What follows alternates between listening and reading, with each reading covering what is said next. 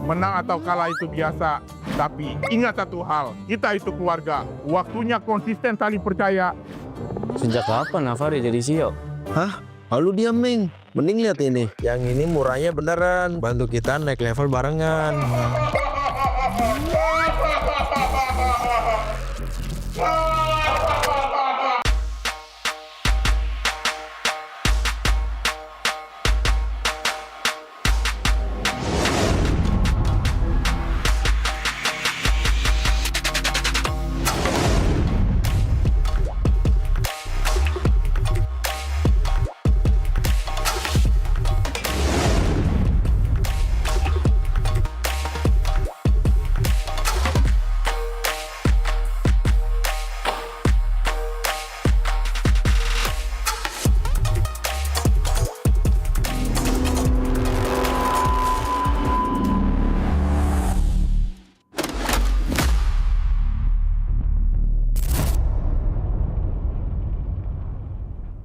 Tak ada hari tanpa mabar.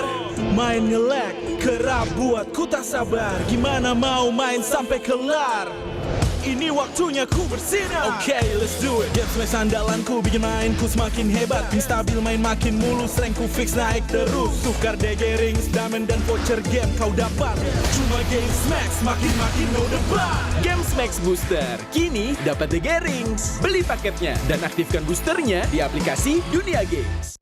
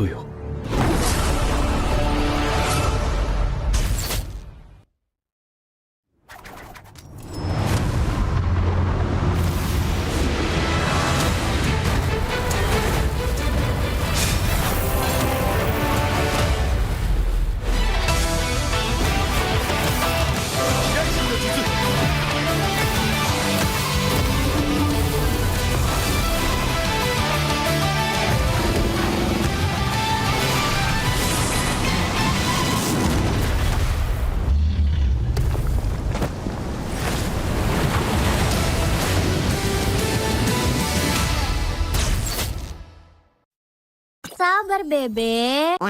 Sabar bebe. Mau skin gratis dan battle emote dari Shiva Haju? Gampang banget. Sabar bebe. Lihat nih, emote gemas dari Shiva Haju yang wajib kamu punya. Sini Mimin jelasin cara dapetinnya. Cukup selesai misi harian ini buat kamu kumpulin itemnya, terus tinggal kamu tukerin buat dapetin border eksklusif, battle emote, sampai skin gratis pilihan kamu. Jangan sampai ketinggalan. Yuk login MLBB sekarang, selesain misinya, dapetin hadiahnya. Welcome to Mobile Legends!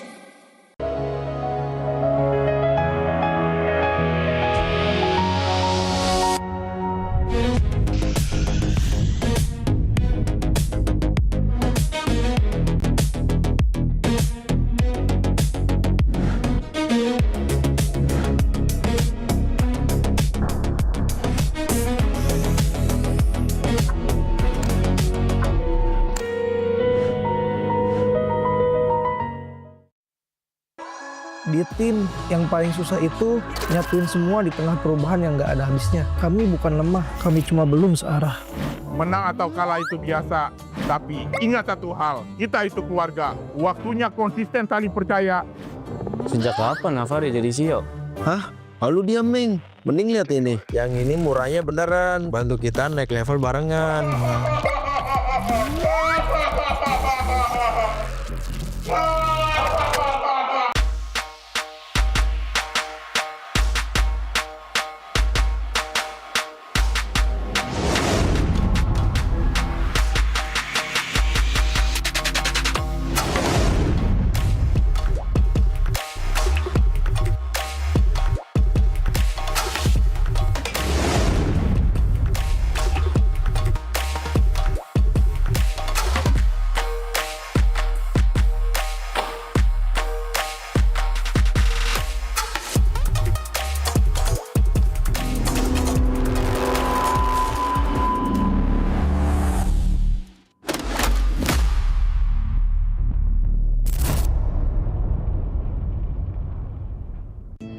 ada hari tanpa mabar.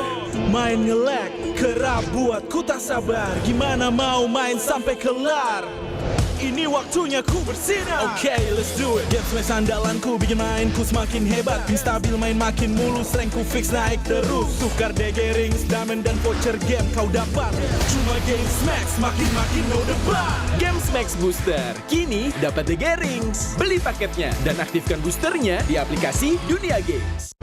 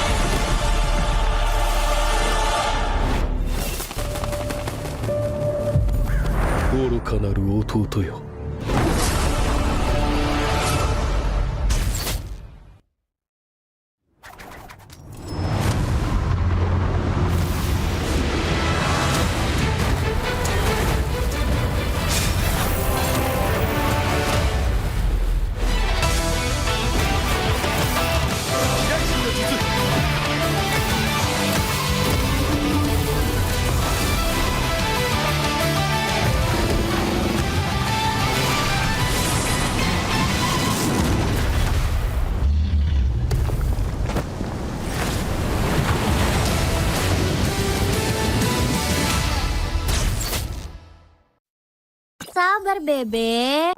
Sabar bebek.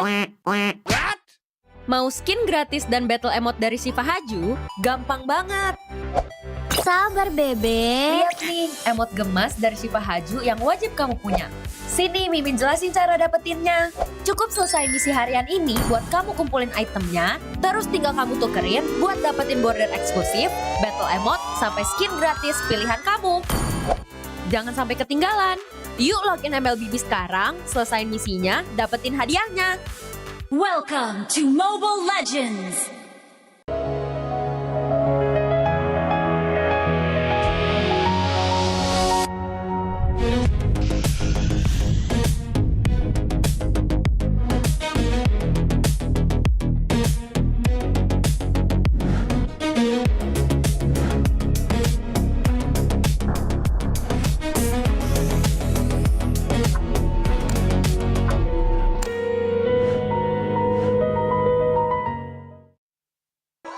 Di tim yang paling susah itu nyatuin semua di tengah perubahan yang nggak ada habisnya. Kami bukan lemah, kami cuma belum searah. Menang atau kalah itu biasa, tapi ingat satu hal, kita itu keluarga. Waktunya konsisten saling percaya. Sejak kapan Navari jadi CEO? Hah? Lalu dia Ming. Mending lihat ini. Yang ini murahnya beneran. Bantu kita naik level barengan.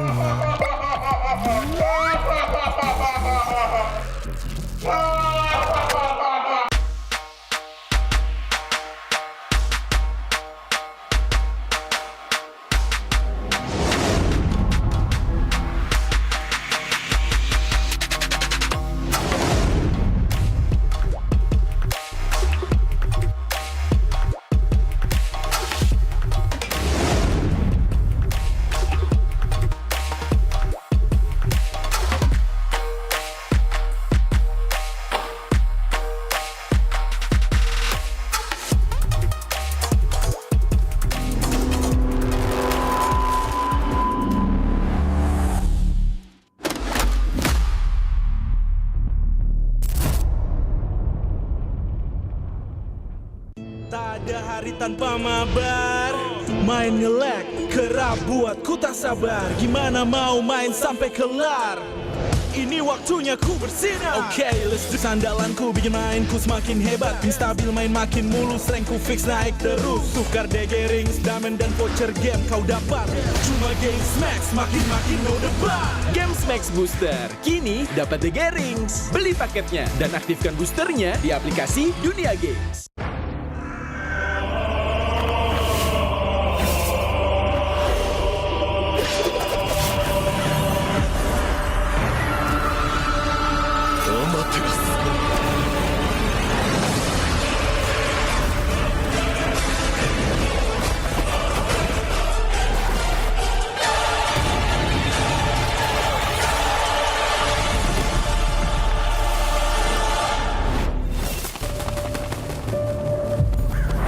愚かなる弟よ。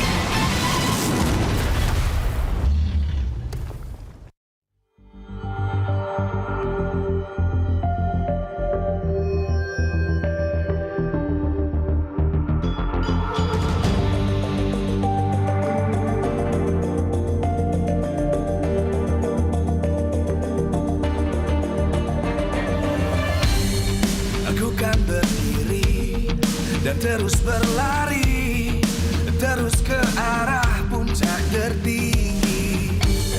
Ku takkan berhenti, hanya sampai di sini.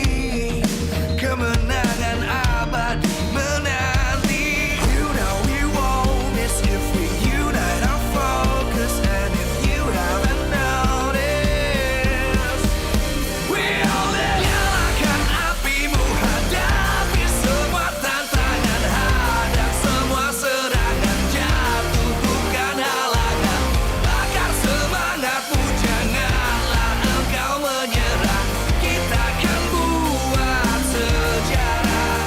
We all this, we won't miss, we all this, we won't miss. Saatnya beraksi, jalani ambisi.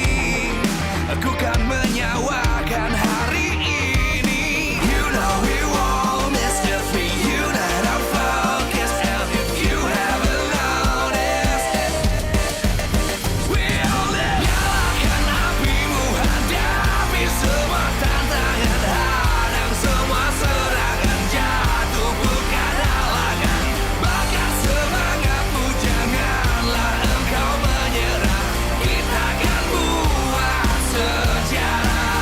We all this, we won't miss, we all this, we won't miss, we all this.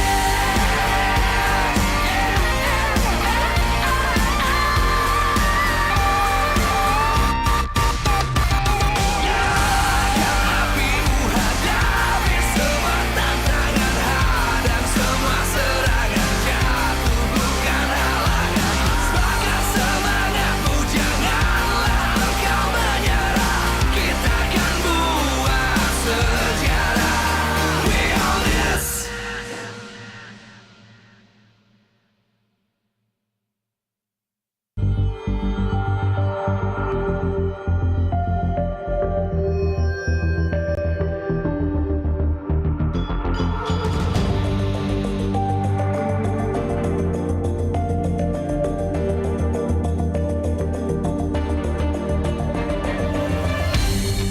Aku kan berdiri dan terus berlari, terus ke arah puncak tertinggi.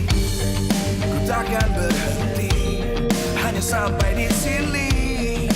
Kemenangan abadi menanti. You know we won't miss if we unite our focus. And if you haven't noticed, we all live. Nyalakan apimu, hadapi semua tantangan, hadang semua serangan, jatuh bukan halangan, bakar semangatmu, janganlah engkau menyerah, kita akan buat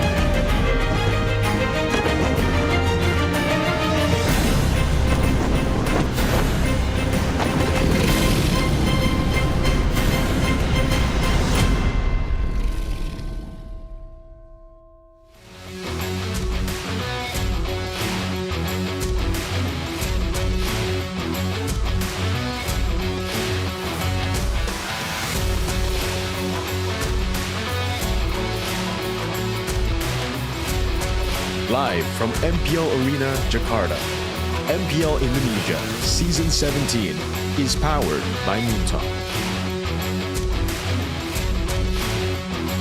Supported by Esports Federation of Indonesia. Presented by official gaming phone, Infinix. Official e-wallet, GoPay. Official gaming chair, Toda. We own this.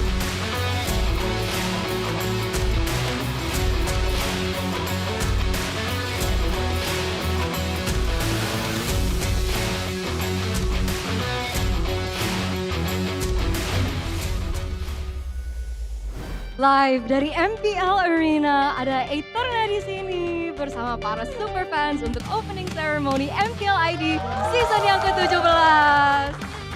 Begitu meriah sekali dan kita pengen ngecek dan tes ombak para hype ya dari para super fans. Tapi sebelum itu aku pengen tanya, ini dari mana nih super fans?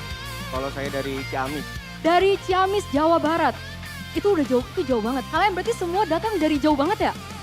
Iya, enggak. Oh, ada yang jauh, ada yang enggak, ada yang jauh. Tapi kita anggap jauh aja ya guys ya.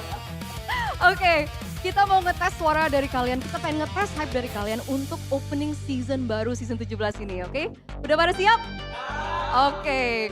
Para super fans, mana suaranya? Itu dia kemeriahan dari para super fans hari ini dan teman-teman, kelihatannya para super fans sudah ready. Tapi pertanyaannya adalah, apakah 8 tim sudah siap mencari formula baru untuk menggulingkan juara season lalu? Dan siapakah yang akan menjadi juara baru dengan gelar baru yaitu sebagai New King Phoenix? Itulah dia, tanpa berlama-lama lagi kita langsung melemparkan kepada opening ceremony MPL ID season yang ke-17 by Infinix.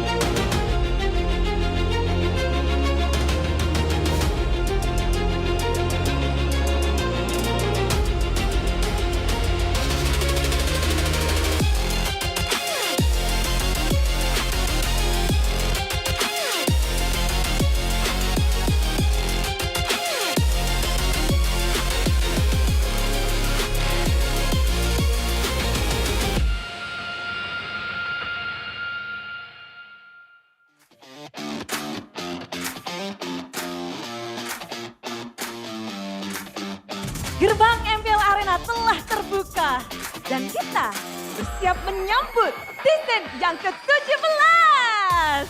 Selamat datang untuk semua super fans yang ada di sini dan juga dimanapun kalian berada. Karena setelah dunia melihat potensi perwakilan kita di pertarungan antar negara yang lalu, kini waktunya pembuktian bagi para formula baru bersaing sekali lagi demi menjadi King Phoenix. Musim ini, wajah-wajah baru kembali mewarnai kompetisi. Mereka hadir bukan hanya untuk ikut berperan, namun jadi the new standard di masa depan. Tapi, ada yang baru nih. Bukan cuma pemain atau pelatih baru yang hadir di season ini. Yuk kita kenalan dengan dua talent baru di MPL Indonesia season 17. Kita memang anak baru, tapi kami bukan pemalu. Dan pastinya kita siap untuk membuat gebrakan yang baru. Ada yang naik kelas, dari analis ke coach, dari coach ke meja MPL. Sama seperti mereka, inilah gelombang rookie MDL yang siap hadapi ujian di panggung MPL season ini. MPL ID Rachel, BTR Clive, Arargyu Kuroki, Dewa Dolin, Onyx Samuel, Evos Egatizi, NAVI Zeon. Kick Marcel. Mereka lah penantang dari formula sukses Alter Ego yang mempromosikan pemain MDL musim lalu. Yazuke, Arvi, dan Alex. Apakah mereka sudah teruji atau sekedar FOMO? Who knows? Yes, pastinya tidak berhenti di formula baru karena kita masih ada yang seru-seru spesial untuk di musim ini. Karena legenda kelas dunia sampai pemain yang berguru di negeri nan jauh di sana siap untuk meramaikan persaingan di MPL Indonesia Season 17. Yes, thank you Sabila. Tapi jangan lupa, gue punya pantun. Pergi mudik ke Magelang. Jangan lupa mampir ke Jogja. Ada yang kembali setelah berpetualang.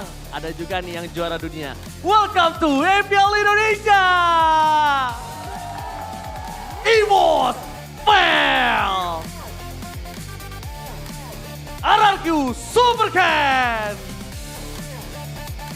Oni Kelra. NAVI Winner. Ada rookie, ada veteran, ada legend, ada world class coach. Ada apa lagi? Tentunya masih banyak.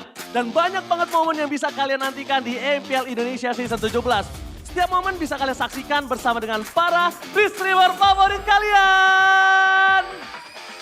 Bener banget, gak cuma di MPL Arena, tapi ada ratusan ribu pasang mata yang bakal nemenin para streamer kita juga. Di season baru, gebrakannya bukan cuma buat tim, bukan cuma buat coach, tapi juga buat para streamer. MPL selalu memberikan ekosistem yang mendukung untuk para streamer kita biar makin cair dan makin semangat. Tentunya kontennya buat komunitas juga, buat kalian yang nikmatinya. Kalau gitu kita say hi dulu nih sama semua streamer season 17. Halo. Nah itu. Dan yang paling terpenting, jangan lupa membership ya guys ya.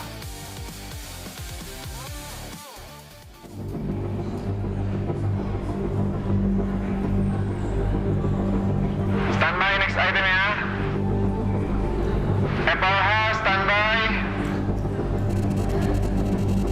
Light beam ready to go, chef.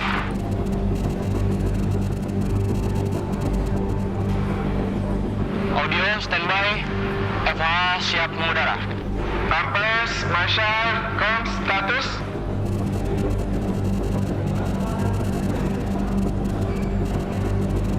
System ready. FD standby. Friday. On to next item in 5, 4, 3, 2, 1. Sekarang MPL Immortal Cup kembali ke tempatnya. Dibopong oleh Sun sebagai perwakilan juara sekaligus penantang terdepan untuk merebut kembali sang piala. 17 musim, ribuan momen bersejarah menuju ribuan lain yang akan kita saksikan. Berat Sans pialanya? Memang perjuangan menjadi juara di MPL ID itu berat. Gak semuanya bisa menang dan gak semuanya bisa menangin ini 8 kali. Meski begitu, proses ini akan kita ulangi kembali untuk menentukan formula juara sejati. Namun, Sun dan Onyx, akankah mereka bisa menjadi juara dan mendapatkan gelar terbaru yaitu King Phoenix? Karena semuanya telah bersiap, kontender pun mereka sudah mantap. New formula dan juga new mastermind telah disiapkan. Namun, apakah semuanya di sini siap? Mari, everyone ready? Stand by, MPL Indonesia Season 17. We all this! Pemain kunci dari region Filipina siap untuk membawakan permainan Filipina untuk mengguncang meta. Ancaman buat season ini ya, sesuai dengan tracknya juga, sama ada tambahan player-player baru yang berkualitas ini. Seperti waktu di season 13 aku pernah bilang, setiap orang ada eranya, tapi setiap era ada oniknya. Dan masih sampai dengan sekarang. Going by the title of, King Phoenix, ever since, I was in PH, we all know. In Indonesia, it's been, Onyx. Dan apalagi kita melihat banyaknya veteran juga yang sudah mulai berpindah tim. Dan pasti kalau misalkan ada orang yang datang ke sini jauh-jauh dari negara mereka, harusnya mereka bakal bawa semangat baru buat timnya sih. Ini dia dari tim yang gagal di musim kemarin tanpa kemenangan, kembali dengan bergudang jawaban. Bakal jadi salah satu dark horse juga sih kayak season kemarin. Soalnya mereka ngambil player yang bagus sama coach-coach yang berpengalaman juga kan. Jadi pasti ada improve dari mereka. It's really something that, you know, these players, these coaches really have to move past because it can't be, you know, just on it. Somebody has to, you know, challenge them for real this time. Sempat bongkar pasang role Navi. Mereka kembali ke posisi asal. Stabil, solid, percaya diri. Kalau dilihat dari track recordnya Yenot, ya kita lihat dia udah pernah juara dunia, terus udah bawa banyak piala buat Onyx PHC. Banyak mungkin kultur atau enggak habit yang bagus buat Navi. Seperti sebuah peribahasa, tuntutlah ilmu sampai ke negeri China. Kalau soal Super kan dia tuh salah satu jungle yang bagus lah di Indo. Terus kan dia ngebuktiin juga kan, gak cuma di Cina, terus di internasionalnya juga lumayan oke tim dia. Korban Super Ken berhasil mundur, namun untuk sekarang Blazing 2 yang begitu baik dari Long. Double kill berhasil diambil. Super kan bisa imbangin RQ. Selama ada KSQ di situ dia pasti bisa nyatu anak-anaknya. Kebakar sih, kayak gue ngeliat kompetitif di Indonesia selama setahun ini kayak seru banget, jadi gue memutuskan buat balik ke Indonesia lagi. Masuknya player-player asing membuat kita makin punya daya saing. Di panggung internasional, kita sebanding. Regional mix bagus sih, jadi bakal bisa dapat POB dari region lainnya, tim lainnya, dan itu pun bagus buat ke depan Indo. Jadi kayak ada dua insight gitulah. Kalau strategi justru menurut gue malah makin kompleks. Justru kita bisa ngambil ilmu dari mereka, jadi kita bisa makin improve lagi ke depan. Aurora Gaming membuktikan dominasi total dan masih menjadi region yang terkuat. Again, if you go back to all the international tournaments, you know, it's been Filipinos. If you're gonna base a meta, you're gonna be looking to the for now. But, you know, someone needs to try to challenge and change that. Balik lagi ini tim game, dan meskipun sekuat-kuat apapun tim apapun itu, bisa imbangin lah. Bahkan bisa kalahin juga. I do understand that, you know, Indonesia, it has the biggest fan base, but, you know, with the experience of Onyx, this is most important.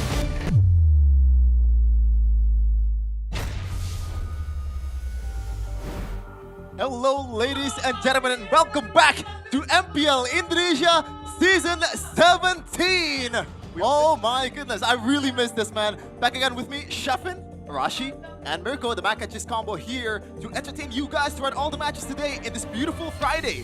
And this is gonna be very interesting, right? Across all regions, this might be one of the more interesting starts of the season, or maybe off-season overall. Yeah, hey, it's been a while. It's been 2 whole months. I think this is the longest break we've ever had in between a World Championship to the next MPL. But man, is it good to be back. I feel great. How about you, man? How about you? You gotta be excited, man. My team's playing today, so there's so many changes in the rosters, in the meta, in the patches. You can't help but be excited, dude. You have no idea what's gonna happen. Yeah, of course, but MPL Indonesia Season 17 is also powered by Munson, supported by PBSE, presented by Official Gaming Phone Infinix, our official wallet GoPay, our official game share Kodak, our partner in esports Garnier, Bayou, Dunia Games and GamesMax, and our supplier IndyHome, Indomart, and Aqua. Yeah. You've mentioned it, Rashi. What? No, I said yup. Okay. Yep. You've mentioned the changes in the off-season. Now, I want to ask you guys personally, which change do you think is your most favorite out of all of them? It's in the game, or like with the teams as well? In the teams. In the teams, the return of Super Ken, dude. My goat, by the way, ex-BTR. Because Mirko is also such a big fan of the guy. We've been talking about this kid's potential for so long, and he went overseas, and we're like, oh man, the potential. Yeah. You know, the history, the irony, whatever you want to call it. But now he's back, and he's in a pretty good team, man. And I think he kind of slots in well. Yeah, I think Super Ken's a great talent, by the way, right? The fact that he was tested by Keskute. When he went to China, to Yanfeng Yaoguai, it was kind of like a test of like, how badly does he still want to play competitively? Comes back and still contacts Keskute and says, yo, I want to join, I want to play in MPL. And you can see earlier from the VT as well that he's fired up for this season. He's super fired up for the competitive scene in Indonesia. He's missed this. Yeah, and speaking of changes, there are actually some changes too in the game here, Rashi. Not only the teams, not only the rosters and the coaches. Now we have some adjustments in-game that could shake up the meta, especially in the start of the season. Well, immediately we go to the big, I guess, elephant in the room, Marcel, dude. This hero is different, man. He is so unique. And honestly, in the current meta, so flexible. And we talked about how flexibility can be an absolute weapon. This hero can do it all. You want to be aggressive, you want to be defensive. The fact that your ultimate is so, it's so game-changing, right? It's a 3-second stasis, and you can use it over a huge area. You can disengage, you can engage, you can set up technically. So the combinations are just so good. Right now we're seeing less, I guess that's partially why we're seeing a lot of these chase fighters go down as well. Because later on, we're going to talk about some of the item changes too. But some of these fighters are having a tough time keeping up movement-wise. They might have damage, but they can't get in the fight the way they want to. Which is kind of weird, right? Because Marcel, when you think about it, the utility is just so much. But in MPL PH, the first MPL that starts 17, it doesn't seem to be prioritized as much as we thought it would be. Yeah, initially, I think it's just because it's such a unique hero. We've never seen up to this day a hero like Marcel. So when a hero like this comes out, you need that, I think, a couple of weeks for these pro players to finally understand it, for them to utilize it with the team. And I think, shout outs to AP Brent, they were able to utilize the Marcel really well. I think the best Marcel performance so far. And again, it's a hero that's very friendly towards the current state of things. Taking pictures is something that everyone is very familiar with. But along with that, you can see that the nerfed heroes there includes the Yi, right? Includes the Freya as well. But these two heroes are still very much present in the meta. It's all about movement. It's all about positioning in a team fight. And right there, the Ice Queen's Wand. That's an item that everyone's talking about. Now, the internal cooldown on getting an extra stack, from 1 second, it's down to 0.4. You can get really slow. With the heroes in the meta, like the Tsushin, like the Yves, right? They can apply those stacks so much, which is why mobility is going to be a big deal to try and contest in the drafting phase for all these teams right now. Yeah, which is kind of a bit sad for all the burst mages like Lunox or maybe Eudora that got revamped. Ice Queen 1 doesn't really move the needle for them, per se. Yeah. The fact that Glowing Wand got buffed as well, we've seen a lot of people just pick it up very early, man. And hey, this has helped Harith in a way as well. We're seeing a lot more Hariths in MPL Philippines as well. Got to see it last week. Starlim Scythe Feather of Heaven buffed up means that Harith gets a lot more value in the team fights and just overall. Yeah. And a lot of, I guess, flexible picks in MPL PH that we've seen. The Suyo, the Yusun Shin. Ooh, yeah. That, weirdly enough, is more of a gold laner than a jungler. More of a gold right laner, now. yes. And they're putting more emphasis towards laning and dominating each lane individually so they can play around it. That is the interesting part here. There are strategies where you can dominate in a lane, but you have to calculate that, right? Sometimes if you focus too much on the lane and you ignore the trio mid, that becomes an issue in itself. So I think that's why the meta right now is so volatile, because depending on what picks you get, it kind of forces you, or what picks your opponents get, it forces you to adjust more towards picking what you want to prio, and there's no free handouts here. If you want to get more side prio, you're going to have to give up some mid prio. And I think that's where a bit of the mind games come through, especially for some of these really experienced coaches. Yeah. And speaking about the experience, there's a lot of experience also in these players, right? Especially maybe the gold laner of BTR for Alter Ego. But we're gonna hop onto that later. We can see some of the statistics that's been provided by MPL PH from the heroes that's getting buffed or nerfed or adjusted. Any hero that you want to point out here, Rashi, that kind of makes you think, oh, maybe this is more viable than we thought? Well, I'm very interested in seeing the Harley, because I myself, I wasn't really familiar. I didn't really think I see a lot of Harleys. But then Professor KB was telling me, yo, depending on the circumstances, if you have too much tankiness and not enough damage, the Harley can be a surprising option that has good burst damage, good output, good burst, good continuous output, but also some safety, which again, we've talked about being so important. But along with that, in the ranked games, the Hanabi, dude, like right now in the gold lane, with the right setup, the right protection, the right healing, some of these side laners can be such a menace, especially in the late game. But we'll have to wait and see whether the current meta even allows for that kind of late game scaling, you know, like we saw back then in Season 7, Season 8. Yeah, late game scaling also goes along with Leslie, right? Now, you're the one that's tuned into MPL PH the most, Mirko, and you've seen Domenkite on Leslie. He is one of the, I guess, like, weird players that have Leslie as a signature hero, right? What do you think of this hero overall in this Leslie? meta? Yeah. No, it's still bad, man.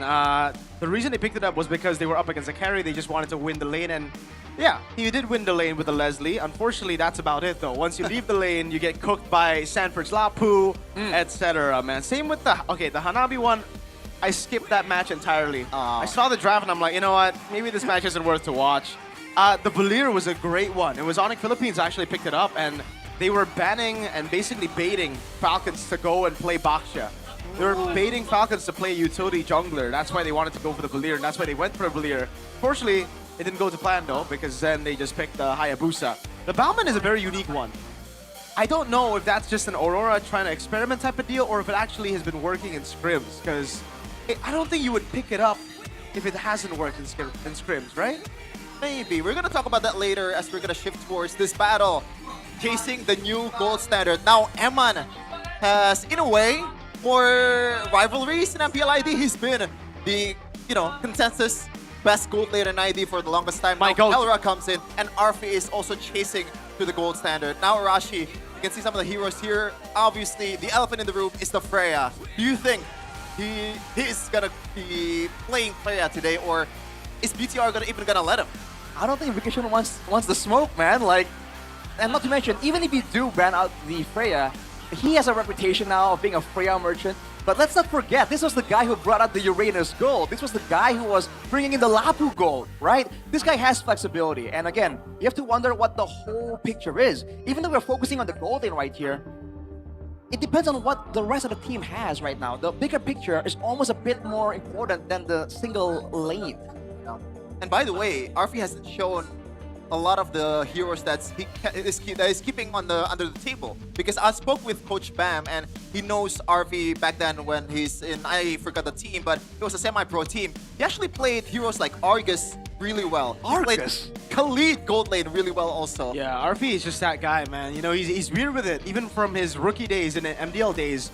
Well, it actually worked for him in MDL because they play with a global ban system. So, the weirder you are in picks, the more heroes you have, the better you're going to perform. And that's why he's an MDL, was going to be an MDL champ before he got promoted. Highs then became the MDL champ. It's fine. But yeah, Arfi's hero pool, it's weird that people call him just a Freya merchant when he has the widest hero pool in the gold lane in MPL ID. Like Arashi mentioned, Uranus Gold. He was the guy to debut that. Honestly, though, there are heroes that he just stands out more with, right? Freya makes it in that list, but the Granger and the Harith as well. Yeah, but on the other side of the court, it's Eman. Now, coming into Season 16, I believe we have had this conversation of, like, is Eman just a better version of Bronze? Does he only play the long-range marksman? Oh, hell no! I don't think so, man. He actually proved them wrong. The Bane, the Cho, he played that really well until the passive hits, Mirko. Until the Chokatron comes around in the playoffs. Yeah, the passive. It always seems to be a problem for Bigatron. I don't know if it's still going to be a problem this season. If we're looking at patterns, it will always be a problem. But yeah, this is the guy who doesn't believe in patterns. This is the guy who doesn't believe in patterns. You gotta prove it again. I don't care. Bigatron is not not chokers. That's okay. Yeah. Is this reverse psychology? No, I don't think so. You kind of mind gaming? No, I genuinely believe that BTR is just bad luck, and bad luck over and over again. Wow. They're saying they're just unlucky? Yes. Is that better than them just choking? They're just an unlucky team? That's a strong sentiment, Kevin. Arguable. Are they more unlucky than GeekFam last season? Oh yeah. That was very unlucky. It's all bad luck for GeekFam, man. What about this season? What about this season? Do you believe? I'm trying to be optimistic, but it is what it is. I hope that Belosi can turn the season around. What about, he was supposed to join BTR, by the way. I have to talk to him about that.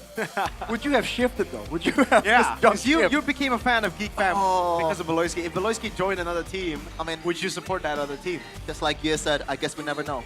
I guess we'll never know. And by the way, this is going to be the 37 Chaos Derby. Derby, STF, whatever you want to call it. Who will win the opening match? We're starting it off with a bang for Season 17. BTR versus Alter Ego. It's always been this brawly kind of matchup right, over the course of history. And especially this season, I think it's going to be the most brawly out of all of them.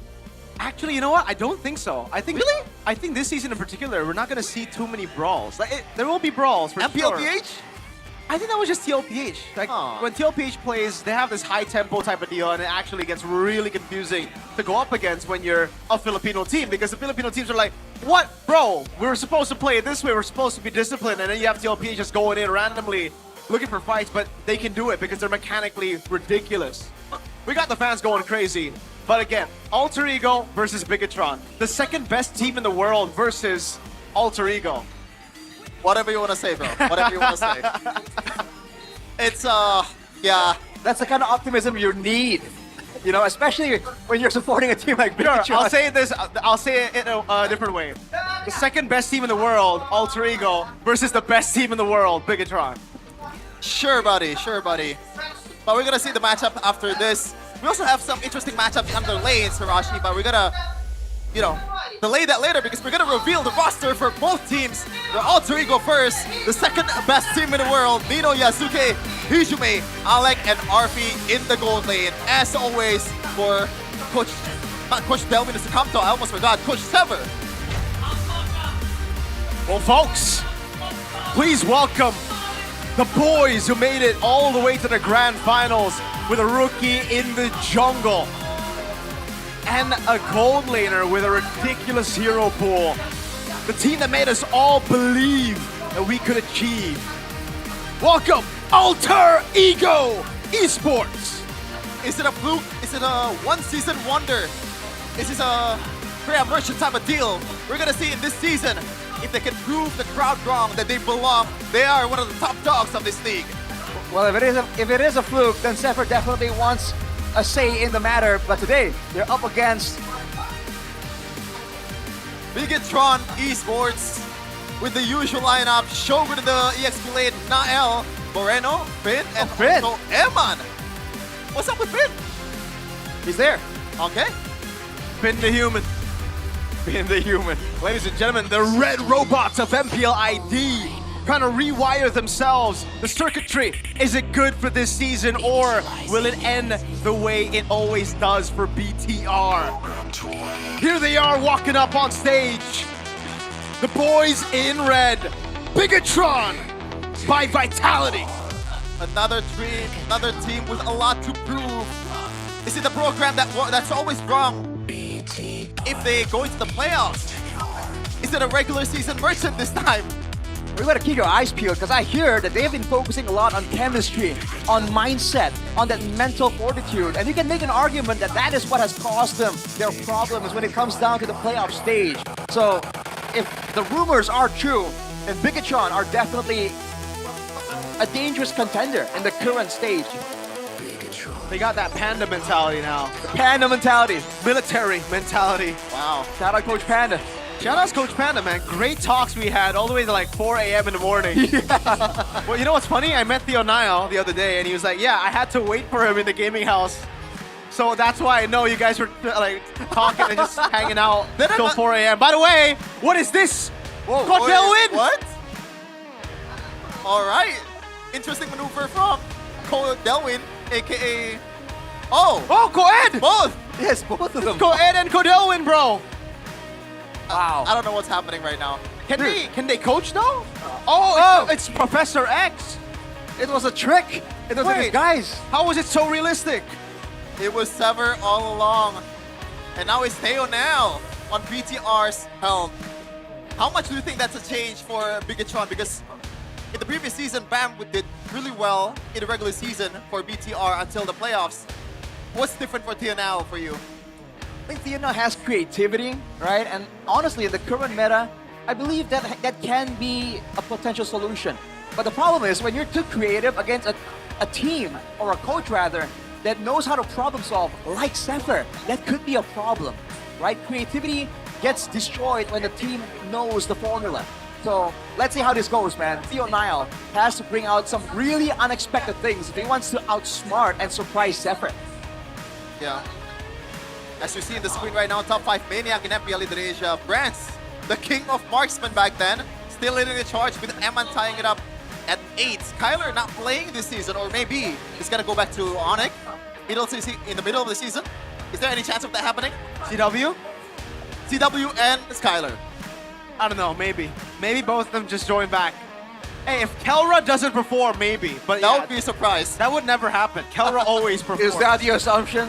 He is not going to perform? Exactly, I mean, dude. That's the god in the gold lane you're talking about, man. Put some respect in his name. He'll probably get to the top 5 Maniacs just with Season 17. Dang, that is possible. That is possible. That's a bad win rate, by the way. Wow. Yeah. I mean, we haven't started the season. Unfortunately, I don't think they can be 100%. Stats can be deceiving. Stats can be deceiving.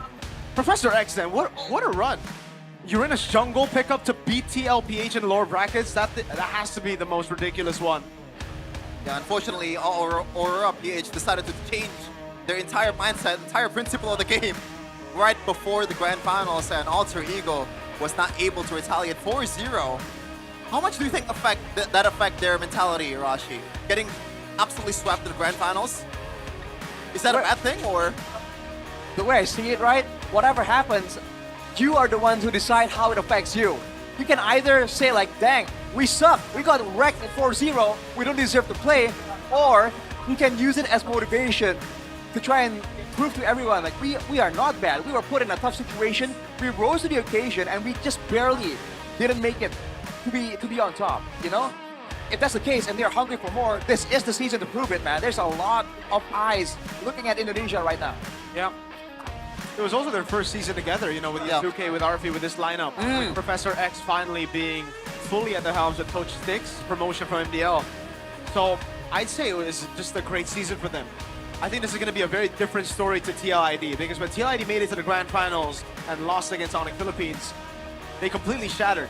Next season, they had a revamp in the lineup. They didn't do too well, but Alter Ego, they're the type of team that will be consistent after losing in that final, after performing that well in the World Championship. Coming to this season, everybody still have them at top 2, in their top 2. Yeah, at the end of the day, they're overachieving last season, very much so, especially with the expectations that we put, but we're gonna see the random map draw for the first time in Season 17.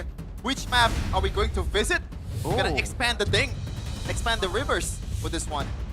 Expanding rivers. You know, mobility is a big problem, and now with the expanding rivers, you can expect to have a lot of attention in the EXP lane. Shogun up against Nino here. Maybe both coaches will go for a fast clear roam type of EXP. Hold on a second. Now we see the bans. It's kind of a baseline ban compared to the MPL PH.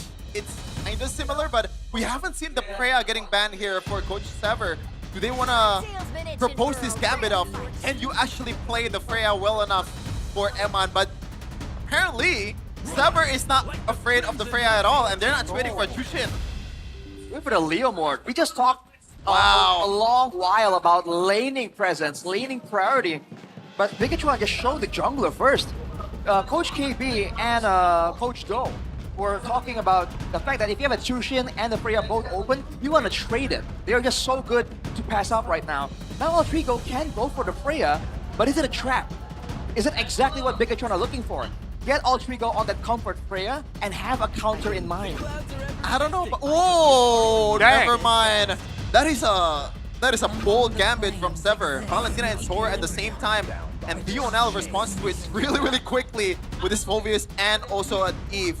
So Freya is being completely left wide open here unless Sever wants to use this opportunity to give the Freya to Arfi, which wrecked pretty much the whole international stage. But no, Yi Sun-shin.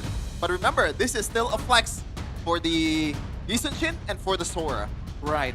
Right now, the Yi Sun-shin can go to the gold lane as well. And technically, Alter Ego, yes, they missed out on getting the Freya, quote-unquote. But now, right, because they haven't shown it, now it puts some pressure on Bigatron. They're thinking like, okay, is that Yi Sun-shin gonna go gold lane? Is it gonna be the Freya picked up later? Right? The mind games have begun right here, and you're seeing it start off so fast. Alter Ego with the decisive, playmaking kind of composition, but Bigatron with the front to back. And right now, front to back seems to be a very hot strategy that a lot of teams have been using. Yeah, especially for Bigatron, right? They're a more calculative team, I think, in the hands of Theo now, but a Sever with that Khalid ban. So I'm guessing they want to play it slow in the in the river area, considering that they're banning all this, or at least one of them so far. What are these heroes that can secure the mid lane, secure the river for you in the hands of the Khalid? Dude, I'm just super surprised that I don't think we'll be getting no Freya ban all the way to the end, right? There's no way Freya gets left open all the way to the end. Like, first phase, even that, it was already kind of weird. Like even in the Philippines, Freya's always banned first phase. Against Alter Ego, they don't do it all the way to the end? That's kind of crazy. Yeah. Maybe, just maybe, they already cracked the code in scrims, and Freya is not really that prioritized anymore in MPL ID. Well, maybe, but again, what other options do you have that are better than Freya? Especially again with the Ice Queen's wand buffed, on a hero like a Tushin, for instance, right? You can outrun a CC, right? Fighters get kited so easily, and Freya is one of those fighters that can chase, that can stick on you. Seems to be such an expensive pick to ignore. And now if Bigatron don't ban it out, Alter Ego will get it anyways, right? They've pressured the... Alter Ego has forced the hand of Bigatron almost. Dude, BTR banning out the Lapu Lapu, so they're thinking the Sora is not gonna go XP. I mean, it is possible, but... Oh, there you go. That's the Freya ban for BTR. So they still respect the Freya, but not that much to the extent of, you know, letting it go in the first phase. I think this might be a Yisen Shin in the gold lane, dude. I think it is. That's how it's looking. And now they have a high loss, good front line to set things up. Go for the chase. But again, are they going to try and go for a frontal collision against a Fulvius Leomord? Not quite seeing the vision that well right now. Not sure. Honestly though, what are BTR gonna pick for Robe now that the Khalid's been taken out, the Kalea as well? The big ultimate is gonna bite you in the back too. So Grok, Florin is what? Would a Florin work? There's really good front line. I think the Grok. Leomord Fulvius. Grok seems to make sense the most, but the Valentina, yeah. That's what I said earlier. Maybe something like a Gato-Kacha? Oh, that could work. I think the Gato-Kacha is the safest choice to go for sure here. The Hylos Deny was great as well. The glue gets picked up first though, together with... Oh, it's a glue Roam and a Claude in gold. So that makes it great for the Yisen Shin matchup. And it's also decent for the Hylos and Glue matchup, right? Because if you want to trade damage and trade those slow skills, I think Glue is going to triumph over the horse. Oh man, they can... Alter Ego has so much flex that they can go Yisen Shin jungle, gold Sora, technically. They have ways to kind of shift this around, which is kind of concerning.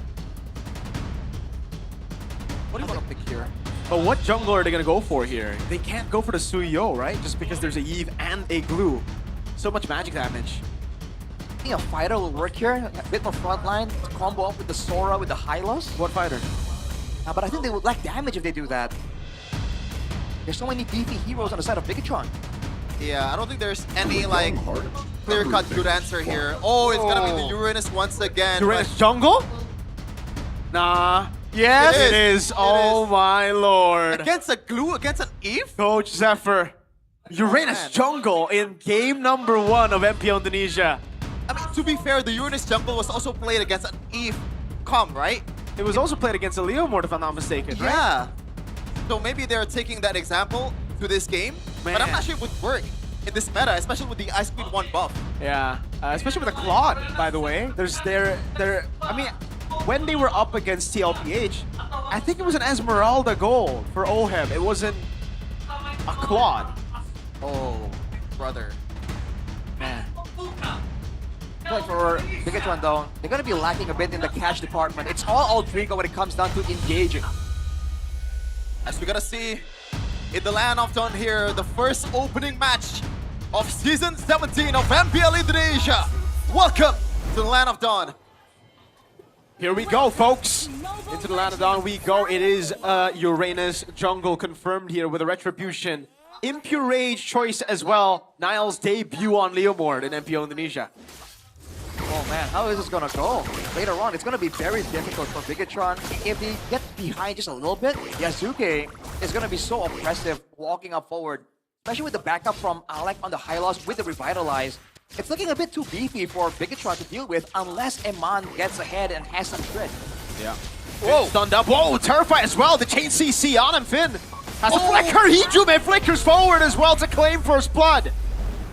A bit too risky there for Finn to go up and try to contest for the Lethal Wonder, but he's gonna pay the price immediately with the first blood. Oh no! Good. What's a stun onto Moreno? Moreno with no respect to Alec whatsoever. I think he's looking at the shop or something. That was super late reflex coming in from Moreno. I think it was just disrespect, dude. I think it could be it. Playoffs came early. I mean, dude, we haven't seen a mid lane Valentina in such a long time. Maybe they're just not used to it, right? On the other side, you can see in the ambulance by you. Oh, hang on a second. Oh, Niall stole it away now. Goes for the steed and takes Yazuke out. Yeah, Uranus jungle, early levels, it's hell, dude. It's so bad in early levels. And remember, folks, if you're behind in Uranus jungle, it's gonna be harder for you, Alec, though. You gotta respect the damage, my dude. Oh, hold on. Hijume for the walk up as well. Niall almost taking Alec down now as Hijume goes for the terrifying Yazuke. Tries to walk up, but Finn immobilizes him as Shogun rotates over to help. Great moves there from Bigatron, using the level 4 power spikes. This is the point where they're really, really strong. And this first big neutral objective, if Shogun can get to level 4 as well, I think there's an argument to be made that all Trigo are gonna be forced to back away and respect the brawling prowess. We're gonna set up for the first turtle here. Finn already dragging the turtle down to his... Oh, Yazuke once again! He's slid to level 4. He's still gonna contest for it. Finn walks up, slam in the pass. Oh, the ult from Shogun with a Dark Wave Flicker. The RWM locks Alec in place right now. Nino jumps to the back line now, goes into the air. Oh! But will be taken out in the air as well as Yazuke. Tries to go for the cleanup now, will be able to find a kill. Now against Shogun, goes in, jumps around in front of pursuit. Yazuke's doing it. He's out sustaining the damage of BTR. Shogun will walk back up. And that's Yazuke down. Man, a lot of really brave, really brawly kind of like skirmish so far in the first 3 minutes of the game, Rashi. Insane, man. Both teams have a legitimate argument to brawl in the early game. It just depends on the execution. The fact that Yazuke was not level 4, the fact that Nino got taken out, if he survived just a bit longer, he would have wiped the floor there, man. He did so much damage to all 3 to 4 members of Bigatron. That's definitely something that BTR are going to be a lot more aware of going into the next brawl. And it seems like immediately they're back at it again. Yep. Hijume stole the RWM. Alec goes into the corner's pathway now. That's the steed coming down for Niall. RWM locking them down, but Alec gets away in time. Nino already committed to that form very early. Finn's going to be taken down by Nino. Now it's Niall walking up, but Shogun gets a Dark Wave now. Shogun jumps it around in the back line as well. Niall will get taken out. Shogun against everyone. Will die in the end. Moreno tries to go for the kill on Yazuke. Flickers it forward, but Yazuke pops Consecration and lives through it all. Yeah, this is what you get when you're playing a Uranus jungle. A lot of miscalculations from the opposing team just because how much healing that this hero has, even early in the game. Oh, Patrick. You want some more, Patrick? Oh, almost steals it away. Yazuke did not have red tree, so that was a possibility. Quite the clincher there for Yazuke for sure. But man, you have to see how they're playing this, man. The healing, of course, is a big deal. But the fact that they were able to just break through and find the right targets, they pressured Moreno away. They find Niall and try to focus him down and force Bigatron to respond. Oh, damn! That's how they were able to do so. You predict the BTR, Rashi? Yeah. I think they got this, man. But let's see how this goes. So far, Altrigo seems to have the better control, the better decision-making when it comes to the surprise maneuvers. But let's see how Bigatron adapts, right? They now know how all Trigo are gonna play out the fight. They have to find ways to prevent that, ration out the crowd control, and pay attention to Nino in particular. Yeah. Now it's almost equal in economy. Rashi, I want to ask you something about this gold lane matchup, especially in the late game. Recently, we've seen Salvero in MPL PH kind of struggles to get into team fights when it's later part of the game, but might have to wait a little. Never mind. Niall baits out the RWM. That was a very early ult. He's trying to poke Niall with the RWM. That's Hijume for you, my dude. That's true. Yeah, he's the type of guy to flicker forward. Yeah, back to the question earlier. Do you think that's going to be a trouble for RF moving forward in the late game? The fact that he has to be up close and personal in dealing damage. I don't think so, because I don't think the approach for Altrigo is to play front to back. That is exactly what Bigatron wants. They want Moreno to do damage. They want the front lines to stay annoying, the Leomort, the Phobius, stop everyone from flanking. Altrigo, they want Nino and RF to get to the backline and delete Iman and Moreno. So I think there's no problem for Iman in how he wants to approach these fights. He's a relatively short-range marksman, and if he goes in for a blazing duet, he is in danger of getting taken out immediately. Definitely. Finn is still chasing Yazuke around, and so far Altrigo is trying to play in the opposing team's jungle, and Yazuke, knowing that he's playing on Uranus, he's not trying to jungle his own camps. He's trying to just steal everything that is in BTR's map, but it doesn't work out at all. I like getting broke down quite low. Yeah, I was about to ask, right? Is Finn gonna mount Alec? Glorious Pathway coming down now. Finn has lost out the stacks on Alec. He has to flicker out. Nino jumps into the back line. Moreno's gonna be targeted down now, and that's him flickering out. The peel comes around RWM, but Nino takes him out in the back. Now it's not with the trade-off. And Man, very low already. Still has the Blazing Duet, still has the flicker as well. They're gonna go onto Yazuke. That's the Blazing Duet, and Nile takes him out. Finn against 2 on this glue. Patrick's gonna die. Arfi with a Sky Piercer. That's a double for Arfi. Now against Nile. A dash forward from Arfi, trying to look for the triple, but won't be able to find it. And in Nile's fashion, a bit of a feisty recalls there from Nile. But in that team fight earlier, I'm not sure who wins, Rashi. I think it's Alter Ego, man. We win. This is, well, we win, yes. The fans absolutely are getting a treat here in the first game of the season. But Alter Ego, they get kills onto Arfi. They get some Sky Piercer stacks. On the other hand, they just lose out on the fact that Eman is farming up, is scaling. But this is what Alter Ego wants to do. They want to force Bigatron into these fights in the mid-game where they can kind of snowball out of control. And now with the Chessa's Pauldron, Yazuki is going to be so confusing to try and focus down. Finn, not going to go for the bounce down on RWM again. Whoa! Wow. Okay, that's very Hijume to do, but Alec committing the Glorious Pathway as well. Nino doing a lot of damage over at Man. Finn will go for the bounce down onto Alec. That's a Revitalize, keeping him alive for a bit now. Moreno constantly poking him down. That's going to be again the dive from Yazuke and Nino to take Niall out. But Moreno's scattered away now. Eman with Blazing Duet over on Yazuke as he gets him out. Shogun goes for a double. Hijume takes him out.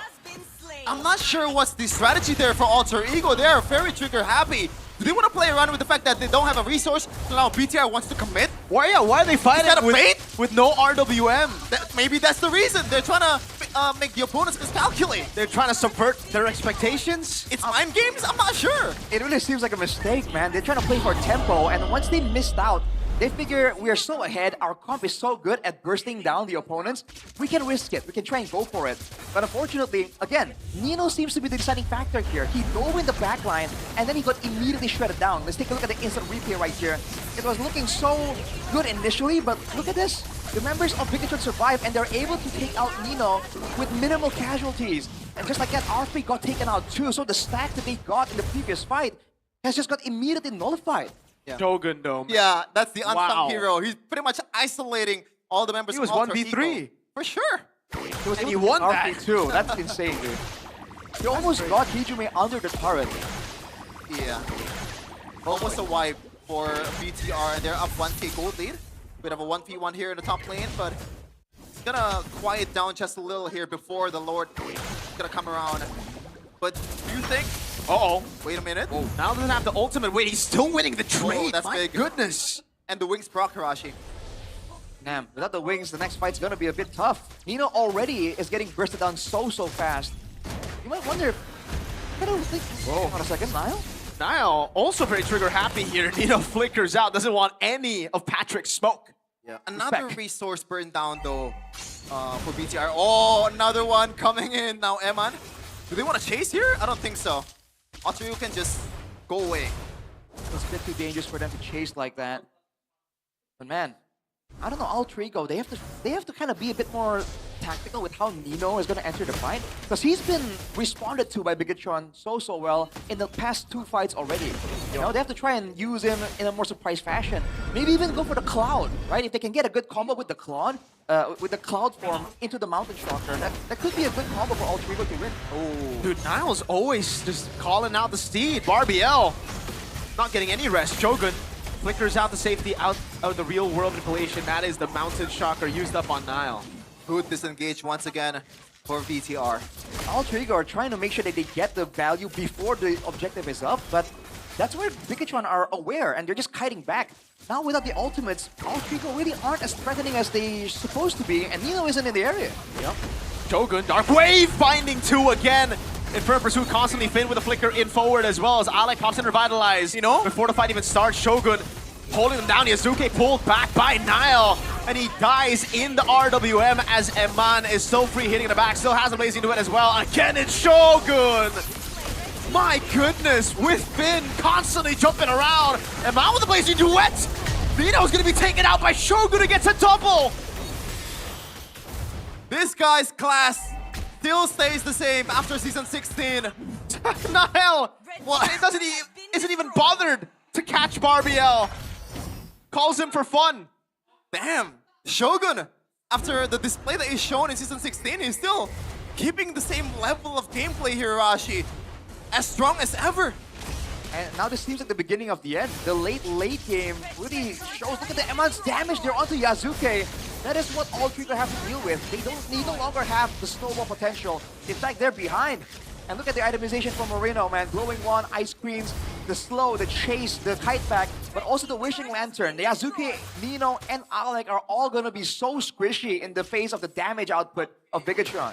Yeah, not only they are so squishy, I think Yazuke's utility, or the lack thereof, is pretty much gonna hurt them. Oh, right? hey, by the way, Nino catches 3, brings him on back. That might just be the throw that gets them back up.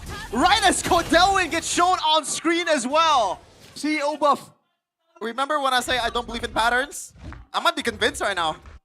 Playoffs came early this time. Yeah. Playoffs came early. By the way, man, fun fact, Codelwin just got Alter Ego like a new place to stay. They got a new gaming house. Yeah, he was showing off the bathroom. Yeah. And Very nice bathroom. By the way, Codelwin, he's watching today because he wants to know what the new gaming house gets the team. All right, and right now, well, before that fight, it looked pretty good for BTR. Now, the gaming house is looking pretty good for Alter Ego. Yeah. Right. Gonna be a bit of a slowdown in the tempo. The gold lead from 5K is down to 2K. That's the advantage Alter Ego has, and this is why this roster is so dangerous. They are the ones that can dictate, right? If they use their tools in the right order, in the right moment, as you can see, Emad could not do anything right there. And this is the problem. Bigatron have a responsive composition. The only real engage is a glue. It's a dark wave from Shogun on the Phobius. Whereas for Alter Ego, they could use Nino, they could use Hijume, they could use the Glorious Path from Alec as well. So they have options to confuse Bigatron. So even though Bigatron were winning, they need to be even more careful. But I think weirdly enough, so far BTR, in terms of like trying to start the team fight, they've been the more successful team, especially with Shogun using that Flicker Dark Wave combo. It's so underrated, man. It really catches you off guard, especially if you're a backliner, because the range is just so big, and if the follow-up is immediate, you're toast. I don't feel like Alter Ego can kite back away from that engage though, but they've been trying to brawl. They wanted to get the advantage, the momentum. And now if the pattern continues, Shevin, like you mentioned, Alter Ego are going to be looking for something. And they have flickers readily available, man, and they saw the pattern. If they can get to Eman, they can get the game, and they have so many ways to do that. 17 to 13 and kill count. Oh, Nino. Minutes. Oh, check by Moreno. Wait, they want to chase? Yeah, they do. They found him. They caught him off guard. And now it's with the Steed coming down on him. Shogun with a jump in forward as well. The Dark Wave to land on him. RWM coming down to Moreno.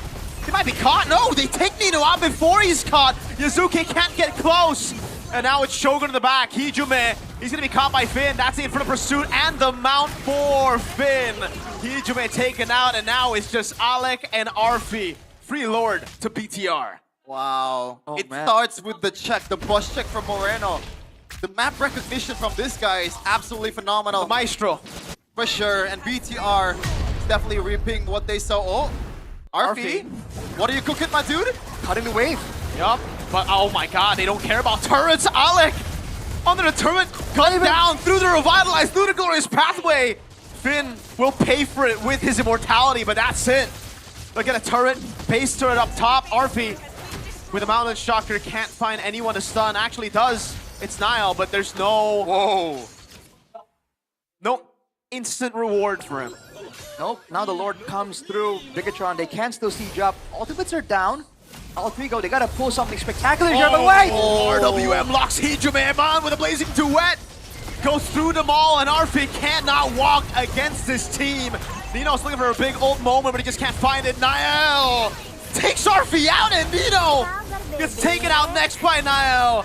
It's game 1 to BTR.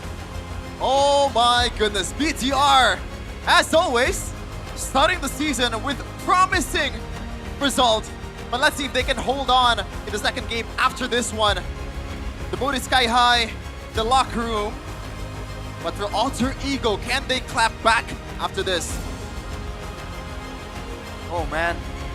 Let's see how this goes, dude. Because like there were throws on both sides right there. It seemed like Altrigo with the appearance of Codelwin, they were gonna make something happen. But no, Bigatron, they stay calm, cool, collected. And they're showing again that, man, they're really trying to stave off and deny the passive, dude. The choke. Now, do you want to go back to the winning formula in M7 with Freya? I think at this point, yeah. Like, I think the Yi Sun-shin, it's a good flex. That's why they picked it up so early. But why don't you just go for the hero that almost won your world championship? Yeah.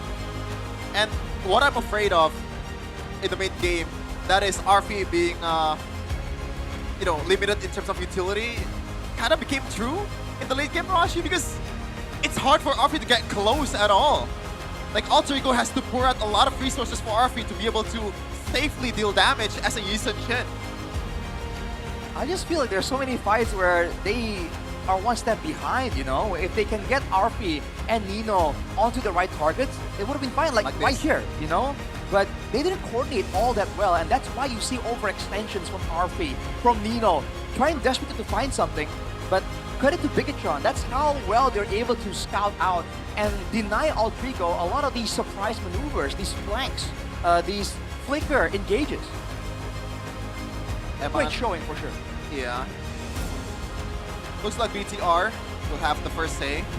Will have the first point in MPL Indonesia Season 17. Alter Ego, the second best team in the world, allegedly.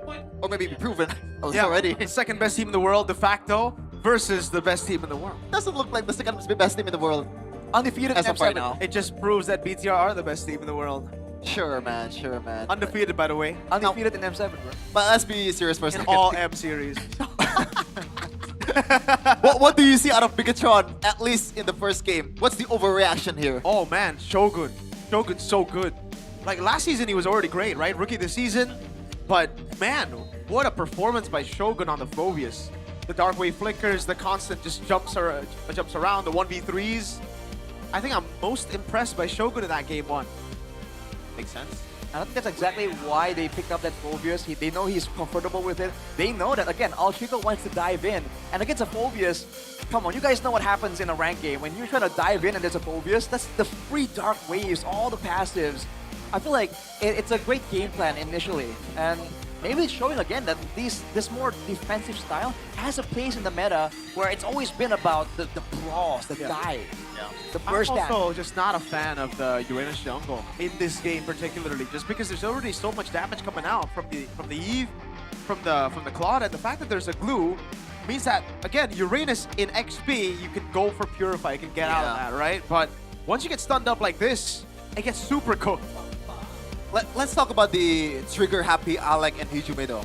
Do you think it's intentional? Do they want to just waste resource away just to bait out that Uranus potential of miscalculation? Or is it just purely miscalculation from Hijume's part? Do they think they can burst down some of the members with RWM and follow them up quickly? I think that's just them being too improv. You know, they're like, okay, we messed up, but we can save this, and they tried too hard. And as a result, they get punished for it, especially by the MVP right here. By official gaming phone. Man, this guy's so good, man. Yes? He's pointing. He's so good, dude. Shogun. Dude, I bet he did like one of the highest damage in the game. Yeah. 120k. But he didn't build any damage, by the way. He went Just straight Phobius for things. Just Phobius things, man. Dominance Eyes, Anti-Cuirass, even the Chastised Pauldron. Yeah. That, by the way, get used to seeing it, folks, because even if you're not against a lot of attack speed heroes, the passive alone that gives you that burst of healing when you're low has been valued so highly. It's like a free revitalize to a degree, and a lot of people are really trying to abuse it. Yeah, and they also abuse the fact that the Dark Wave combo and Flicker just covers a lot of ground. Multiple times, Alter Ego's backline were caught, and it's all the result of this guy right here. No longer a rookie, he's a sophomore, but he's playing like a vet, Tarashi. The vet? Vet. I thought it was a samurai. What? The Shogun. Well, let's take a look at the highlights here, presented by the official gaming phone Infinix. As you can see, all through the early game, it seems like Altrigo were getting some steam, especially when they can get to the back and get all that AoE. But man, you can see the damage potential coming in from Bigatron. And I think the coordination that they do when they know they're on the back foot is so good. I bet the communications here, when they're trying to point out, yo, Nino's over there, RP's trying to go for me, I can bet it's quite clean here. And because initially there were throws back and forth, I think there was a moment where it was looking kind of sketchy for Bigatron in the maybe 8th minute mark. But then the throws, man. The throw is always the name of the game. Especially when you're up against a team like Alter Ego that likes to go for that high risk, high reward. Even towards the end of the game, if Nino was able to sneak in the back, it could have been a different team fight. But when you get spotted, you can see how devastating it was. Can I just say though that Nile on Leomord is a very, very good combination. If you just think about the Leomord pick, you should think about Nile, you know, the way that he always wants to go in. He's kind of that go in, win, or die type of guy. And that's what Leomord is. And you can't really get punished easily, right? It's probably one of the best in terms of like sustain and damage, the balance, the perfect balance in the jungle. So that's definitely Nile's hero. We got everything this game, dude. We got the Eunice jungle from M7. We got the choke from BTR like in playoffs earlier up top. And then we got BTR winning in regular season. Oh, man. We're speedrunning it. Yeah. Season 17 is a speedrun season. We're just going through the checklist, like what makes the whole season. Like, let's have it in day one. This is a great first game to MPL, dog. I can't lie. Yeah. Compared to PH? Huh? Compared to PH? You know what? Their first game was actually very brawly too. Okay. TLPH Aurora was very brawly. Which brawl do you prefer though? Of course this one, because Bigatron by Vitality are my goats. For sure, for sure, for sure. Looking at the stats though, I don't think there's any like thing that you really wanna, or maybe the rapid boots plus the Ice Queen 1. That's a nasty combo, Rashi.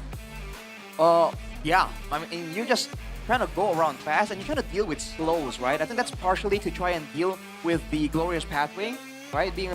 Having a bit more movement speed to get out of there while slowing your opponents. Definitely a huge problem. But Nile on the Leomord, despite the setbacks, he's been relatively fine. He's still snowballing. He's still farming way faster than the Uranus. That's what quote-unquote meta junglers give you. When you're behind, you can still farm up a storm and stay somewhat relevant. Whereas for Yasuke, you can bet that if he was ahead in the game, he would be a lot more impactful. But once he fell behind due to the early game skirmishes, you saw that the Uranus is around. Okay, he wasn't ignored completely, but he really wasn't the focus at all. I mean, I really believe that Yasuke didn't really expect himself to be up in terms of economy to against the Leomord, right? It's just that's not happening. Even in the early game, Bigatron by Vitality were able to pretty much dominate the opposing jungle. Made it so Yasuke was late to level 4, and that made the total fight, even though they kind of lose that one, a bit better. I'm gonna give a shout out to Finn as well on the glue though, by the way. He hasn't really been eye-catchy, but the fact that he's able to, with Moreno, have so much clear to try to shut down this aggressive Valentina, you know, Hijime on the Valentina likes to be present, likes to flicker forward. He's always denied in prio due to the glue's quick wave clear. And in those fights, a lot of times the mount was just on point and such a big problem that Alter Ego can't really deal with. So he is a bit of an undersung hero here in this game. And it just gets like really annoying, dude, because anyone could get mounted and you get value out of it, right? Even Alec, he was getting mounted so many times, brought into the team, and he had to pop Revitalize without it being used with the other members, you know, because usually you want to use it together with the boys so that you all get healing. He just healed himself. Yeah, I mean, I don't want to play Hylos against this composition, man. Like, Claude also, the corrosive side is also a built-in slow, the DHS, like, everything is literally there to counter you. Why is Finn doing that, though? Doing what? Like, why is he posed like that? He's just excited, man. He's just very excited. Look at Yasuke, how excited he is. Where? Oh, Yasuke looks very chill. He looks like he's a bit too chill. He looks dead inside. He kind of does, yes. The light in his eyes have faded. He looks like he doesn't want to play Uranus jungle this game. And Finn's like, guys, I was there. You guys weren't talking about the glue at all, man. I was there, you know? That's the face. We haven't talked at all about Eman. The fact that he's also the carry. What else do you want to say? It's Eman, bro. It's Eman, bro. Yeah, but like, you gotta give props even though he is one of the best in the business. Speaking of one of the best in the business, we also got Infinix. Bro, look at how cool this is. We own this. Wait. We own this. Can you edit it out? Can I type Chefin or something? Yeah, you can type a Chefin, you can type anything there. Yeah. Dominate the Lana Dog with a game-changing performance on the Infinix Note 60 Pro. It's more savage. Faster with the Qualcomm Snapdragon 7S Gen 4 5G processor. That's a handful, a mouthful of specs. And get more FPs with the combination of an immersive display and high refresh rate. 144 Hz, by the way. 120, that's so last year, bro. For sure. 144, just like your monitors at home. Yep. If you play competitive games. And of course, the 3D Ice Core Vapor Chamber. Vapor Chamber? Yeah, the VC Chamber. VC? The cooling feature that keeps it anti-heat for all-day rank pushing. All day. Rank up, full gameplay, MVP every match. Let's go. Get the Infinix Note 60 Pro now. Now, you can see here in the screen, it's Note what you think. It's not E what you think. Note. No, it's Note what you think. It's not E. It's Note. Note. Not Say it however you like, because you can do whatever you want with the new Infinix. Not E, Note, not I heard Note E. I heard it's super customizable. That's probably why. I mean, you leave it open to interpretation. Yeah, legit, you can type in anything and it can display it like that. Like, we own this. Earlier, we have it at we own this, but we can just type in Miracle, Chefin, Rash. Yeah. After you got your Infinix though, you can also download GoPay. Yeah. Thank you, Storm. Download the new GoPay app, the go-to wallet for gamers with massive damage. Massive. Get a chance to win 17 GoPay Gold Rings by Ferry. Bro, that's 20 great. Kodak Throne gaming chairs, as you can see here. Gaming chair So right beautiful. here. The throne 20 smartphones and many more prizes you can win every day on the GoPay app here. You can see on the screen.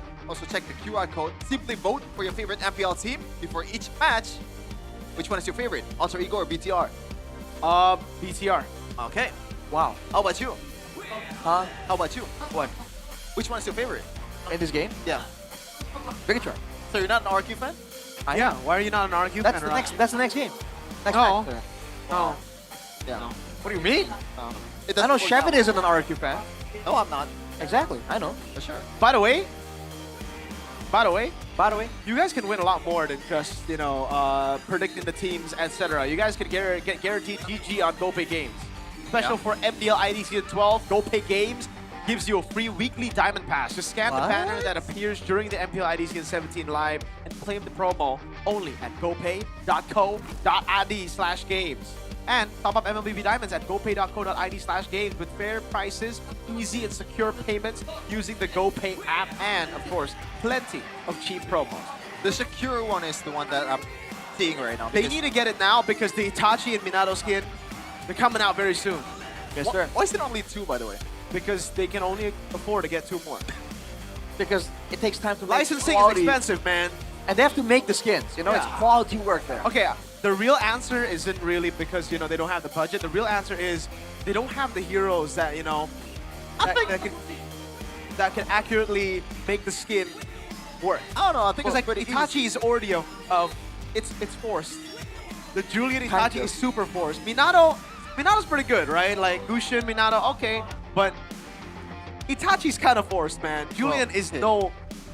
Megumi is a fraud. Dude, how many more anime skins is Julian going to get? This is getting ridiculous. Yeah, he got Kurapika, he got Potential Man, and now he got Itachi. Potential Man. Yeah, Megumi. He's Potential Man. Potential Man. He's already dead in Modulo. Because potentially, Arashi, if he tamed Mahoraga, he could use Mahoraga in his, domain expansion. That's such a big if, though. Exactly. That's why he's Potential Man. I see. And these two are also potential teams, Arashi. This is a potential 2-0, man. Let's see how this goes. I think Alt-Pigo definitely will have an answer. It's not beyond imagination that Alt-Pigo wants to try and have a bit of experimentation. Just a bit. In game number 1. Just a tad bit. So I think now is where, if you're Bigatron, you want to be a bit more careful, a bit more cautious, because this is usually where they kind of start, getting wild. Getting frisky with it. What was that, Arashi? Bigatron or Alter Ego? Who's the one getting wild? Alter Ego. Not Bigatron? Okay, I thought you were gonna say that Bigatron chokes usually in game 2 or something. Well, they don't choke in game 2, they choke in game playoffs. 3. No, they choke in playoffs.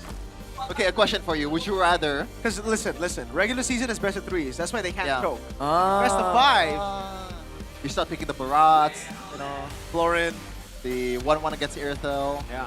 You know, Coach Zephyr, in that reverse sweep victory, I asked him, how'd you do it? It's like, I don't know. They just did it. They did it. They did. We didn't change anything. Oh, yo, the Infinix Cam Zone. Yo, folks, if you come over to the MPL Arena, you guys can sit in the Infinix Zone. Man, why is there only 2 of them? Why is there only 2 of them? There's a lot more of them. It's just, you know, the Limited two guys, FOV, bro. The two, yeah, the camera isn't widescreen, man. Look at Shogun though. Look at the guns.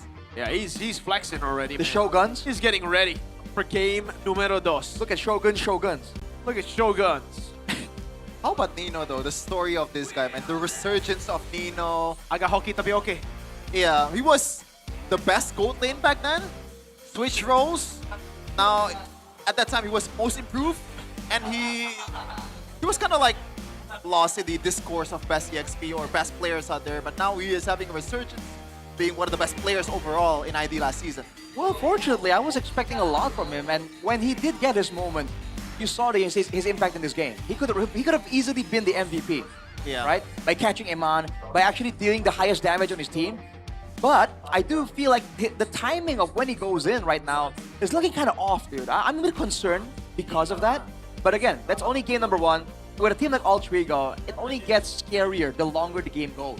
Yeah, and I think the plan right from the get-go for Sever is to rely on Nino, right? The fact that he picked the Valentina for the first phase also, so he didn't get countered, right? So they expect Nino to carry the game, but unfortunately, he still needs a bit more time to let loose. Yeah, and I think again, you have to kind of plan out properly. If they were trying to use Nino to carry, they really weren't playing that way. You know, they weren't really setting him up for a lot of different things. He always comes in late, as if like the fight's already happened, and he's like, yo, I'm the hero, but when he's not set up for victory, even the best of heroes struggle, you know? We're gonna see the drafting phase though. Moving on to game number 2. Which map are we gonna play in? Flying Clouds. Flying Clouds. Flying Clouds. Let's go. Flying Clouds. Woo! Why do you guys like the Flying Clouds? Because you get to lane faster, man. There are more brawls. Let's go. For the STM Derby, this is what we want, brother. Yeah, that's true. BTR bans out the Baksha and the Guinevere. Fanny ban for Alter Ego and Jusin. All right, same ban so far from game number 1, but now the Valentina actually banned out by Bigatron. Is this a hint that they want to go for the Sora? I think so, and I think Theo now is still gonna bite on the Leomord in the first pick if Sora gets banned by Sever. Or maybe do they want to trade? Oh, wow! Interesting. Wow, what? I did not expect that. Now, Yeah, do they want to go for Sora or Leomord? I think for BTR, they go Leomord first pick. Clouds are ever shifting, but this They go, wait, but by the way, Kalea's left open. That's like Spin's signature pick. So Kalea Leomord for Alter Ego to deny? Or If Alter Ego don't pick it up, yeah. So BTR already banned out the Balan, they go for the Sora. Alter Ego, what do they go for now? They have to go Leomord, right? And then the Suyo just comes in with the Eve. If Alter Ego don't pick up the Eve. Oh man. They don't want to go for like a Suyo, like a Yisun Shin, you know? Something that can flex? Because They have to go Leomord Eve right now. Never mind! Marcel! Zetian Marcel, interesting. I was thinking about the Zetian, but I expect Alter Ego to save it until the last pick. Yeah. It does well against the Sora, right? Theoretically. Zetian? Both, Marcel and Zetian. Why? Just to counter engage or just as a safety net. I don't think so because, well, I guess if you take a picture of him, but Sora CC immune. But he can stop the team from following up, I think is what Sherman is saying. That's a fair point, man. But right now, dude, these two heroes, by the way, just to shout out again, Professor KB and Coach Aldo, they've been raving about how the Lilia and the Zetian are gonna fly under the radar because of the importance of the Sushin and the Eve. And right now, game number 2, we're seeing both. And the Suyo comes around. This is interesting. Oh man, it is the Suyo. Suyo. Suyo, like, right now, you know, I think it really could have been saved for later even because you don't really expect the Suyo to come through here. You'd expect the Leomord, right? They're coming into the second phase. Would you ban Suyo? I'm not sure. No, they banned the Leomord. Yeah. They could have like forced Bigatron to ban it out if they want to pressure with that. I think they just want the most against the Lilia, by the way. The Lilia, is great, dude, at just dishing out magic damage against the Suyo. Oh, man. Is it? I would think like Suyo has a bit of an upper hand against a Lilia, or maybe he likes to play against a mage like Lilia because it's hard for Lilia to really nail down the damage on towards the Suyo. I don't think so, man. I Does think it not still work like that? I think it's still like just it lands flush. Huh. Especially with Lilia Khalid right here, wave clear in mid's gonna be so good for them. So they can rotate all around and just get the Suyo. Well, this depends on like how well the Marcel can kind of swing things in balance of the Zetian, because Zetian's damage output is great. My concern is the survivability just ain't all that. The Lilia is a lot safer, but it depends. The Harley as well here, an underrated, niche pick can work. Banned away by Alter Ego. They're trying to lock Bigatron into a teamfight composition, like a front to back, and I think they're really thinking they're gonna out-damage Bigatron. By the way, so far Alter Ego does not have kind of like a shreddy kind of like hero. So BTR still wants to, or maybe can fight on the utility junglers like Fredrin, for example. And it doesn't really get punished by the Zetian and Marcel as well. Well, in a way, it kind of does, because that's a lot of card control from the Marcel. That's a lot of damage from the Zetian. Any kind of fighter you pick right here needs a get out of jail for free card, because otherwise, if you're stuck there, slowed and stunned, I don't think you want to be around. Especially with the Suyo there available to execute you with the missing HP damage as well, with the Soul Reap. What if the Suyo gets... What if they picked up the Suyo that early because it's flex? What if I said that. It can go jungle and gold. But like, how likely is it the only one going gold? It's Arfi, man. That's exactly, right? Because it's Arfi, you never know, but I don't like it, dude. I don't like it going gold. Why? Okay, it really depends on what Eman picks up, but I really feel like right now for Eman, the Harith would be great, because if you go through your goal and you're up against a Harith, oh man, that's why Phobius gets picked up, I think, for Alter Ego. They're like, okay, if you go Harith, we have a way to deal with it. At least we have someone that gets value from your dashes. Yeah. Well, right now, if they want to go for... I think they're kind of stuck here. If they want to go front to back, they already lost the Phobius pick. So they might just double down on getting some more damage, with the Khalid Sora. A good wombo combo can seal the deal here. And they go for the Granger. Oh, Red. Wow, they played really safe. Yeah. That's a really good pickup, though. The Fredger is actually, I think, the best pick right now. Like, in the Philippines, it's always banned out. Yeah, and there's no way the Suyo going gold right now, right? Absolutely no way. I don't think so. Never say never, man, with Alter Ego. What could solve the problem here for Alter Ego? I think you just go Claude right now in the gold lane. Oh, man, I still don't like it, man. It gets a Fredrin. But there's not... I mean, what else do you go for? You can technically go Harith if you want to. Watch them go to Hanabi. Yeah, nah. Pod control, immune, DPS. Probably not, though. Is it really just Claude? They're thinking about it. They're thinking of flexing the Suyo for sure. That's why they're taking their time. I am sovereign of the abyss. Oh, Obsidia! Of gods. Whoa, whoa! It's been a while since we've seen Obsidia, Alter Ego, pulling out Uranus Jungle in Game 1 and Obsidia in Game 2. This is a wild card of a draft, man. We've never really seen anything like it before. Zetian, Marcel, and Obsidia at the same game? Yeah, man. There's a lot of experimentation, but it's just... This is how Alter Ego like to play their regular seasons, man. They use it as a limit testing. Oh, boy. A place to limit test. But I guess BTR, they want to play it seriously right from the get-go with the Fredrin and also Greyjoy. They want to close this one in 2-0 fashion, Arashi. Man, so many fighters to stun for Alec on the Marcel. Look at that counter index and ladder baiting Arashi. Oh, man. We'll see. I think it's possible to get really countered, but Alter Ego have so much crowd control to dictate the pace, man. I'm worried for Bigatron. Yeah, Chaos Derby continues in game number 2 in the Land of Dawn for BTR by Vitality against second best team in the world, de facto, Alter Ego. Let's see who's going to win this match. De facto second best team in the world. All right. I really feel like we're going to have a lot of highlights on Alec on the Marcel. New hero, of course, very, very strong. But in a team fight, it can deny all the damage coming into the Granger as well. And, oh man, trades, man. Oh man. Yeah, take it back, Mirko. Maybe the Suyo is also gonna have a lot of right? hard time against the Lilia. I did not know that much damage could be dealt for Lilia in the early game. Oh, Vince is gonna walk up now against Yasuke, but Katon gets him the lethal. Oh my god, that damage on Hijume Moreno. Putting it down on him. Wait, I think Katon did not get him the lethal, by the way. Oh, what? Oh, whoa, Finn! Finn took it, the Katon was off. Was inadequate. Oh, And man. He's still pressuring as well, dude. The mid lane clear is going to be so crazy. Ultrigo has to bank on the skirmishes, on the fights. There's no way they're going to get Prio here. And Alec immediately going for the rapid boots. He's trying to be around the map. Yeah. By the way, Rashi, you rocking with the sprint from Moreno?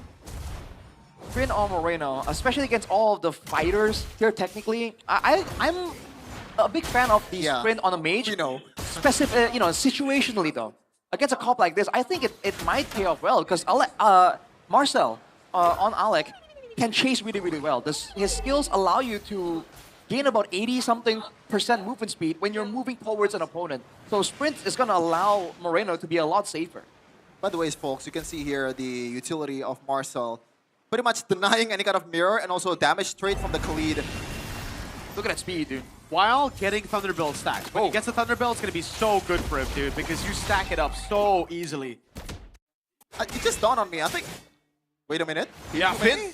Doesn't have the concussive blast. That could have been really bad for Hijume. Marcel is a rage baity hero. He is. He's a professional rage baiter. Yeah. Oh my god, Hijume's out of the fight already. He has Fear the Phoenix though. That's going to be the chain CC coming down onto Nile. Suzuki wins out the retreat battle. Shogun's on him though. My god, that damage. Moreno, first blood. Nile caught in the Inferno pursuit. Nile goes for the taunt. Now it's another Alec. The Marshall man is dead. Shogun flickering out the safety, but Nino will force out the black shoes to come out from Moreno. Pops in the sprint, gets away. Inferno pursuit again. Oh, Nino trying to go for the dark wave. Doesn't land it. That's a sprint, dude. Run out of there on those black shoes, Moreno. But, man, you saw the crowd control potential. Nile could not move there. That's where the easy, secure, and the neutral objectives is for Ultrigo. And they're going to try and look for some more of that. They can't get mid-prio, but it doesn't matter. Hijume can hold the wave clear from a distance, and they can let Alec just be an absolute menace roaming around the map, bringing the balance in favor of his team. And he can't really get engaged on, right? With the fast F that the Zetian has.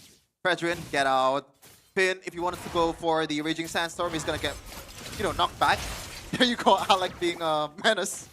Just annoying pretty much everyone on the opposing team. Wait till he gets Thunderbelt, dude. Yeah. He's gonna stack it so easily. Again, it's a huge AoE around him. And he's against a Fredrin, a Sora, a Khalid. Each spell can potentially proc that Thunderbelt 3 times in one setting. And usually when you're playing this kind of heroes that own the river, you still have to play with a bit more respect towards the opponent's damage, right? But wait, no. you went for the healing boots and revitalize. Interesting. I guess it procs, right? Because he has the shield to give out to his teammates. Yeah. Exactly. He might go to photo as well, given enough time. Usually he goes Thunderbelt, potentially Oracle, even though with the nerfs, it's not really as effective. But the photo can potentially be procced so often. And look at the speed, bro. He is moving so fast right now. And he's doing that all on his own, not even being covered by any of his teammates. Not the jungler, not even the mid lane needs to cover for him and deals damage at the same time. You know how fast he is? He's fast as heck, boy. Yep, W Keemstar. Oh. It is though. Yeah, Alec. Bro, it's been 4.5 minutes when we haven't seen any golden hour at all. There's he no doesn't need to. Exactly. Oh, Nile. Getting the taunt down on Nino. Inferno Pursuit coming down. Alec. Picture of Nile. Nile's caught at 4K. You grab a pick for the gram. Just that simple. Again, watch the crowd control onto Nile. There's definitely look at Alec, dude. some focus there. He just wants to go and ult him. Fear the Phoenix coming down. Golden hour as well. Yeah, Nile. Caught in the pick free turtle over. Nile's gonna be caught on the boat as well, but RP goes around. Finn doing a lot more damage though. RP taken low, taken out by Shogun. Eman against Nino. Nino's jumping around in front of Pursuit. Eman is... What? Why did Nino just pop in front of Pursuit? Eman got away because of it. No way. Oh, Yasuke. Yasuke tried to go for the kill. Shogun walks up again. Nino wants to go for the dive. Can't go for it though. Wow. It was Why did Nino pop in front of Pursuit, bro? I don't know. You ask him. Reflexes.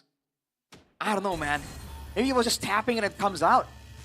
Altrigo, though, it was looking so good. They got the right idea. They stunned up Nile for a good 4 or 5 seconds, man. Yazuki got the free turret, but then they clumped up for the Sora damage. We talked about how Nino in the previous game almost carried Altrigo. They're allowing Shogun that opportunity here in game number 2. And this is gonna be a slow game after this, right? I don't think so. No, this is gonna be a waiting game for... Ty's first item, by the way. Get used to it, man. It's so good right now. I don't think there's gonna be any BTR engaged unless Alter Ego wants to take the turtle. That's how bad it is for BTR in terms of like, you know, choosing their targets. There's really, literally no target at all that they can utilize here, except probably Arfi in the gold lane. But then again, Arfi's gonna play safe. Oh. That's an all-in on Shogun. He's getting away right now. Goes to the air as well. Might be able to get Yazuke down. Yazuke gets a shutdown in the end, and they get a turret off of it. Respectable attempt right there, using the CC immune. Almost turns it around, but the turret will eventually fall. Good moves from Alter Ego, man. They need to try and make moves here because they do have the higher pickoff potential. They might have their eyes on Eman right here, but Finn isn't too far. Prods out the aggression, and it's back to a waiting game. Alter Ego want to find something, but I guess they wouldn't mind waiting for the neutral objective because there is no answer to the setup, to the stuns. Yeah. It's tough for BTR right now. And it's because how brilliant Alec is playing right now. Or maybe just the hero is just superbly broken is the problem. Yazuki some damage on Nino or Shogun. As we're gonna see here, the third turtle, Alter Ego. Surely they can take this one again as long as they have their resources intact. Oh! Jumps in with the Radiant Sandstorm, able to find 2 on the board now. Finn able to flick around. That's a picture! Caught in 4K, the boys are. Eman gunning it down from the back. Hanabone lands on towards Shogun. He can't do anything. Yazuke stuns him out in the back. Eman goes in for the kill, trying to go for the Sky Piercer. Arfi able to find it. Arfi takes Eman out, gets a Sky Piercer. That's a triple! And a Maniac! Whoa, whoa, whoa! He goes over Renault! A Maniac for Arfi! Maniac in front of the A-Maniac. Arfi is popping off on this Obsidia. That's the power of Alter Ego's composition. They've been using the golden hour to go for setups, but right there, they use it for the team fight, and it's just so good. It also sets up for Arfi to land his ultimate, and man, he just got so much value off that fight. Uh-oh. Marcel. There's no way they kill Marcel. Too fast. Rapid boots. Every item in the kitchen sink for survivability and being a nuisance to BTR, and he's definitely a nuisance with 4K gold lead for Alter Ego so far in 8.5 minutes. And it doesn't look like it's gonna go down anytime soon unless Alter Ego is the one choking instead of BTR. Yeah, Eman has 0 stacks on Sky Piercer, dude. Meanwhile, Arfi just got 40. Eman got hard zone, man. Alec on the Marcel was straight on him, and afterwards, immediately, Arfi had him on the run, immediately chased him down under turret. That's the problem here. There's not enough damage threat from Bigatron, so Alter Ego are doing what they wanted in game number 1. They're just going past the frontliners, straight towards Eman. Nah. Yeah. Just gonna bounce out. See you later. And now it's a re-engage. Nile didn't get spot up. What? Oh my goodness. Oh no. It's gonna be the chase. gank on Shogun Deja part vu. 2. Never mind. Okay. That would have been crazy though. But looking again at the goal difference, Yazuki is so far ahead, and again, he has nothing to worry about.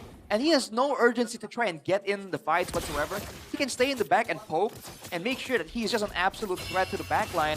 If you're Eman, you are just having a tough time here. There's so much danger that you have to dodge, and you only have 1 flicker. I don't want to play as Finn right now, or maybe just all of the engage mechanics or engage hero from BTR, because how would you engage against this? Zetian has the passive, Yazuke is just slimy as hell, a lot of dashes as well, Nino is super tanky, and they have Alec as a disengage mechanic. How do you deal with this? They need to use the Raging Sandstorm as a follow-up tool. It has to be the Sora, man. Shogun has to do something here to set things up. He's the only guy that can engage reliably. Oh man, now it's gonna be caught in the picture for sure. The golden hour will come through. No, there you go. Lord already taken. Yazuki gonna go for the shot as well with the Queller. That's a Hanabone lock Shogun down, but Nile is actually doing a good job in the back line. They all dive towards him, but look at Arfi doing so much damage through The shifting skies of Shogun. Arfi is a menace on this Obsidia. Picks up a double. 7 kills and counting. The Sky Piercers are Sky Piercing. Alter Ego is definitely Alter Egoing. Oh man, now with the Lord with a 6k gold lead, they have what it takes to snowball and really go for some base turrets even though it's so early on. Bigatron, with the limited amount of crowd control that they have, they need to use it perfectly. If they even use a single ultimate out of place, you saw what happened. A single hero, whether that's Arfi or Yasuke, just takes Eman out of the fight completely. 7k gold lead already for Alter Ego. What it was 4k in the 8 minutes. Pretty much balloon right now, out of control as almost all the Holy Shield are gonna get taken down before the Lord crashes in the bottom. Well, Reno has the Glowing One and Ice Cleanse One combo. Not a lot of damage just yet, but by stacking some of those the dark energies, he can clear quite well. And Alter Ego might take a risk here. Whoa! Man, Ollie in the back. That's a stun from Shogun. Pulls Yasuke back. That might be a throw from Yasuke. Moreno gets a shutdown now. Is able to survive from Arfi's damage, and they can clear this Lord. Wow. They got away with... Wait Whoa. a minute. Finn is... Oh, wow. That's a very aggressive atomization, Rashi. See, Halberd, is the idea to use him as a zoning tool for Hijime and Arfi? Bro, I mean, he's going full damage right now. He got a Heptasis and a Sea Halberd. Yeah, he wants to trade for Arfi or Hijume. Not that simple, man. We know this by GoPay. This marks Alex's debut with Marcel in his MPL ID career. Makes sense since Season 14, making Marcel the 22nd hero in Alex's hero pool. And he's using it quite amazingly. He seems comfortable on it, man. He's been pushing the limits, running into 4 members, just dashing out. Showing again why this hero is so respected. But now, when they're at the base, you're seeing a bit of a concern here. Alter Ego has the Sutian for high ground siege, but that's about it. Bigatron has the Lilia. They have the Granger as well. So technically, right, it's not really as simple for Alter Ego to go for a winning base fight. But again, the Lord is up in 25 seconds. That's where Alter Ego wants to make their move. Yeah. 60 stacks, by the way, on Arfi. I'm not sure if BTR wants to fight this or wants to go for the Lord. Meanwhile, top lane though, got a read haul for a second there. But no, they don't want to go for that. Oh, they're still in the jungle. Finn is so far deep. Finn. He's got a great angle. Wait a second. Oh, Obsidian no. could be caught. Yeah, Finn. Oh, right! Storm! What a play by Finn, but Arfi gets away! Oh my goodness, Arfi, what does it take to get you down? Yasuke, though, goes back in. Oh! Yasuke! And now it's Arfi on Nile. That's a wipeout for sure. A triple for Arfi. We're going to a game 3. And it's all over. It is unfair. That Finn got that position it's not rewarded by the game. The cover, the disengage, and also the damage to sustain from Arfi is insane already. It's equal 1-1 for Alter Ego. Damn. Oh boy, that is a respectable try from Bigatron, but unfortunately, with the kind of heroes that Alter Ego have at their disposal, with the gold difference being so huge, they just could not make it happen. It's unfortunate, but now, in game number 3, we're gonna see the conclusion. Wow. Safe to say that we're not gonna see Marcel again in game number 3. Unless they have something to prepare against it. Man, that Marcel was so annoying. And they used it in a way where, again, we haven't really been able to see it. In MPL Philippines, only Nova played it that way. But constantly just taking pictures of the Fredrin. I think right now for BTR, if they're up against the Marcel, he shouldn't distance himself from the enemy jungle. He should be right on together with Yasuke, no? He should just stick to Yasuke so that when the golden hour comes up, at least both of them get spot. So many what ifs here, but honestly, it's played so well by Alter Ego. Again, they know exactly how to abuse the tools that they were given, that was allowed to pass by Bigatron.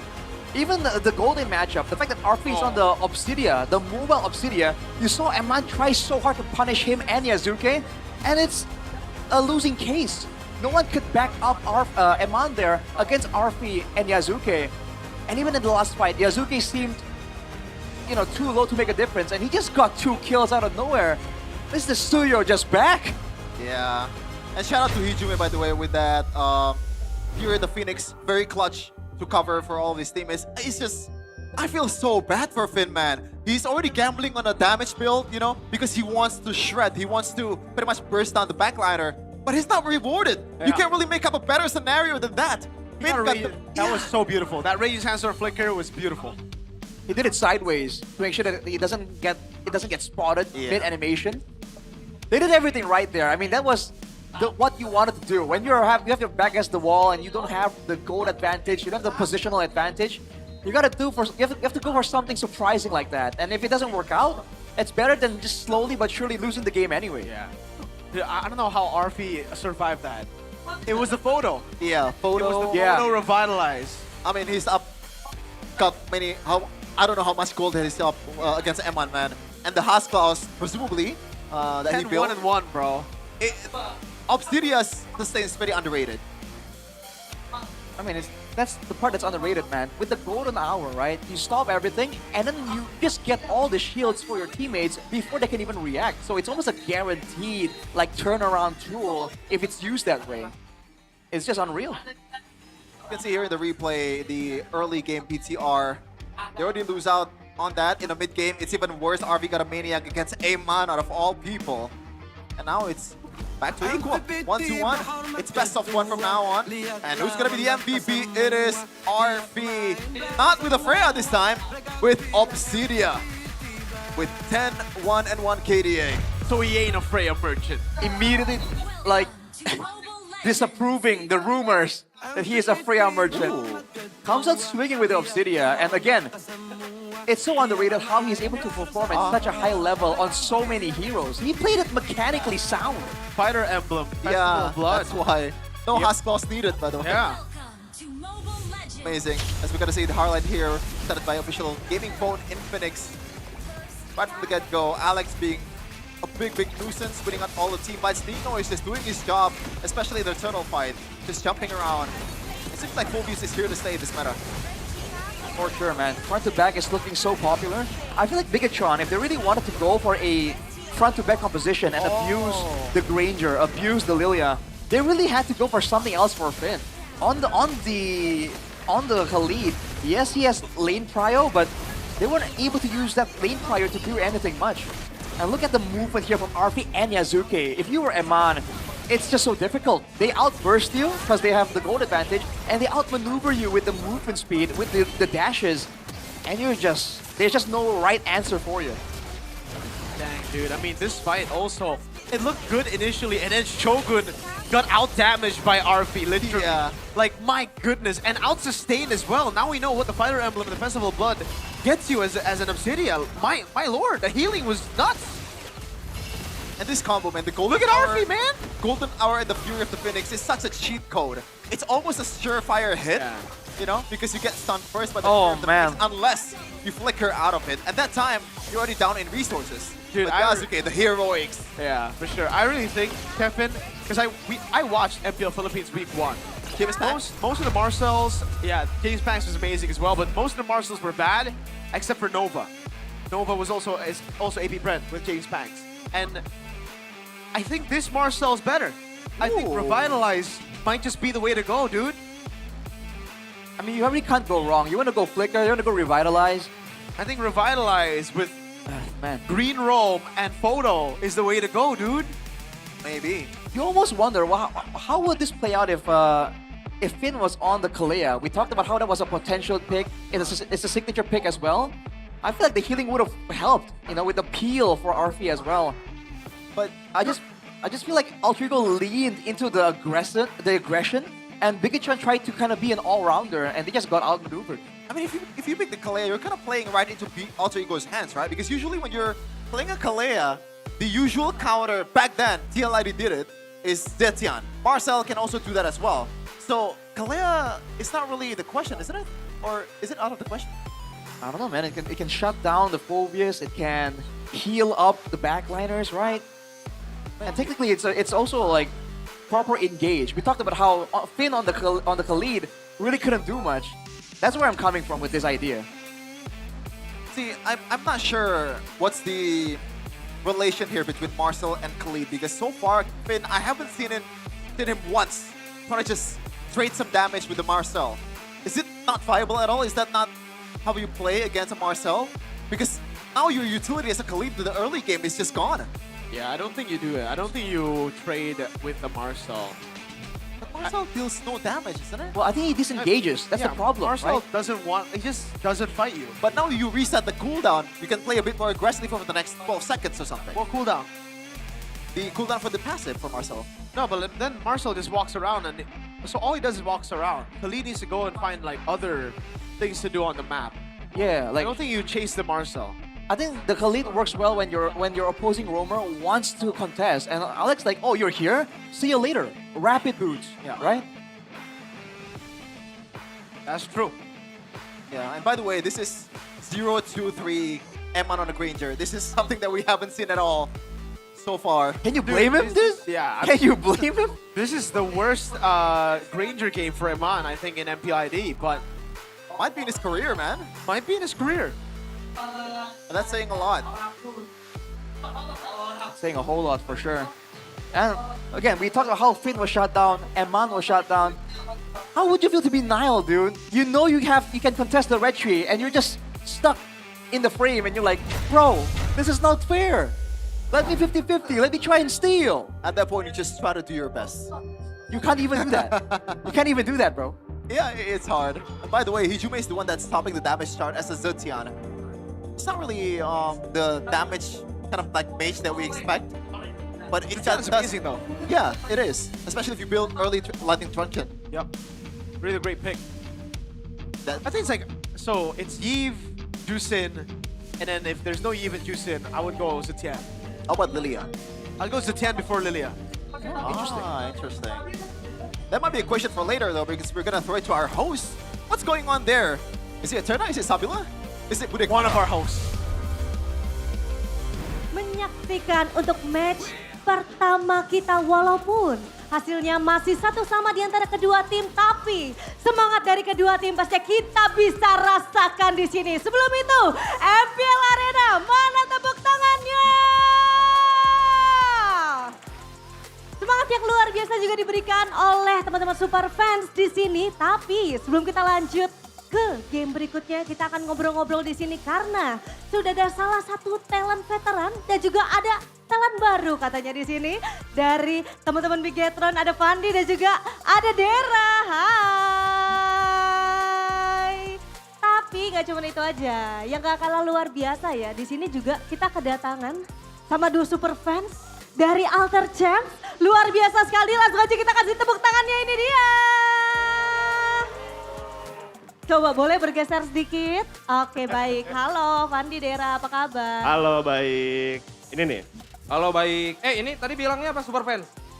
Iya super fans. Oh saya nggak lihat super-supernya soalnya. Wah sabar, Dera, jangan langsung panas dulu, sabar dulu. Tenang, belum lihat, sabar deh. Sabar dulu. Respect dong, respect. Tahan dulu, tahan dulu. Oke boleh, jadi mau kenalan apa enggak nih?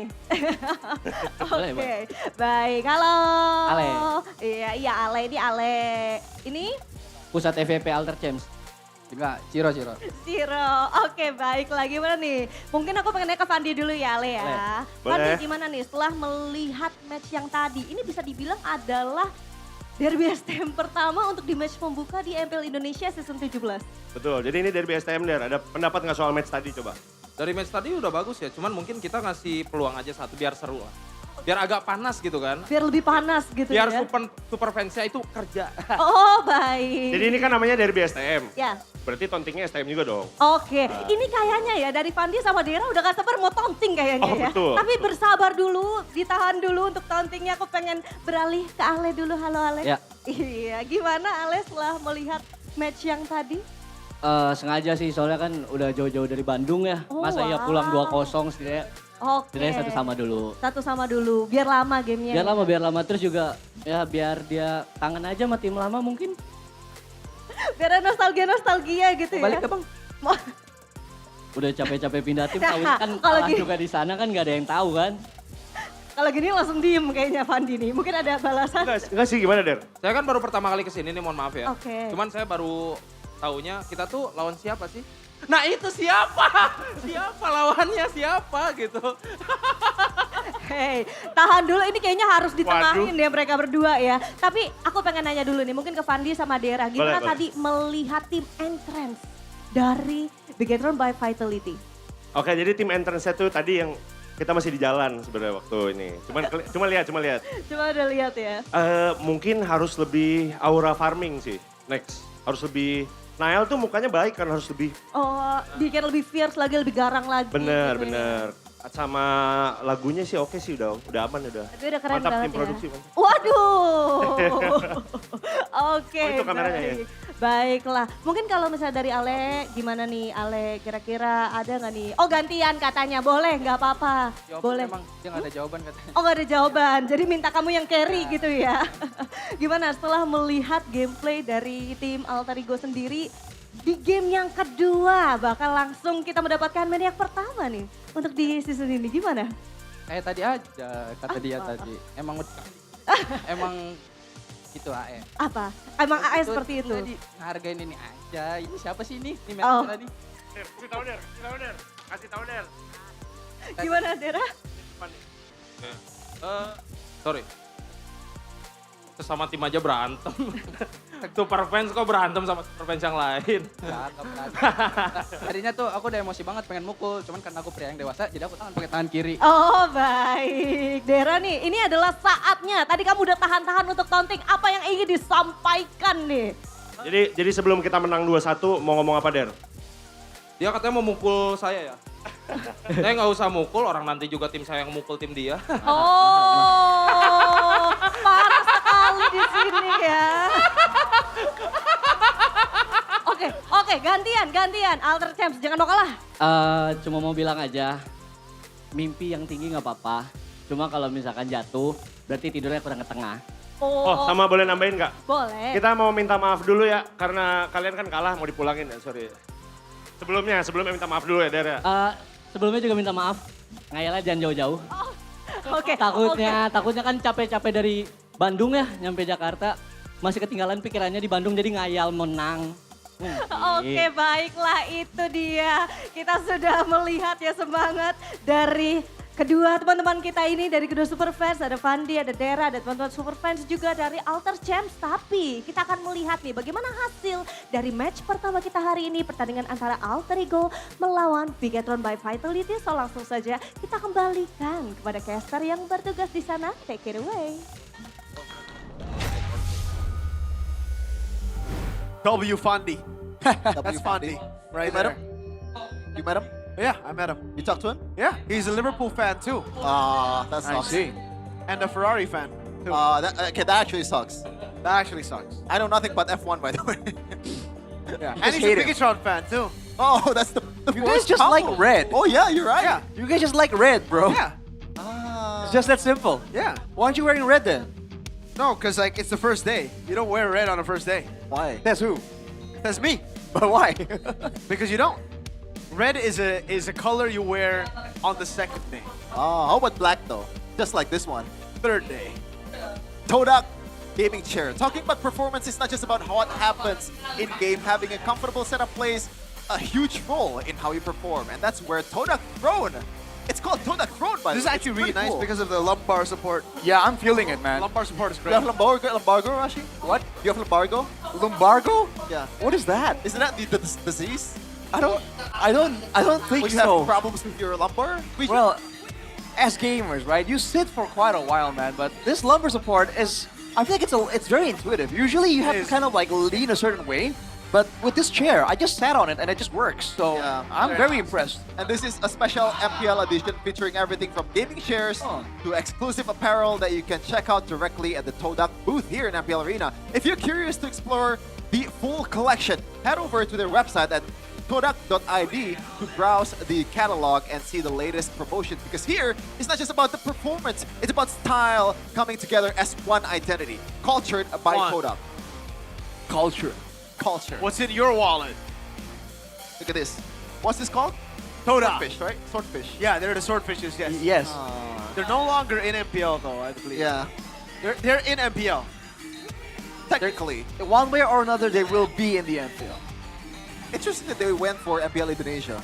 I think they're sponsoring MPL ID and MPL MY. Oh, really? Yeah. Ah, nice. I thought they only sponsor MPL ID. That would be kind of crazy, right? But this Yeah. is where it's at though, for sure, you know? Because even buy.u is here.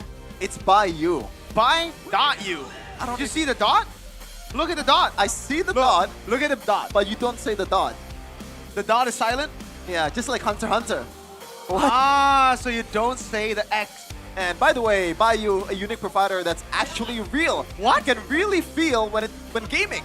Strong telecom cell signal, no lag, no drama, full 24-hour internet data, push rank anytime you want, number that stays active forever, play non-stop without interruption. No interruption. Gaming gets together, it gets smoother. Smoother. Auto Savage. Every game. Every match. Unless you're Arashi. Yeah, What? why? Why not? Because he's Arashi. Because he's Storm. Were you a hater, bro? Well, switch to Bayou now. Imagine if your friend's name is actually Bayou. Bayou as in Bayou.u or Bayou as in B-A-Y-U? Regardless, if it's an Indonesian name, Bayou, so it's like, Yeah. yo, I love Bayou, man. He's like, whoa. Dan Smith, BYU. Huh? Dan Smith, BYU. It's BYU, right? Can I say BYU instead of Bayou? You can, that's why. You can also say Buy.u. Ah, okay. It's So up it's to up to your interpretation. Sure. It's not like a painter or an artist. Was I rejected from art school? Hopefully not. I mean, he has the charisma, bro. And thankfully, how do I bridge this? Sever is not rejected by Coach Delwin. Coach Delwin. Oh, to Coach Delwin. Honestly, Codelwin, I think he was already very, very disappointed by Alter Ego in Game 1 because, like, man, I got you guys a new gaming house and that's how you perform. And in Game 2, he's like, you know what? Not bad. Nah. If you lose this game, back to the shack we go. Back to the. What do they say? Keha Cambodia. That's what they say. What's Cambodia? The Cambodian gaming house. Yeah. Cambodia is in the country or? Yeah. Yes. Oh, that's I don't know joke. about that. That's their joke. But you shouldn't say it here, brother. Why not? Why not? Why not is in Navi? This guy, dude. You should say that anywhere. Yeah, you should. Oh, man. Keep it to yourself, Kevin. And by the way, the old gaming house of Alter Ego has a lot of problems. I think the AC is not working. Why are you listing out? No, it looks crazy, guys. It looks crazy. Like, they got bunk beds and they got hella stuff everywhere. Yeah, and it's so dirty. They eat MRE every day. They eat MREs every day. The toilet's not clean. Yeah, there's like they did a collab with a perfume, and the perfume guy came to the gaming house. He's like, guys, I wanna sit, but there's just no chairs. The chairs that they have are all like that? broken. I thought he was gonna say, oh, never mind. I'm not gonna sponsor this gaming house. Hell nah, bro. Get a better house. You know what? Now their drip matches the place that they stay in. It looks good in both, you know? Ah. Because back then their drip would be crazy, but the gaming houses. Yeah, I like this jacket from Alter Ego, by the way. What do you think about the M7 jacket, though? Oh, I think it's nice. The gray one, right? I like it. What do you think, Rashi? I think it's good. Ah, okay. You don't like it? Maybe I'm the minority here. I'm not really rocking with it. Wow, I like it. I like it a lot. I mean, it's different. Yeah, I think I guess you are a minority on this desk. At least I'm not a minority in Indonesia. Interesting. Technically, everyone who's into esports is a minority because not a lot of people are into esports, dude. Yeah, we're a new thing. Okay, let's tone it down a little. I don't want to get in trouble, but we're gonna again flying cloud. Oh, it is. Is it? Seems like it. Okay. Well, Rico, how do you feel about Bigatron letting go of the Marcel? Because I feel like a lot of people are definitely looking at the decision and being like, dude, you know it's a new hero. The new heroes never fail, right? They're always so OP. Why would Bigatron let it go? And they've learned their lesson immediately. I think it's because in MPL Philippines, no one really made it work. So BTR were also expecting it to not work this time around. If But I'm wrong. Alter Ego proved. Otherwise, Fanny gets banned out, Juicin and the Marcel, Phobius, Grok, and Kalea, two fit bans. Now, if you're Alter Ego, usually you want to go for the Sora. Oh, never mind. Wow. Never mind. Wow. They really like that, huh? Yeah, because Yeah. if they go first pick Valentina, BTR can't go Sora, so they get a Sora guarantee. But still, though, is it Why do they play these gambits very often, the Sora? Why are they stuck up with it? Because Hijime likes Valentina too, so it's like kind of a win-win. Yeah, and Nino likes to carry with the Sora. He just did not get the right tools, the right setup to do so in game number 1. If they fix that, you know, that could be the game plan, right? Oh, by the way, Baxia is not bad. Yep. But Leomord and Eve gets picked up here. There's no way you're going away from that. Yeah. This is like the guaranteed, I guess, like, if you don't want to pick anything else, you want to go safe and not really getting punished too often, Eve and Leomord can never go wrong. Yeah. Too good of a combo, man. And you also deny the Suyo, because if you go Suyo here, you will get cooked by the Eve. Now, what else Ultrigo is going to pick besides the Sora? Man, it gets pretty tough.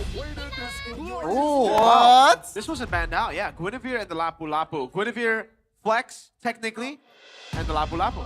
But now the utility of the Valentina is a bit limited now, or is Hijime just very much, you know what, I'm cool with having a single RWM on my arsenal.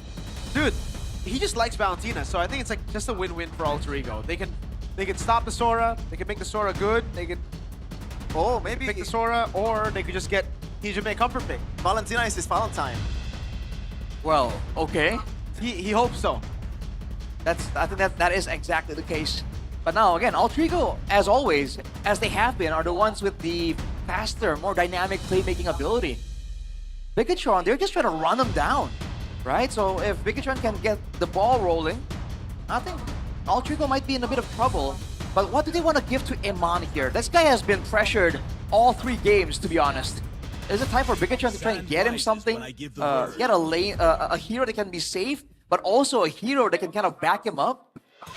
So far, I think Claude would be the best option here for Eman against this kind of heroes. You can proc the Purify too, and you don't really get punished easily. But I think Alter Ego knows that very well. Or maybe they want to pick it for themselves. No, there's no way they can, right? Because BTR are red. I mean, their first pick, second phase.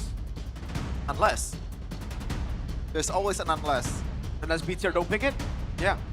The Cloud will actually be very good for Alter Ego because it's up against the Eve as well. You want to bypass the RWM with the Blink. I think for Bigatron, don't they want to have more damage, technically? Because they need ways to kind of make sure that they can finish the job after the Leomord initially collides, you know, along with the Hylos. You can go for a full front to back. Glue. Interesting. Okay. So it's a Glue, Khalid, and Alter Ego. Where are they going to ban last? Esmeralda's a great ban. They want Nino to have a good time in the XP lane. Do they double down and ban the Uranus, or is this a quad ban? Oh, Uranus ban is actually... Oh, wait, never mind. But it's still a pretty bad matchup against these 3 heroes from Alter Ego, though. I think Uranus still has a lot of value. Yeah. For BTR. I think it's a great pick right now. If they go for the Uranus, that it's gonna lock them into a macro style game, which again they can perform in. It's just like, you know, you're responding instead of aggressing. It's gonna be a Harith ban for the final one from Alter Ego. Yep. Again, they're trying to deny all the safe picks away from Eman, dude. Whoa! Whoa, boy! Oh, the Freya was it picked up or was it banned? Arfi scratching his head. Wait. It's like, wait a second, that was supposed to be mine. So, have we seen Freya on the XP lane? Theoretically, we have not. Theoretically, it can go to the XP lane, Yes. right? But I think gold would be better because of the scalage. Huh. So now, you want to respond with a Claude, right, Shirley? Or, I mean, it's the best option against a Freya. No, the Claude gets cooked by the Freya. That's the whole point, right? Like, Claude was the most broken pick in M7. Isn't it the until it beats safest? the Freya. The safest out of all the marksmen? No, I don't think so. Against the Freya, because you need to get close on Claude. And you never want to get close. Hold on a second. That's a Cho. Might not be... Oh, wow. Wait a minute. Yisun Shin It's Gold. still flex. It technically is still flex, but I'm pretty sure it's Guinevere Jungle, Cho Rome, and Yisun Shin Gold. Yeah. Okay. That makes sense. Unless they want to pull a crazy Cho Gold, Guinevere Rome, Yisun Shin Jungle, which is unlikely. That is not enough, like, benefit to try and go for that. But now they're relying on Yisun Shin to try and shred through a Leomord. Go Uranus! Go Uranus, no? Look at the Uranus, it's amazing. Yeah, I agree. And they're gonna be so dang tanky, dude. Who gonna stop him? and it doesn't give out a lot of big ultimates towards the Valentina, so that's probably the best option here. Don't really see any other way for BTR. Yep. Wow. That's a great pick. BTR, I think they've won the draft. Yeah. Alter Ego, I think, kind of has the higher ceiling if they do everything right, but chances are they're not gonna do it right. Because how safe the BTR's composition are. Oh boy. It's looking tough for Alter Ego, man. They have the aggression, but unless they really snowball, like they get 10, 15 kills in the mid game, I don't think it's gonna go well for them at all. Yeah, there's a lot of caveat for Alter Ego's composition. You have to connect with the spatial migration, you have to kick the right person, you have to do this, do that. But meanwhile, for BTR, they can play even with, you know, limited resource, and I think they can win. They're not playing by resource. I don't know what Alter Ego are cooking, but usually when we... Oh my god, that Dang. is... I mean, accurate. I think it's very valid. Double the trouble. BTR with a convincing draft in this game number 3. Who's gonna win it all in the first match of MPL ID Season 17? Is it BTR or Alter Ego? Oh man, immediately you see 2 Purifies and the Revitalize available.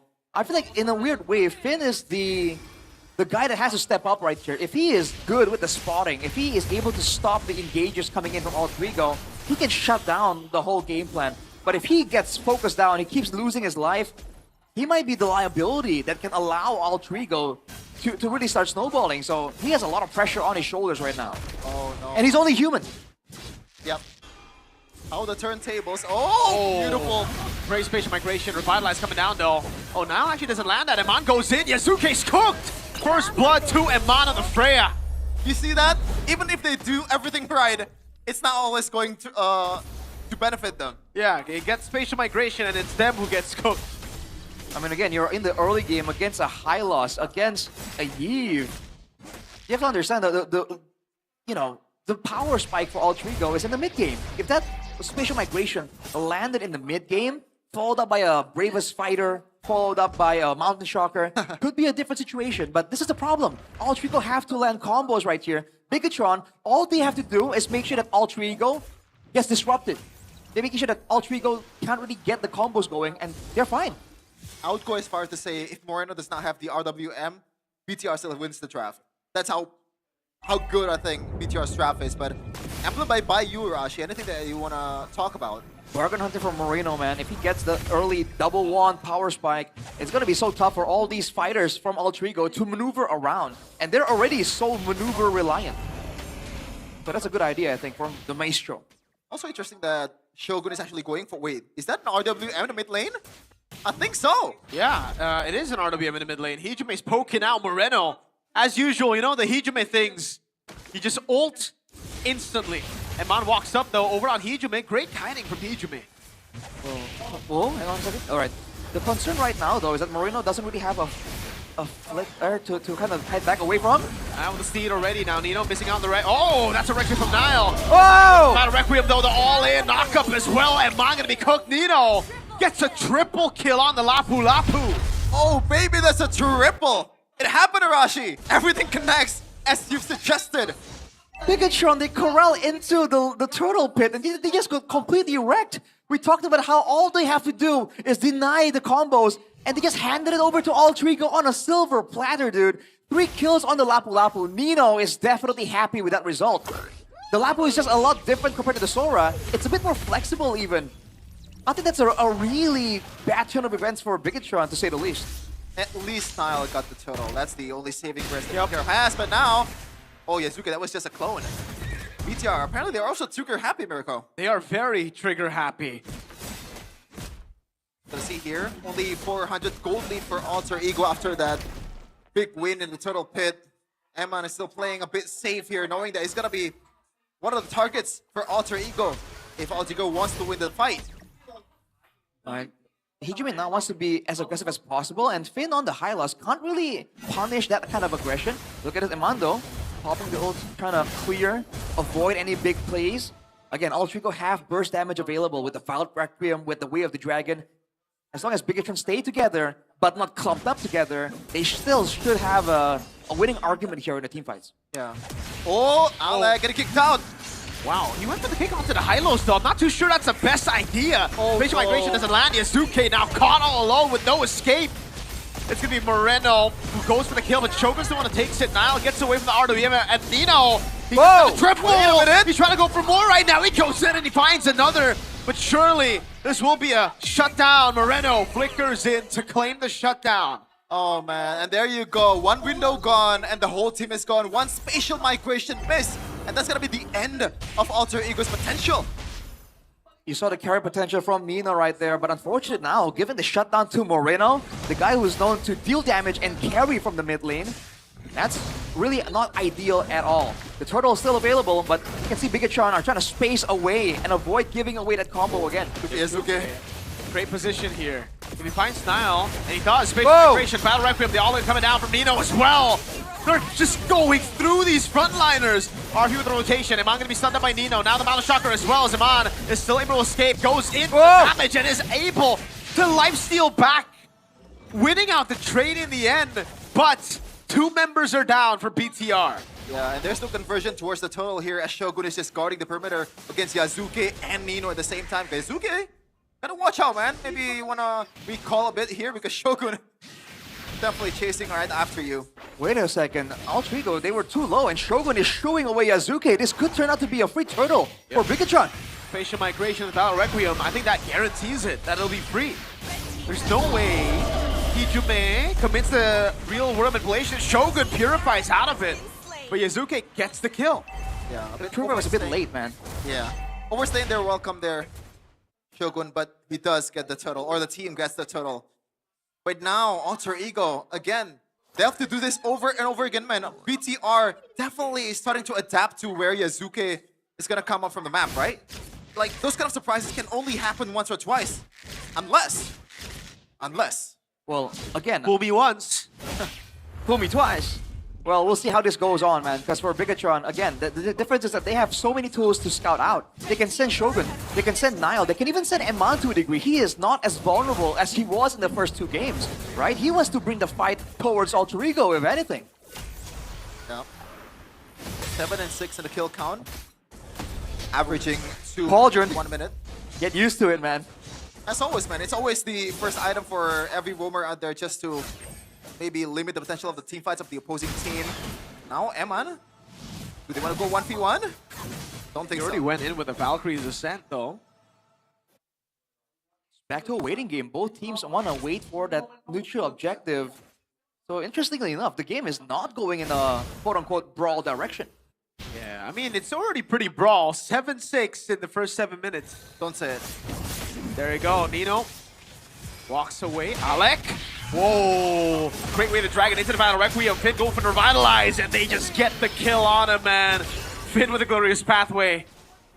Yeah, and all of that without a real damage dealer. I guess you could count Labu Labu in early game, especially with 7 kills. Seven kills, He's dude. got 7 kills, I just realized. He's definitely a damage dealer. Might as well build Sky Piercer from now on. He might be going for the Queen's Wings next. I'm not quite sure how he wants to play this out. But he can just split push too. They can't really solo him without enough damage. Look at this, Alec. Oh, Moreno with the flicker out of the G Kundo. Nile walking up as well. Now goes in on the Seed. Alex to be very... Oh, Moreno's flicker. He gets caught with the RWM, and Nino as well with the Brave Spider. Alex just taking him around. And Man walks up onto Hijume, cuts him down. Arfi already rotating over with a Mountain Shocker. Alec holding his ground. And Man jumps in over on Nino. That's a glorious pathway coming down as well. Alec taking very low. Goes back in with a G Kundo. And that's it. 1 for 1. Yeah, it's an equal trade, even though it's so scattered. And that usually works in Alter Ego's favor, Rashi. Man, I think it's just Moreno not really respecting it. Like, Nino got on top of him, and that was a done deal. He could not get away there. He needs to play in a more calculated fashion, especially when his team isn't there to really focus down Nino. They need multiple members, like at least 2 or 3, to really shut him down in the midst of a big team fight. So that's how they want to play this out, man. They have to keep Moreno, the real backline here, safe. Because Eman wants to be in the front. Eman? I don't think there's going to be any real danger here. But looking at Nile right now, we talked about how Leomort is Nile's hero, but so far he's not having a good time, man. 0-4. 0-4 and 5. 0 kills so far, 9 minutes. as a hero that can actually pop off once you get your ultimate. That's pretty bad. And that's all thanks to Alec and also Yazuke just being a nuisance and punishing him every time he shows up on the map. They gotta charge on Yazuke before Yazuke can get the spatial migration. That's the thing, right? Yeah. And right now, that's just not happening. Alex sold his boots? Whoa. Wait, really? I think trying to so. train? I didn't see any shoes. Oh yeah, he did. Conceal. He has conceal. I mean, but he has. He doesn't finish the boots. All right. Well, the wave was set up by Ultrigo earlier, but it just now bounced back. But they're already sending Arfi far side to try and clear Bigatron because they have to stick together. They can't deal with a split. Uh-oh. Yazuki is taken low, and that's exactly what they need to do, right? They either need to poke the Guinevere out so that he can't look for those big spatial migrations, or you go in, all in, right away. And Man's catching Alec now, jumps around, goes in for damage. Glorious Pathway placed down as well. Wait a second. Oh, bottom lane though, it looks like the turret is gonna be gone in the hands of the minions, but Niall wants to bite on the Lord. Alec. Oh, the RWM. Moreno's able to flicker out now. Goes in for the damage onto Alec. The way to dragon used up by Alec defensively. Niall finally gets a chance to run them down. Oh, what a real world manipulation by Moreno. He's going to be cooked in the end, but it's A.O.A. Nino is doing so much damage. Goes in for the stun as well onto Finn. At the end of the day, though, without the ultimate, Eman's just going to make quick work out of him here. Goes in on him. Nino still trying to survive. Wait a minute. For so long he survived, but it's a big, big shutdown for Eman. And there you go. The winning condition for Alter Ego is just so limited. Meanwhile, BTR can just go in and go back out from the fight as many times as they want with the healing that they have. Man, there was no reason for it to get that close. Nino was just so far ahead. He was able to do that. But now with the Lord in place, the split is no longer an option for Alter Ego. Bigatron, if they play this correctly, if they set up the waves right, this could be a huge moment. No Purify. Oh, Valkyrie's descent, well played, Eman. He still wants some smoke. He walks up on him. Alex gonna be caught again. Eman wants all the smoke on their turret now. It's gonna be Arfi next, cut off by the Glorious Pathway under the turret. Taken out by Niall. 0, 4, and 9. His first kill of the game now, 1, 4, and 9. BTR just chasing Alter Ego's members to the ends of the earth. Meanwhile, Yazuki can only split because that's the only utility they can provide right now. They're gonna play with only 2 waves here, but I think BTR, that's more than enough to get a lot of value out of this Lord. Guys, I'm not gonna lie. I'm pretty happy that BTR is winning, but I'm very sad that Alter Ego, if they do lose, they're gonna be sent back to their old gaming house. Oh no. And it's looking tough for them because the death timers were cycled, so now they did get the Lord collision, but with the Yeve, they have so many more ways. Oh, hang on a second. Oh my god, Arfi got poked down by the Steed. Nino in the back, looking for the bravest fighter. Shogun to be caught in the Violet Requiem, but has the Purify to escape. Wow, Bigatron played it so carefully. They didn't even go and finish off that mid turret there. Just in case Alter could try to use that momentum, use that opportunity to try and get a comeback team fight like they did in game number 1. So good adaptations right here. It's only a 3.5k gold lead though. So they still have to be very careful. It's tough for Alter Ego, especially for Alec, man. He's a single target hero, man. Yep. So, like, what do you choose at this point? Do they just want to, you know, spread out all the heroes for maybe Nino can take care of Moreno, maybe Alec can go for another one. But at the same time, there's still a lot of damage that can be provided from a lot of members, different members from BTR. Shogun can even be a damage stealer kinda in the back line if he gets the right targets. Eman and Niall is just a walking disaster as well. Oh no, wait, Nino's caught all alone. Bravest fighter out of there, Niall. Oh man, Valkyrie's the set. Eman stat padding this game, 8, 1, and 2. He was angry about the Granger game. Yeah, it's tough. It's time for retribution. And it's a good thing for Bigatron to catch the Lapu Lapu and put him further behind. But look at this, man. They're playing it calm, collected. They really don't have to do anything, and that's the benefit of playing a more reactive composition. All three are the ones now desperately finding some kind of bush play, some kind of flank that can allow them to win. Wait, don't check Arfi. Oh no, Arfi, Kumar. No way! He's not dying. He doesn't Kumar. Oh my, he's dead. No? Is he Wait, not dead? wait! It's a set? Well, Alec's gonna die for his sins, that's for sure. RP gets away. Oh, maybe he doesn't. Migration Battle Requiem, the Mountain Chakra coming down No! as well. Niall will die, but Iman's going at it on Hijume. Dodges away from the Spatial Migration, now jumps on towards Dino as he gets stunned, and Moreno puts the Void Blast on him. Niall 1-5 and 11 now. You know what? That's not that bad. Now, BTR, do they want to go for the Lord? No, I don't think so because they don't have the Retribution. The question is, Alter Ego, do they want to use this window to do anything? Ameliorate the situation? I don't think they can do anything. I think Alter Ego are gonna try and find some kind of play, some kind of pick-off attempt, because they have to, right? Or they can just play the macro game. They've set up the wave on top to push. They can wait for the decisive moment to really force. No, and- Kumar! Oh, No! It happened twice! Arfi!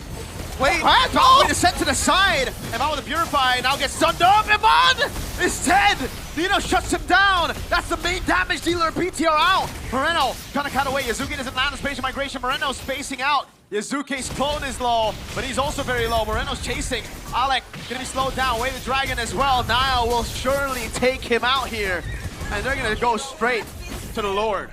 Yeah, Yazuki, this is the chance for a miracle. I don't think that's gonna happen though because BTR, there is no way they're not gonna check the perimeter as Hijume is actually trying to clear out the top lane wave, trying to get some value out of that minion, but no conversion at all. Nino and Yasuke going for it. Wait, I'm not sure going for the Uranus is the best idea.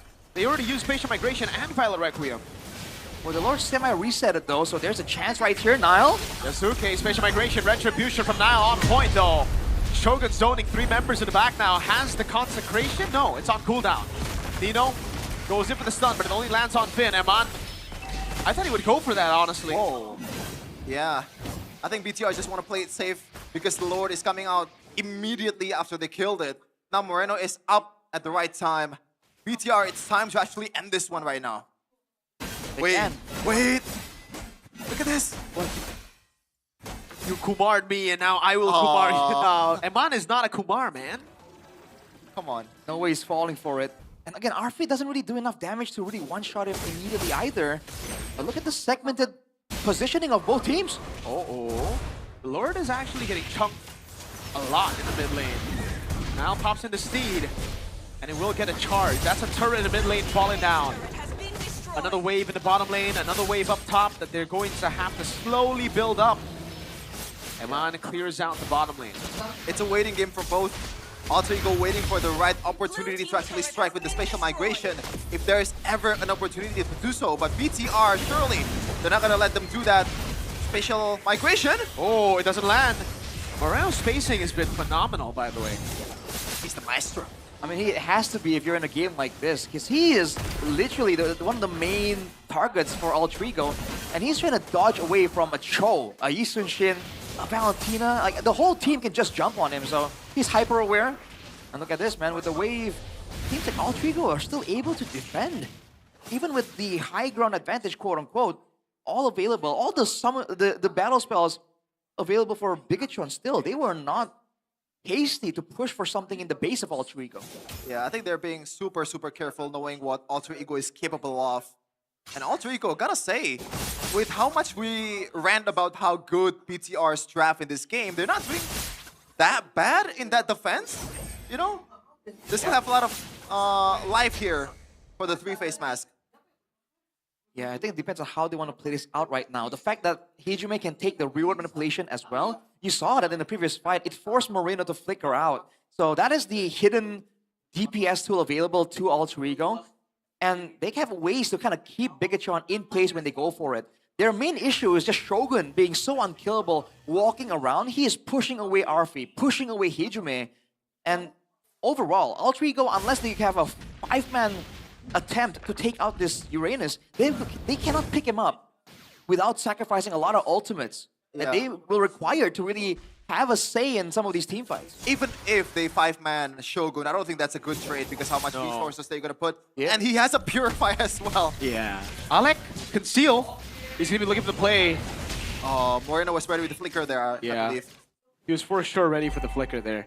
Wave up top is going to crash, and that's a free turret for Alter Ego. Evolve Lord spawning in the Land of Dawn, though. This is the big one. Yep, 18 minutes is the timestamp where the evolved one does show up. Alter Ego, what's the play, man? Gotta get through the defense to the perimeter from Shogun first. Arfi is setting up Uh-oh. a position. Oh no! No, he missed it. He missed the G-Kudo. And look at Iman's backup instantly. Arfi, oh, he's cooked. It's Shogun that takes the kill. Alec will fall as well. He loses the immortality first, and Moreno picks up the kill. BTR, they don't even care about the Lord. They're looking straight at the base. As they're still chasing Nino down. The wings procs. RWM. Whoa. Whoa. Patient migration, the Battle Requiem. Moreno pops in to win a crown. Yazuke, he's in a bad spot. Really good timing by Nino there. And now it's Finn, very low, taking a lot of damage. Immortality down. Hijume is still able to kite around. And BTR, they made the wrong call. Yeah, Now they're too low to go for Lord. I think they can still go for the Lord with the fact that they have a Freya and also Uranus at the same time. Yep. We'll see if Shogun can pretty much prevent these two from going in the Lord pit. Uh-oh, but this makes it 50-50. I don't know about this. Nile, oh, never mind. Yeah, with Iman zoning them, it's no longer 50-50. Yazuki has no way to walk up. Wait. Damn, a lot of perspective. Nino's still going for it. Whoa, What? whoa. Yeah, I mean, he wants to get whatever trade possible, but BTR are like, no, we got the Lord. There's no reason for us to fight. We're bouncing. Back away, bro. We're done. And now they've gotten the Lord. They still have the better siege potential. Altrigo. Now it's going to be a big team fight. Even with the combo, the damage reduction from the Lord might be enough to edge it out for Bigatron. You know what, guys? Playoffs BTR would have taken that fight. Playoffs BTR. That's why we're in regular season, Mirko. Nile with the steal, though. Look at the... Alec trying to find something here. What did he find, though? Nile, Moreno, I guess? Has to be Marina. Okay, let's see it. Moreno in the back. Oh, he flickers out. Beautifully done by Moreno. Hijume pops into RWM, but Moreno just walks out of it as RP finds himself in the midst of it all now. Is Yazuki with the spatial migration. Battle Requiem coming down with a winner crown as well. But look at Iman and Shogun. They're tearing everybody apart. A triple for Iman, the Red Raider. And BTR claims their first win in Season 17. Beautifully done. Perfectly executed, especially from the draft. Theo now proving his worth here in the first match of MPL Indonesia Season 17. BTR by fatality, 2-1 against Alter Ego. Man, the draft there, it was so close in game number 1 and 2, but game number 3, Bigatron just found something, and Alter Ego, they made a valiant effort, but you can see the pressure got to them there towards the end, and that was a solid showing from Bigatron. Wow. Yeah, it doesn't help the fact that Alter Ego's high ground is pretty bad. Maybe like in terms of engage and set-wise, it's not that bad. They have a Cho, they have a Guinevere, but damage-wise, you can't really clear the Lord at that point, man, with Valentina. It's tough. And it's a done deal, 2-1. BTR starting the season strong, as always, Mirko. As always. BTR, a.k.a. my goats. A.k.a. regular season version. A.k.a. the best team in the world. The best team in the combo world. was ridiculous, though. Giving a 4-man combo. As we called it, we said that was the one thing they have to avoid. And they're like, nah, I'm gonna do my own thing. I'm gonna do my own thing. And it's so sad, man. It's so sad. For Alter Ego. Pack it up, we're back to the shack. To the shack. No. Alter Ego. No. New gaming house no more. I really don't like the Eason shit pick, though, man. Yeah. But I just really don't like the Eason shit pick. Alec, man, that's such an unfortunate move. But even if he landed G-Kudo, I don't think it would have worked. RP just doesn't have enough of a one-shot potential. It doesn't have enough damage to do all that. Yeah, it turns out Freya is always the winning ways to go. But now, winners interview. MPL Arena berkeburu untuk kemenangan pertama di regular season MPL Season 17. Sabila, gimana kamu melihat match pembukaan ini? Benar-benar luar biasa banget ya. Tadi kita sudah melihat It's amazing, isn't it, bersama-sama, Sabila? bahkan di match yang ketiga tuh tegang banget di game yang ketiga ya. Di game game three was Derby intense. STM menjadi match pembukaan ini kali pertama loh. Derby STM, ini memang gimana sih kalian melihat Derby STM menjadi pembukaan regular season 17? Kalian bermain melawan Alter Ego langsung. Ya, mungkin Nail dulu kali ya. Nail kayaknya Maybe we'll ada ask ingin Nail first. disampaikan nih. Nail, gimana nih? Kamu setelah melihat bahwa Derby STM menjadi match What do you think pembuka about the Chaos Derby di hari being the ini? first match in MPL Seru Season banget 17? sih. Ibaratnya kan Very fun. 10 playernya tuh belum panas kan. Tapi kita baku hantam terus tuh seru banget. It's like all of us aren't really warmed up yet, but we just keep on fighting, we just keep on brawling, so it's very fun. STM, ngelihat kalian berhasil mengalahkan, tadi sih pas interview bilangnya, wah ini rasanya able to beat mengalahkan runner up M7 The gitu. runners up of M7. Tadi tuh. Iya kata said, ini, "Man." kata Koed tadi ya. Kata So Koed in the interview said, man, it'll be so good if we can beat the Jujur kita runners nggak up of mandang M7. titel musuh lah. Mau dia juara apa, runner Yeah, up we don't apa, really kita care nggak peduli honestly if they're like the runners Oke, up, a tapi menarik champion. gimana, We don't really Daniel? look at Hari that. ini di game ketiga kalian memainkan So in game 3, kombinasi yang you kita guys played a pretty- tengok pada saat M7. Ada Leo a pretty familiar composition with the Leo Mort and the rencana kalian Freya. tadi? That's something that Alter Ego brought in M7. Plannya mau tabrak belakang. Plannya mau tabrak belakang. Yeah, we just wanted Tadi to katanya. get their back line. Oke baik, cuman mungkin aku pengen nanya ke Eman kali ya. Eman gimana tadi pada Eman. saat mendapatkan mania pertama berarti ya? Dapatkan mania pertama tadi Eman? Kena, mereka makan, dimaniakin ya. Katanya nggak kedengeran. Oh nggak kedengeran. Oke baik, gimana pada saat tadi kamu dimaniakin? So what do you think earlier? Gimana You kena got, maniak sama? unfortunately, you weren't the one Enak, getting a enak. maniac. It was your team getting maniac by Arfi. Enak, jadi enak terkena mania. Iya, enak, berarti enak. Does it feel good? Yeah, it feels good. Tapi kan aku Apparently, dapat Iman dengar, likes Bude, getting ini bener nggak sih katanya? being kalau on the aku nggak receiving end of a salah ya, maniac. katanya Eman itu salah satu preman Goatland. So Iman's Ini the preman gold lane gold lane gangster. yang biasanya kita lihat juga maniak-maniak. He's the usual gold lane Hari gangster. ini He's a top baku maniac, hantam juga. top holder Dan of maniacs in Kamu mainin MPL Arfi di Indonesia. depan Freya tadi ya? You played Game Arfi in ketiga. front of Freya earlier. So what are your thoughts on that? Apa ya? Iya gitulah katanya. Yeah, I mean, it's gitulah just like katanya. that. Tapi menangin game yang ketiga, sulit apa sih memenangkan series Winning ini game number melawan 3. Alter Ego? How difficult was it to beat Alter Ego Sesulit this apa di game series? ketiga? Nino sih lapunya keras banget. Nino was Yeah. tough, man. His Nino. lapu was really Ini good. yang menjadi masalah. Iya. Lalu Yeah, Nino was the jawaban problem kalian for apa? sure. Kita punya Shogun. Oke, We beat mungkin them kita because we have langsung nanya ke Shogun. Shogun ya di sini. Shogun gimana tadi khususnya di game yang ketiga sih? Shogun? Gimana kita ngelihat emang Nino dengan Can you tell lawannya us cukup a little mengganggu bit about banget game number 3? pergerakan dari Nino's having a teman-teman phenomenal di game, Get got a On by triple Vitality. kill Gimana, early. Shogun? Ya, tugasnya emang kayak gitu. I mean, my Oh, job dari was kamu just sendiri gimana was just nih to be tadi? annoying Ada on the rasa units. kesel kah? Ada rasa kayak aduh. Seru-seru soalnya. It was very fun. Dan mereka juga ngasih game yang terbaik. They're giving us a Terus, very good game. Ya, alhamdulillah kita menang. Thank Senang God that we won. Jadinya gitu ya. Senang. Tapi ngomong tentang senang, hari ini kalian melawan tim yang bermain dengan sejuta cheese pick. Di mana Alter You played up Ego against a team menggunakan with a hero-hero billion yang cukup cheese unik picks, pin. man. Kamu langsung They're known berhadapan to have dengan cheese Alex. picks. Dengan satu hero anyar yang akhirnya muncul juga di MPL. Berhadapan dengan Alex hari ini dengan hero-hero You're up against Alec. Alec usually comes up with really weird picks. Gimana sih? He played the Marcel in game 2, so Jujur How was Marcel it? tadi jago banget. honestly, his Marcel is really David good. Marcel di MPL, apakah ini bakal jadi hero populer? Do you think Marcel's going to be a popular pick? Mungkin. Yeah, maybe. Mungkin. Oke, tapi aku boleh nanya nggak sih? Aku pengen nanya ke Moreno deh. Moreno. Aku pengen nanya ke kamu, kenapa sekarang O-nya ada 3?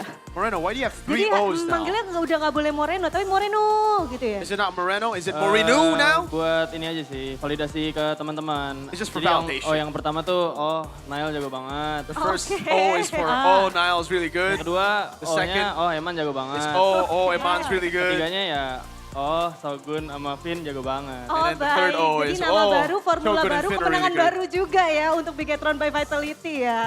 Morenonya di mana? What about Moreno? You mentioned all your teammates. Moreno. Oh, Iya, the jadi first, penjelasannya di belakang the lah. first validasi Moreno. So the teman-teman extra gitu. 3 O's are for the teammates. Tapi memenangkan match pembukaan kalian ini validasi untuk kalian juga nggak? Untuk season 17? Oh jujur, buat Jujur. saya sendiri jujur, validasi karena kan saya ada saingan. Yeah, Oh, maksudnya pembuktian gitu Of course, ke diri I sendiri. gotta, you know, Oke, I gotta karena step bisa up. I dibilang have gebrakannya competition now in the team. menggebrakan Riza, season ini loh. the substitute, Udah is datengin competing for this Anyar, position, ya, for the main ikan position. player. Coaching staff juga banyak berubah. Yeah. Lalu perubahan You guys have swapped a lot of things, you know, from players to coaching staff. And you also train, like, military training. Makanya kan badan, aduh, nggak juga ya. Ya pokoknya kita jadi lebih disiplin lah sekarang harusnya. Yeah, we're way more disciplined Makanya now excited with, lah you know, buat all that memulai military MPL training with Coach di Panda. Day 1 ini. Oke, tapi gimana tuh dengan learned a lot. kalian perubahan sebesar itu tiba-tiba kalian rasakan Okay, but apa what do yang you kalian think? I mean, it's a rasain big gitu? change for sure, right? I have that Jujur anak-anak big of a semuanya change. emang ada basic militer lah kayak I mean, all of us have Olivin like a karena waktu itu military puasa basis. kan. Jadi ya agak kurang dia. Cuma sekarang ya yang kita tangkap sih lebih ke asa timnya aja sih. Kita berlapan playernya sama disiplin-disiplinnya kita gitu. Oke. Yeah, we just have to Tapi be bener penasaran. disciplined now. Kita dari season ke season melihat Bigatron di regular season begitu apik. Tapi di season 17 ini apa yang akan Bigatron bawa? What will Atau Bigatron bring mindset baru apakah in yang season kalian punya 17? untuk season ini? Yang pasti mindsetnya step by step lah, It's biar the nggak mindset. kepleset di playoff. We're gonna Jadi bring kita nggak the targetin step-by-step di playoff mindset apa gimana, so that we kita don't targetinnya match per match. choke in the playoffs Oke, jadi again. step So by we're gonna step go gitu step ya, by yang step, ada di match depan per mata match. itu We're not yang gonna think dihajar about seperti anything itu, else. by Vitality. Oke, mungkin aku pengen nanya kira-kira dari kalian I got a ada question nggak for yang you pengen guys. disampaikan nih buat super fans ataupun Bigot Do you have a Troopers message yang to ada send di over to the super Cicalengka? fans, to the Bigot Troopers out there? Nah. Apa yang ingin disampaikan? Ayo. Halo semuanya, Bigot Troopers yang Hello, dari everybody. mana? Cicalengka. Terima kasih All the udah Bigot nonton Troopers, kita thank you so much for watching us. buat pembukaan match pada hari For ini. the opening of this match. Dukung kita terus. Minggu Keep on ada match supporting lawan us. Dewa We dan have a match seterusnya. against Dewa Terima on kasih. Sunday. Aku. Oh iya, Boleh, boleh. Tapi ini ke Niall Hijume. wants to say something as Jumeng, well. dengarkan ya Jumeng ya. Buat Jumeng, semangat. For Hijume, Kita ketemu lagi leg 2 karena kita We'll meet sama-sama again lulusan in ABP. the second leg because both of us. I Udah, didn't really Jumeng aja quite ya. catch that. I Yeah. think it's an Indonesian meme. Semuanya tentu kita sadar betul kedekatan dari Nanael dan juga Hijumeng. Pesan sudah disampaikan dan saatnya Bigot Troopers berpesta Bigot untuk Troopers, meramaikan kemenangan party. dari tim Bigatron. Give it up for BTR. My goats.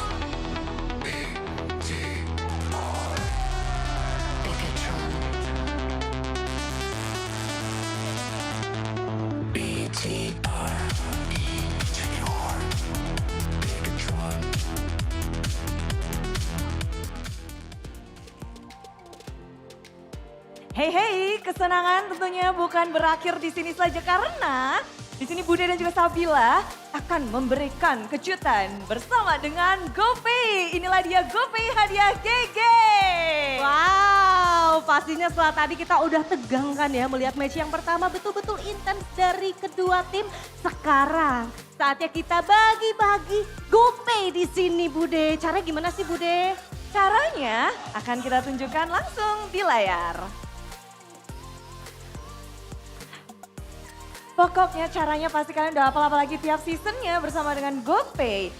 Pastikan kalian sudah mendownload, mengunduh aplikasi GoPay di App Store, di Play Store. Lalu nanti siapkan kamera kalian karena di pojok sana itu putih akan muncul QR code. Lalu nanti kalian bisa klik buka hadiah untuk terima GoPay-nya. Setelah kalian klik, otomatis hadiah akan masuk ke akun kalian. Tapi tahu nggak sih yang bikin makin spesial untuk di season 17 ini hadiah GoPay-nya itu sama kayak season kita.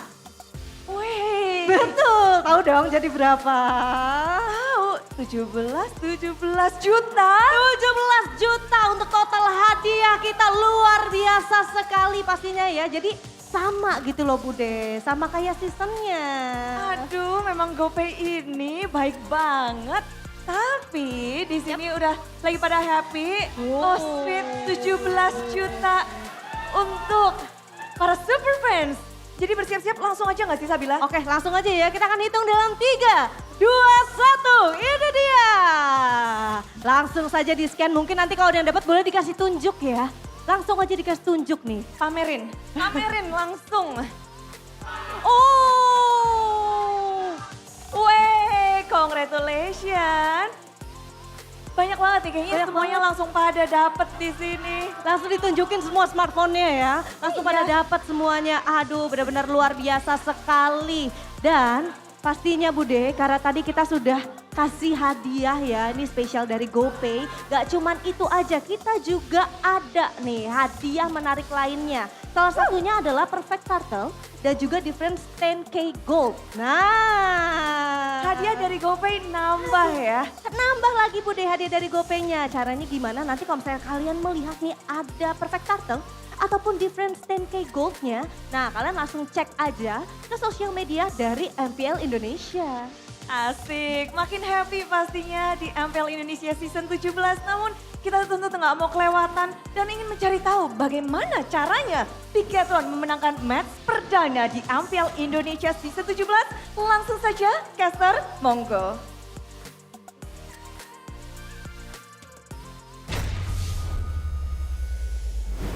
And that is the Chaos Derby for you. A lot of chaos, a lot of brawls, as we expected. Maybe some of us not, but me, personally, I expect a lot of brawls. Yeah. You also expected Alter Ego to win, right? Well, I'm not expecting Alter Ego to win, I just want to hate. Ah. You're Sure, in it sure. for the hate of the game. Yeah. All right, Chef, and keep your seat. Like, what do you think my prediction would be in Navi versus RIQ? Navi versus Onyx? RIQ, after this. RIQ? No, Navi 2-0. I just want to hate on you. What are you trying to, we're trying to start conflicts on the desk, bro. Sometimes hate fuels you, man. As you can see here, Eman is playing with a lot of hate too to RP. Well, he certainly did well in this game, though. Despite the fact that he was pressured so much, he still found a way to contribute. That's the boy! The Red Raider, the MVP, Eman. Grass is green, sky is blue, tax is theft, and Eman is the MVP. 11-2-0 for this guy, as he is the MVP presented by Official Gaming Phone in Phoenix. Oh boy, let's take a look at some of the highlights here. Presented by the Official Gaming Phone in Phoenix. After the huge combo, it was looking kind of sketchy. With the Lapu Lapu getting 3-0 in the early game, you can see that it was a big problem, man. And Nino snowballed all the way till the end. But through macro, through good positioning and calculation, you said that Bigetron was able to stave off all the pressure coming in from Alter Ego. And slowly but surely, as long as their core members don't get taken out, it's great. Shout out to Shogun though, because he was buying a lot of time, being such a pain in the side of Alter Ego, and that allowed for the moments later on for BTR to really mount a comeback. As you can see here, this is the moment where Nino completely demolished Moreno, but every single time Bigetron were faced with a setback, they find ways to adapt and come back even stronger.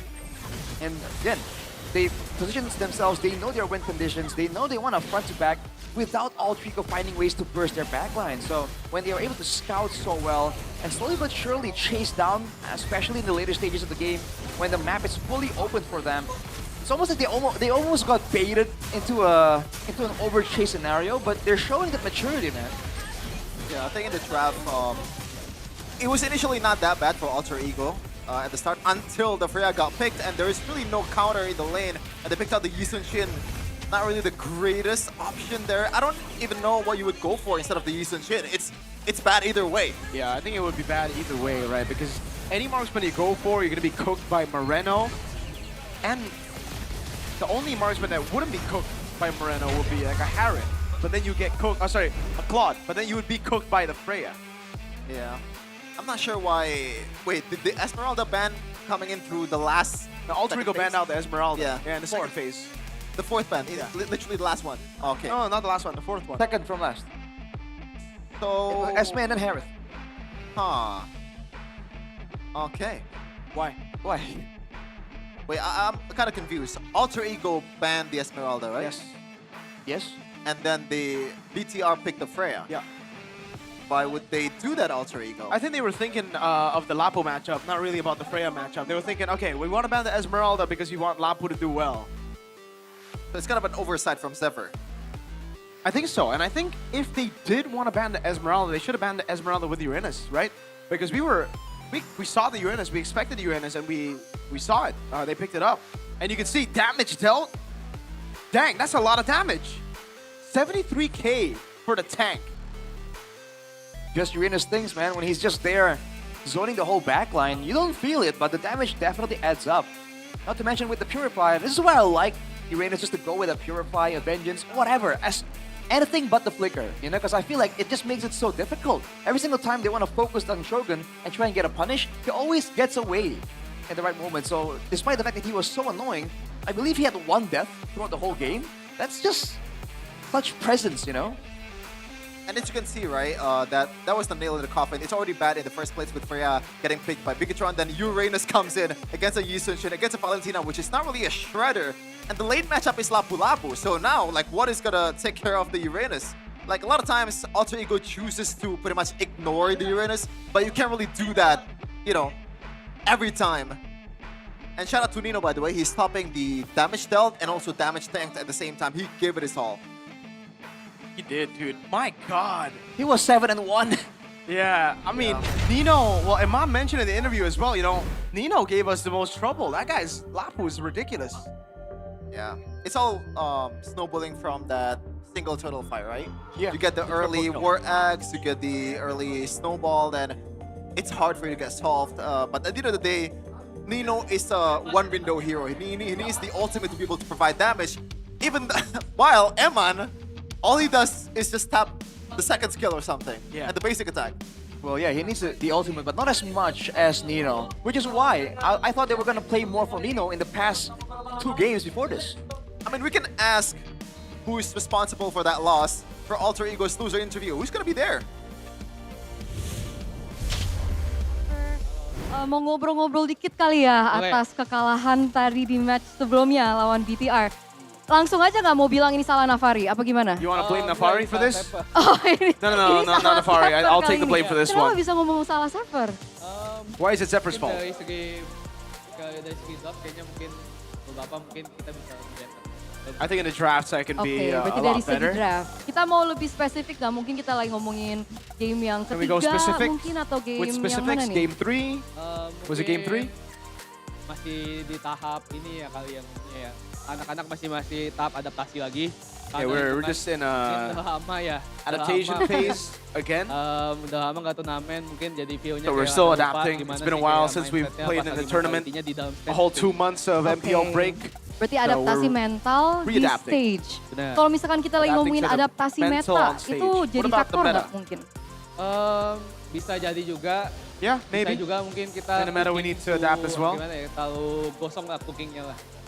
Terlalu gosong Maybe I cookingnya. overcooked. Soalnya kemarin kan kita sempat ngeliat podcastnya ya bersama KB.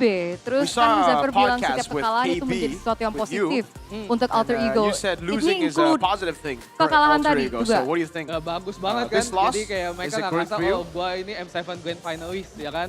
Oke. Kita masih jadi Alter Ego yang mau mencari piala menurut gua. Menjadi I Alter think, Ego yang this masih loss mau is mencari amazing piala. for us.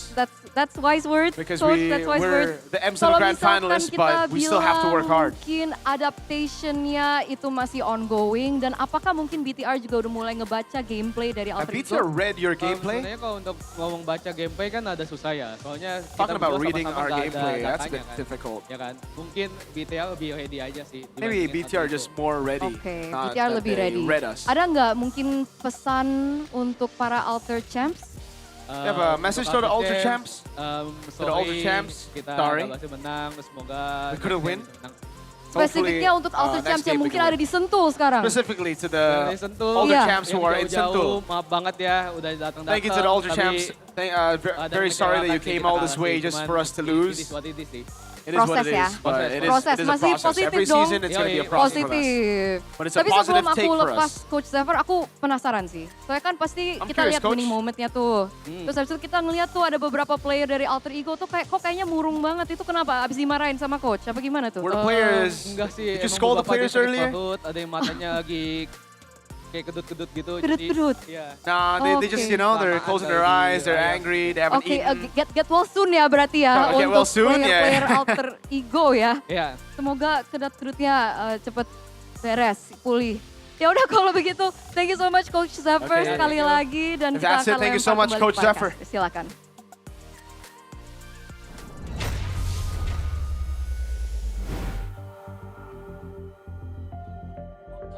Learn. How do you say it? Yeah. Every L that you take is a learn? It's a learn. Okay, that's Not how. a loss, it's a learn. That's a Alter learning Ego- interview.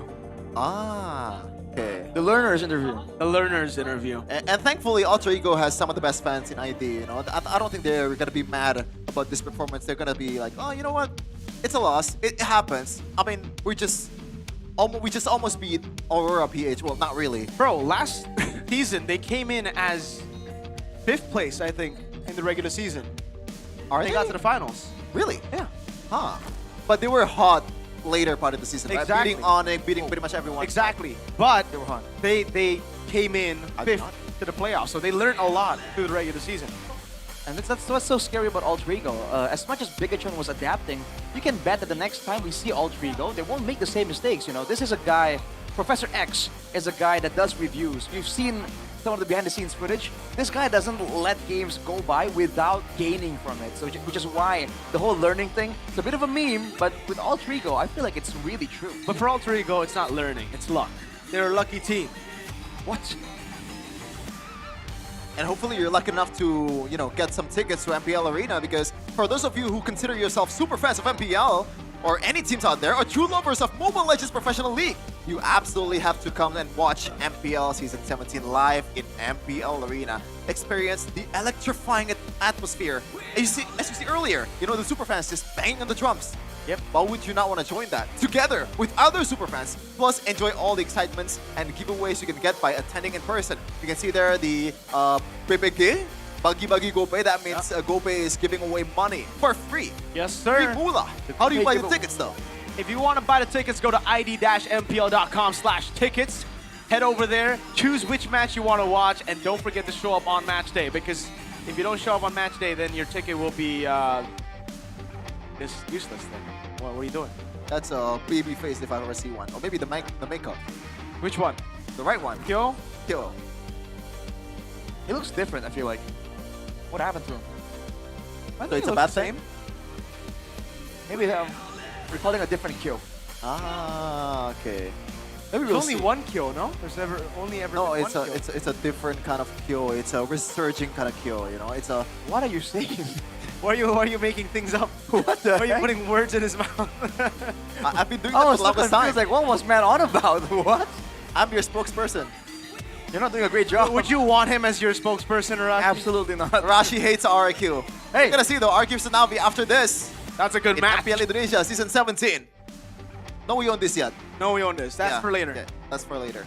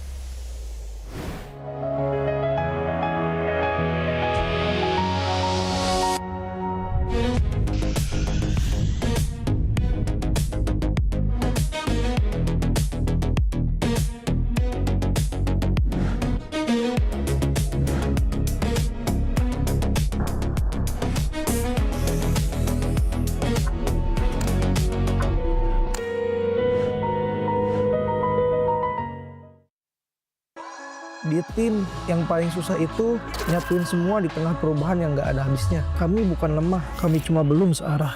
Menang atau kalah itu biasa, tapi ingat satu hal, kita itu keluarga. Waktunya konsisten saling percaya. Sejak kapan Navari jadi CEO? Hah? Lalu diam, Ming. Mending lihat ini. Yang ini murahnya beneran. Bantu kita naik level barengan.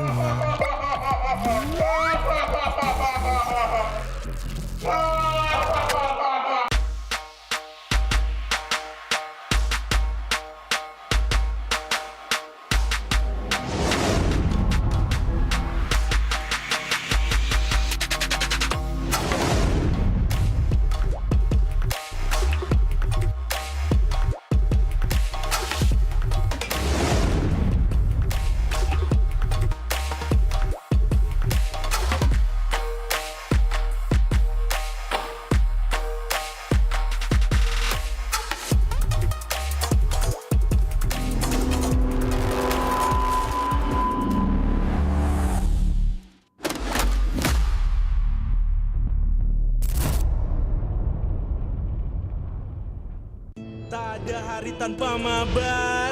Main nge-lag, kerap buatku tak sabar. Gimana mau main sampai kelar? Ini waktunya ku bersinar. Oke, let's do it. Game smash andalanku bikin mainku semakin hebat. Tim stabil main makin mulus, rankku fix naik terus. Tukar DG rings, diamond dan voucher game kau dapat. Cuma Game Smash makin no debat. Game Smash Booster, kini dapat DG rings. Beli paketnya dan aktifkan boosternya di aplikasi Dunia Games.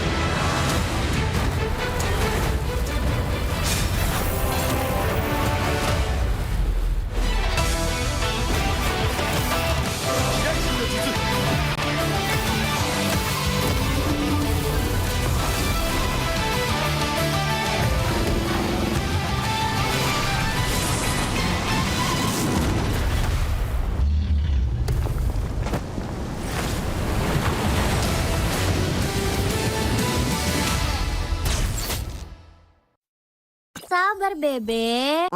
Sabar bebek. Mau skin gratis dan battle emote dari Shiva Haju? Gampang banget. Sabar bebek. Lihat nih, emote gemas dari Shiva Haju yang wajib kamu punya. Sini Mimin jelasin cara dapetinnya. Cukup selesai misi harian ini buat kamu kumpulin itemnya, terus tinggal kamu tukerin buat dapetin border eksklusif, battle emote, sampai skin gratis pilihan kamu. Jangan sampai ketinggalan. Yuk login MLBB sekarang, selesain misinya, dapetin hadiahnya. Welcome to Mobile Legends. Minna, Uzumaki Naruto ga kaette kita zo. Hiraishin no jutsu. Ore tte wa Touchanを越す火影になる。愚かな子供騙しか。行くぜ。これが俺たちの力だってばよ。Pemain kunci dari region Filipina siap untuk membawakan permainan Philippines untuk mengguncang meta. Ancaman buat season ini ya, sesuai dengan tracknya juga, sama ada tambahan player-player baru yang berkualitas ini. Seperti waktu di season 13 aku pernah bilang, setiap orang ada eranya, tapi setiap era ada oniknya. Dan masih sampai dengan sekarang. Going by the title of, King Phoenix, ever since, I was in PA, we all know. In Indonesia, it's been, Onyx. Dan apalagi kita melihat banyaknya veteran juga yang sudah mulai berpindah tim. Dan pasti kalau misalkan ada orang yang datang ke sini jauh-jauh dari negara mereka, harusnya mereka bakal bawa semangat baru buat timnya sih. Ini dia dari tim yang gagal di musim kemarin tanpa kemenangan, kembali dengan bergudang jawaban. Bakal jadi salah satu dark horse juga sih kayak season kemarin. Soalnya mereka ngambil player yang bagus sama coach-coach yang berpengalaman juga kan. Jadi pasti ada improve dari mereka. It's really something that, these players, these coaches really have to move past. Because it can't be, just on. Somebody has to, challenge them for real this time. Sempat bongkar pasang role NAVI. Mereka kembali ke posisi asal. Stabil, solid, percaya diri. Kalau dilihat dari track recordnya Yenot, ya kita lihat dia udah pernah juara dunia, terus udah bawa banyak piala buat Onyx PH sih. Banyak mungkin kultur atau enggak habit yang bagus buat NAVI. Seperti sebuah peribahasa, tuntutlah ilmu sampai ke negeri China. Kalau soal Super Ken, dia tuh salah satu jungle yang bagus lah di Indo. Terus kan dia ngebuktiin juga kan, gak cuma di Cina, terus di internasionalnya juga lumayan oke tim dia. Korban Super Ken berhasil mundur, namun untuk sekarang Blazing 2 yang begitu baik dari Loom. Double kill berhasil diambil. Super Ken bisa imbangin RQ. Selama ada KSQ di situ, dia pasti bisa nyatu anak-anaknya. Kebakar sih, kayak gua ngeliat kompetitif di Indonesia selama setahun ini kayak seru banget, jadi gue memutuskan buat balik ke Indonesia lagi. Masuknya player-player asing membuat kita makin punya daya saing. Di panggung internasional, kita sebanding. Regional mix bagus sih, jadi bakal bisa dapat POB dari region lainnya, tim lainnya, dan itu pun bagus buat ke depan Indo. Jadi kayak ada dua insight gitu lah. Kalau strategi justru menurut gue malah makin kompleks. Justru kita bisa ngambil ilmu dari mereka, jadi kita bisa makin improve lagi ke depan. Aurora Gaming membuktikan dominasi total dan masih menjadi region yang terkuat. Again, if you go back to all the international tournaments, it's been Filipinos. If you're gonna base a meta, you're gonna be looking good for now. But someone needs to try to challenge and change that. Balik lagi ini tim game, dan meskipun sekuat apapun tim apapun itu bisa imbangin lah, bahkan bisa kalahin juga. I do understand that Indonesia, it has the biggest fan base, but with the experience of Onyx, this is most important.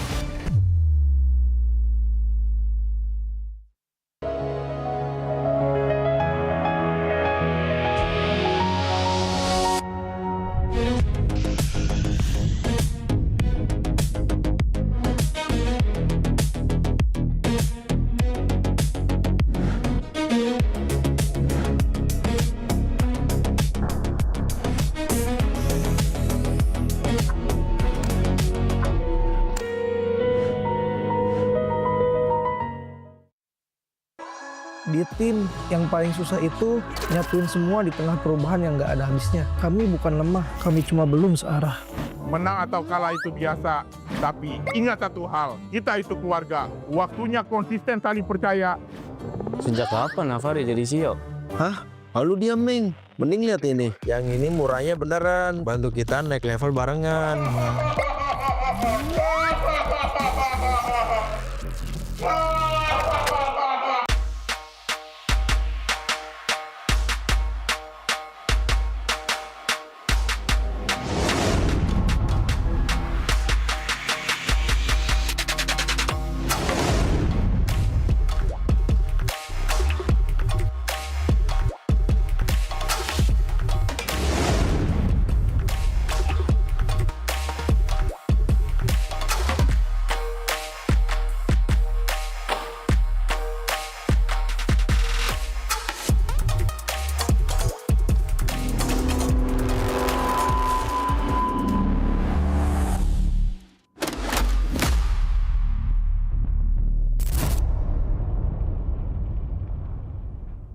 Tak ada hari tanpa mabar, main nge-lag, kerap buat ku tak sabar. Gimana mau main sampai kelar? Ini waktunya ku bersinar. Okay, let's do it. Game smash andalanku bikin mainku semakin hebat. Pin stabil main makin mulus, rankku fix naik terus. Tukar DG rings, diamond dan voucher game kau dapat.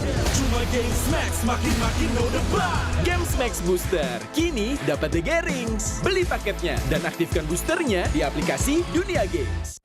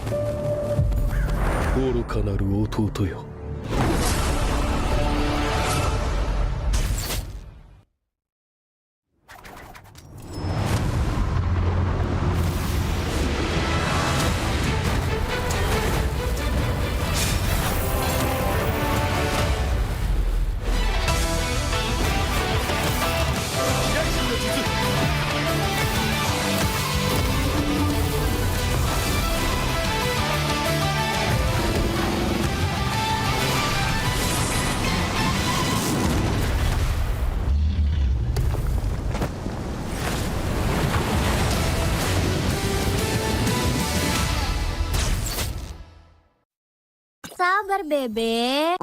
Sabar bebek. Mau skin gratis dan battle emote dari Siva Haju? Gampang banget. Sabar bebek. Lihat nih, emote gemas dari Siva Haju yang wajib kamu punya. Sini Mimin jelasin cara dapetinnya. Cukup selesai misi harian ini buat kamu kumpulin itemnya, terus tinggal kamu tukerin buat dapetin border eksklusif, battle emote, sampai skin gratis pilihan kamu. Jangan sampai ketinggalan. Yuk login MPLBB sekarang, selesain misinya, dapetin hadiahnya.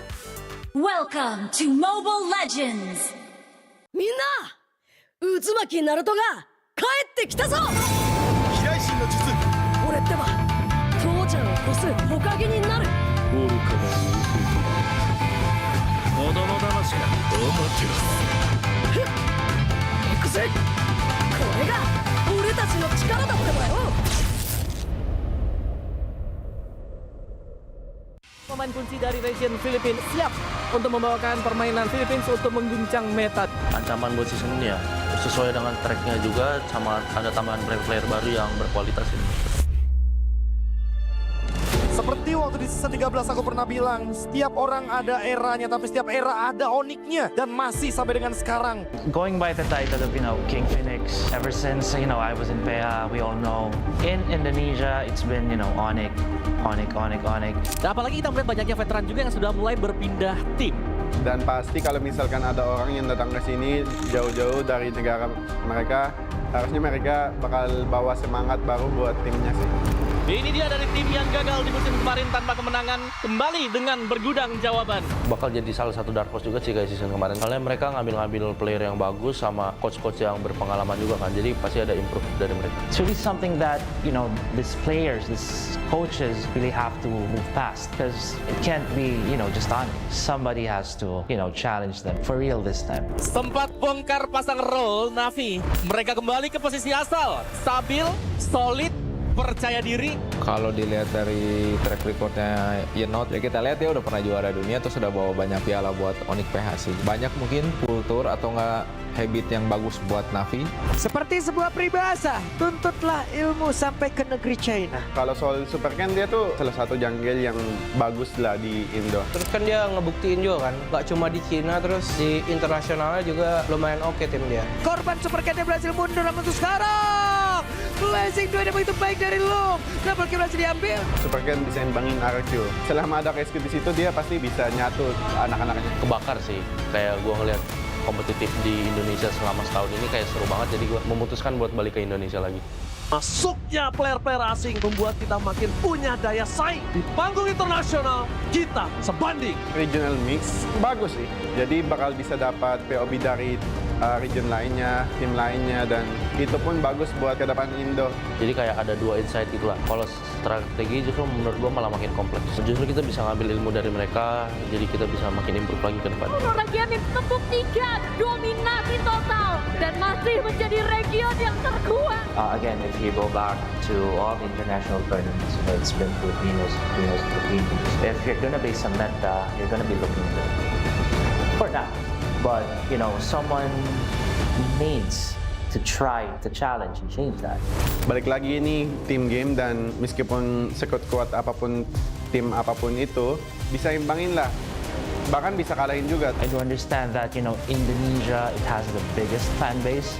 But, with the experience of Onyx, this is most important.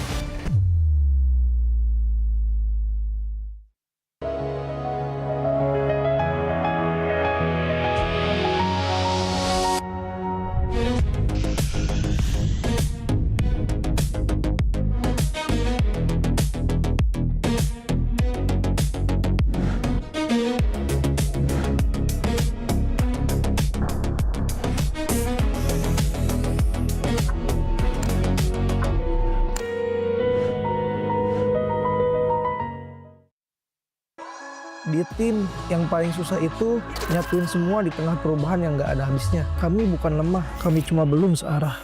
Menang atau kalah itu biasa, tapi ingat satu hal, kita itu keluarga. Waktunya konsisten saling percaya. Sejak kapan Navari jadi CEO? Hah? Lalu diam, Ming. Mending lihat ini. Yang ini murahnya beneran. Bantu kita naik level barengan.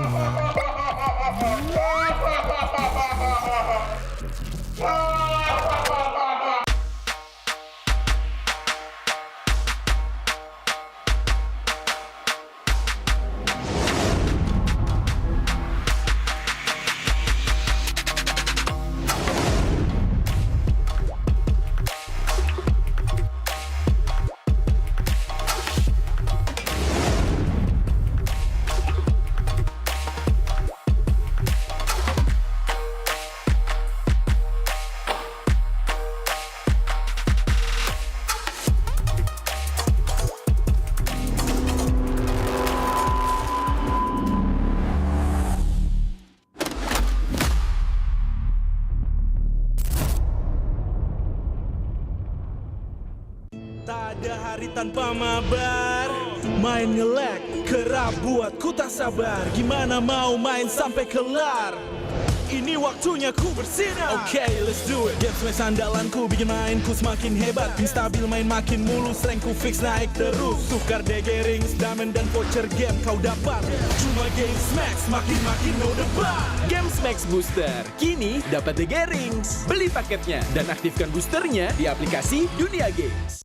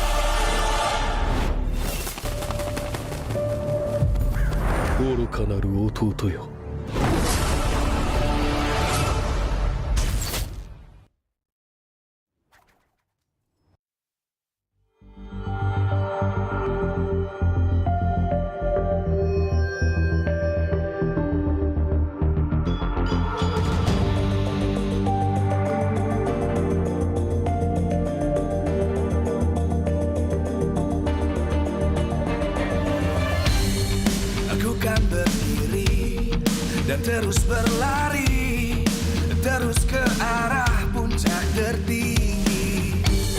Ku takkan berhenti, hanya sampai di sini. Kemenangan abadi menanti. You know we won't miss if we unite our focus. And if you haven't noticed, we all nyalakan apimu, hadapi semua tantangan. Semua serangan jatuh bukan halangan. Bakar semangatmu, janganlah engkau menyerah. Kita akan buat sejarah. We all this, we won't miss. We all this, we won't miss. Saatnya beraksi, jalani ambisi. Aku kan menyawakan hari ini. You know we won't miss if we unite our focus. And if you haven't noticed, we all live. Nyalakan apimu, hadapi semua tantangan. Hadang semua serangan, jatuh bukan halangan. Bakar semangatmu, janganlah engkau menyerah. Kita akan buat sejarah. We all this, we won't miss. We all this, we won't miss. We all this.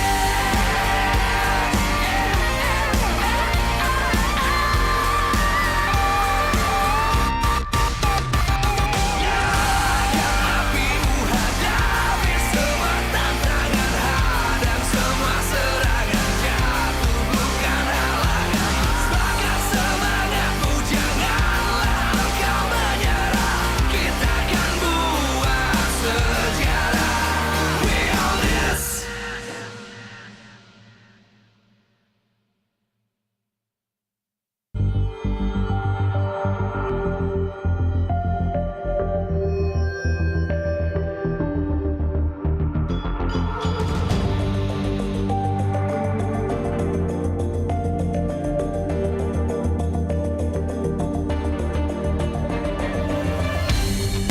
Aku kan berdiri dan terus berlari, terus ke arah puncak tertinggi. Ku takkan berhenti, hanya sampai di sini. Kemenangan abadi menanti. You know we won't miss if we unite our focus. And if you haven't noticed, we all live. Nyalakan apimu, hadapi semua tantangan. Hadang semua serangan, jatuh bukan halangan. Bakar semangatmu, janganlah engkau menyerah. Kita akan buat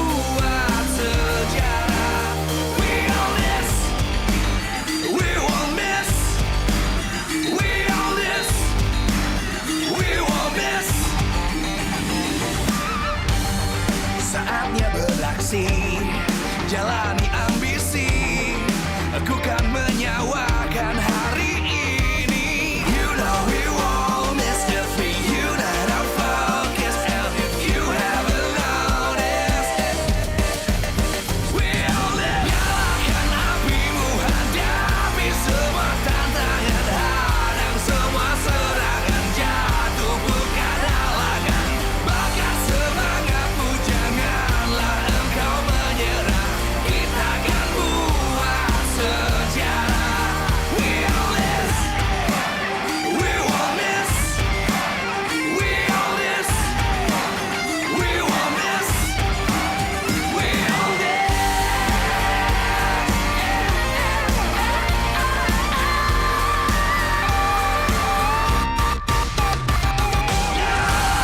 Apimu, hadapi semua tantangan, hadang semua serangan.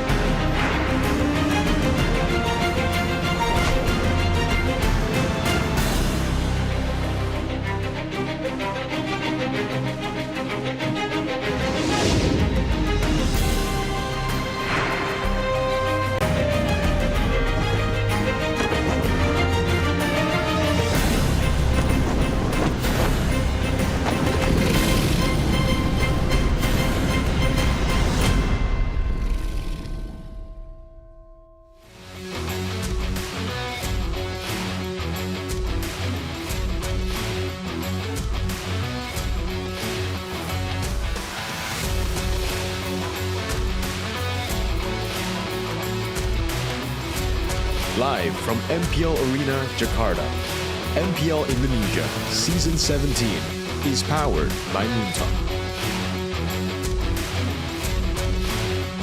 Supported by Esports Federation of Indonesia. Presented by official gaming phone, Infinix. Official e-wallet, GoPay. Official gaming chair, Toda. We own this.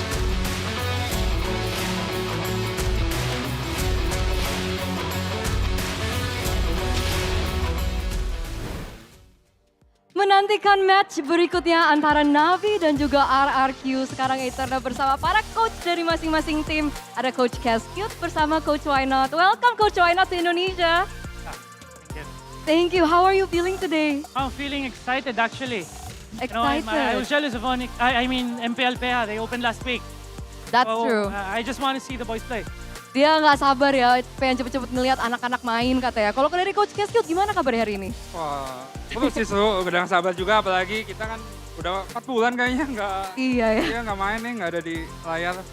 Tapi ngomongin 4 bulan tuh kita ngobrolin sedikit ya kan. Kita flashback sedikit ke season sebelumnya, di mana sebenarnya by history RRQ tuh belum pernah kalah melawan NAVI. Tapi karena last season NAVI itu menang 1 game doang, unfortunately RRQ tuh nggak bisa lanjut ke babak playoff. Dari Coach Cascute hari ini melawan NAVI, panas nggak Coach?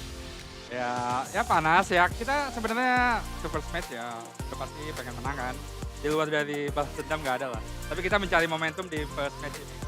Jadi kita udah bakal all out, ya siap untuk main tanding. So he's ready for you. Do you know the history of what happened last season? Yeah, I was watching. Oh, you were watching, right? Speaking of panas, it's very hot, yeah. It's very hot, udah panas banget kayak Coach Why Not juga ya.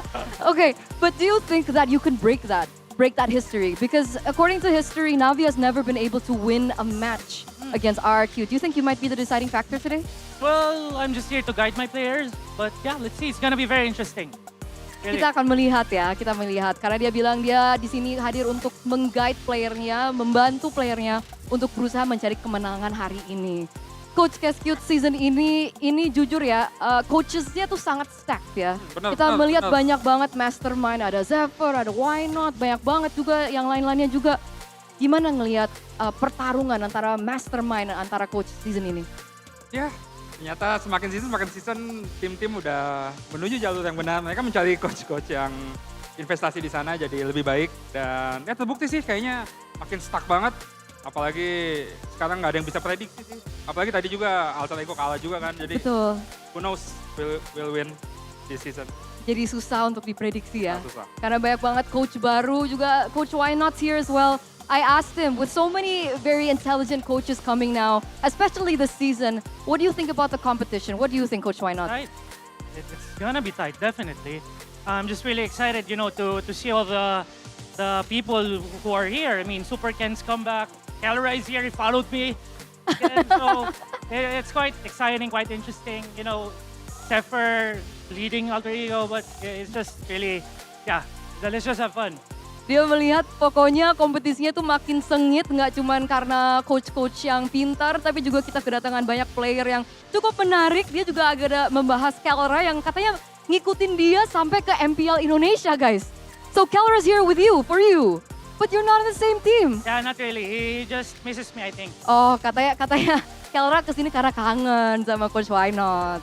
Oke, untuk kalian berdua, aku penasaran. Menurut kalian, lebih penting tim dengan coach yang biasa aja dan player bagus, atau tim yang sebaliknya, yang coachnya, aku ngomongnya apa tadi? Coachnya bagus, playernya biasa aja. Lebih pentingnya mana? I think both penting sih. Both penting. Iya, tapi kalau harus milih nggak bisa. Apa? Do you think it's important to have a team with a good players but a so-so coach, or a smart coach but so-so players? I think it's just, basically understanding each other. Doesn't matter if, it's not a good coach. As long as, they work together as a team. I think that's most important. Berarti keseimbangan ya. Jadi keseimbangan, Coach Why Not juga merasa keseimbangan itu menjadi hal yang sangat penting. Dua-duanya nggak bisa milih guys, dua-duanya nggak bisa milih. Oke, sebelum kita masuk ke match selanjutnya, mungkin kalian punya pesan, do you have messages to one another? Buat Coach Why Not, ya semoga senang latih di Indo anak-anaknya, dan semoga bisa membangun komunitas MLBB kompetitif makin bagus. Hope the players are happy and hopefully that you can help grow the MLBB community to be better. Definitely. You have a message to Coach Keskut? Oh yeah, I mean, good luck to us. I've already had the privilege of fighting, the kingdom internationally, and it's very fun. It's very exciting because all the fans are hyped, and as competitors, I'm just really happy that the players get the chance to feel that passion from the crowd. So yeah. Good luck to us. Good luck. Yeah. Sama-sama bilang good luck. Coach Why Not juga bilang dia sangat excited ya, sangat happy juga. Karena sebenarnya dia udah pernah melawan RRQ di kancah internasional. Dan dia juga melihat kalau para fans, para kingdomnya juga sangat meriah ketika bermain. Dan dia sangat excited untuk melihat para pemain itu didukung oleh fans-fans tersebut. So once again, good luck to you Coach Why Not, Coach Keskut juga. It's your debut, we're excited to see that. Dan kita akan langsung aja menuju ke para casters.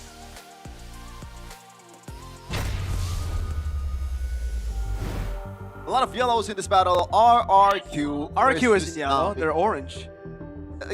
Honorary yellow. Honorary yellow. Yeah, but that's Keskut and Why Not back again here in MPL Indonesia Season 17 with Shefin, Miracle, and the man of the hour, Rashi. Man of the hour. By the way, Rashi Hoshi means Storm Star.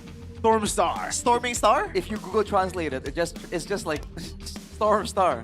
Okay. Storm. Of course you know. So how you doing, Storm? Cool. Doing fine, dude. You can see Why Not was sweating, man. He was against an action star. That was Sammo Hung.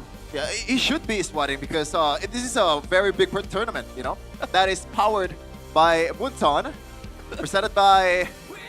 supported by BBSE, our official gaming phone Infinix, our official wallet GoPay, our official gaming chair Kodak, and of course our partner in esports Garnier, by you, I prefer Garnier. And GameSpecs, and of course our supplier Indie Home, Indomaret, and Aqua. What? Sorry. What? If you know, you know. You know the meme? I prefer Garnier. I don't know. Well, I prefer Garnier. I'm so happy Garnier is here. I prefer Garnier. Well, what's that referencing to? Okay, I'll just remind me later. I'll show you. We a have clip. to tell you later. But if you know, you know. If you know, you know. Yeah. Then we get an I prefer Garnier in the chat. Yeah, apparently I'm a bit too old for the meme. That's a shocker. But yeah, RQ versus Navi, and as the turnout mentioned earlier, surprisingly, Navi has not won a match yet against RQ. That's true. If you didn't count the Rebellion days. Yes. The Rebellion days, they were a legit rebellion, dude. They hated RQ. Audi specifically was always, beefing with RQ. Do you got any beef with Audi TZ? No, I mean, I can appreciate it, Like I said, man, I feel like we shouldn't take ourselves too seriously in esports, man. We're here to have fun, have some banter, Take it easy, man. It's all in good fun. We can also have fun with this audience topic voting by Infinix. Who will craft a better formula? Why not or Cascute? Why not Strats is better? Cascute Strat has the edge. Wait, what is option C, bro? We will see on this match. It's for the centrists. Of course. It's for you, Rashi. Yeah. It's the non-answers. Yeah, you live in the gray area. I'm answering Cascute, bro. What? Oh, he has answers now. So do you think Cascute is the better coach? Then why not? Yeah. Whoa! Screw it. Why not an M6 World Champion, man? Character development from Arashi here. But yeah, new formula, new breakthroughs from Navi and RQ. And by breakthrough, we mean the players. Let's go for Navi first. Man. Noyu and Ukir, that addition was huge last season. Okay, chat, I'm just gonna say it. The makeup's not it, man. Shive looks crazy here. Yeah. For a second, I was like, is that a glitch? Like, I want to talk about the team, but how could you talk about a team when you see this? By the way, you're throwing someone under the bus. What? The makeup artist. They have to be thrown on. What was that? Is that? Of course, someone needs to be thrown under the bus. And it ain't the players. They didn't sign up for that. I mean, for Navi, dude, you can barely recognize them in some angles. You're like, wait a minute. What is that? You can recognize everybody on RQ though. So for the related makeup artist, it's Mirko and Arashi. I'm not. No. Not going for that. Yes, it's Mirko. I have beef. Wow. With whoever did Shive. So are we gonna talk about the lineup or not?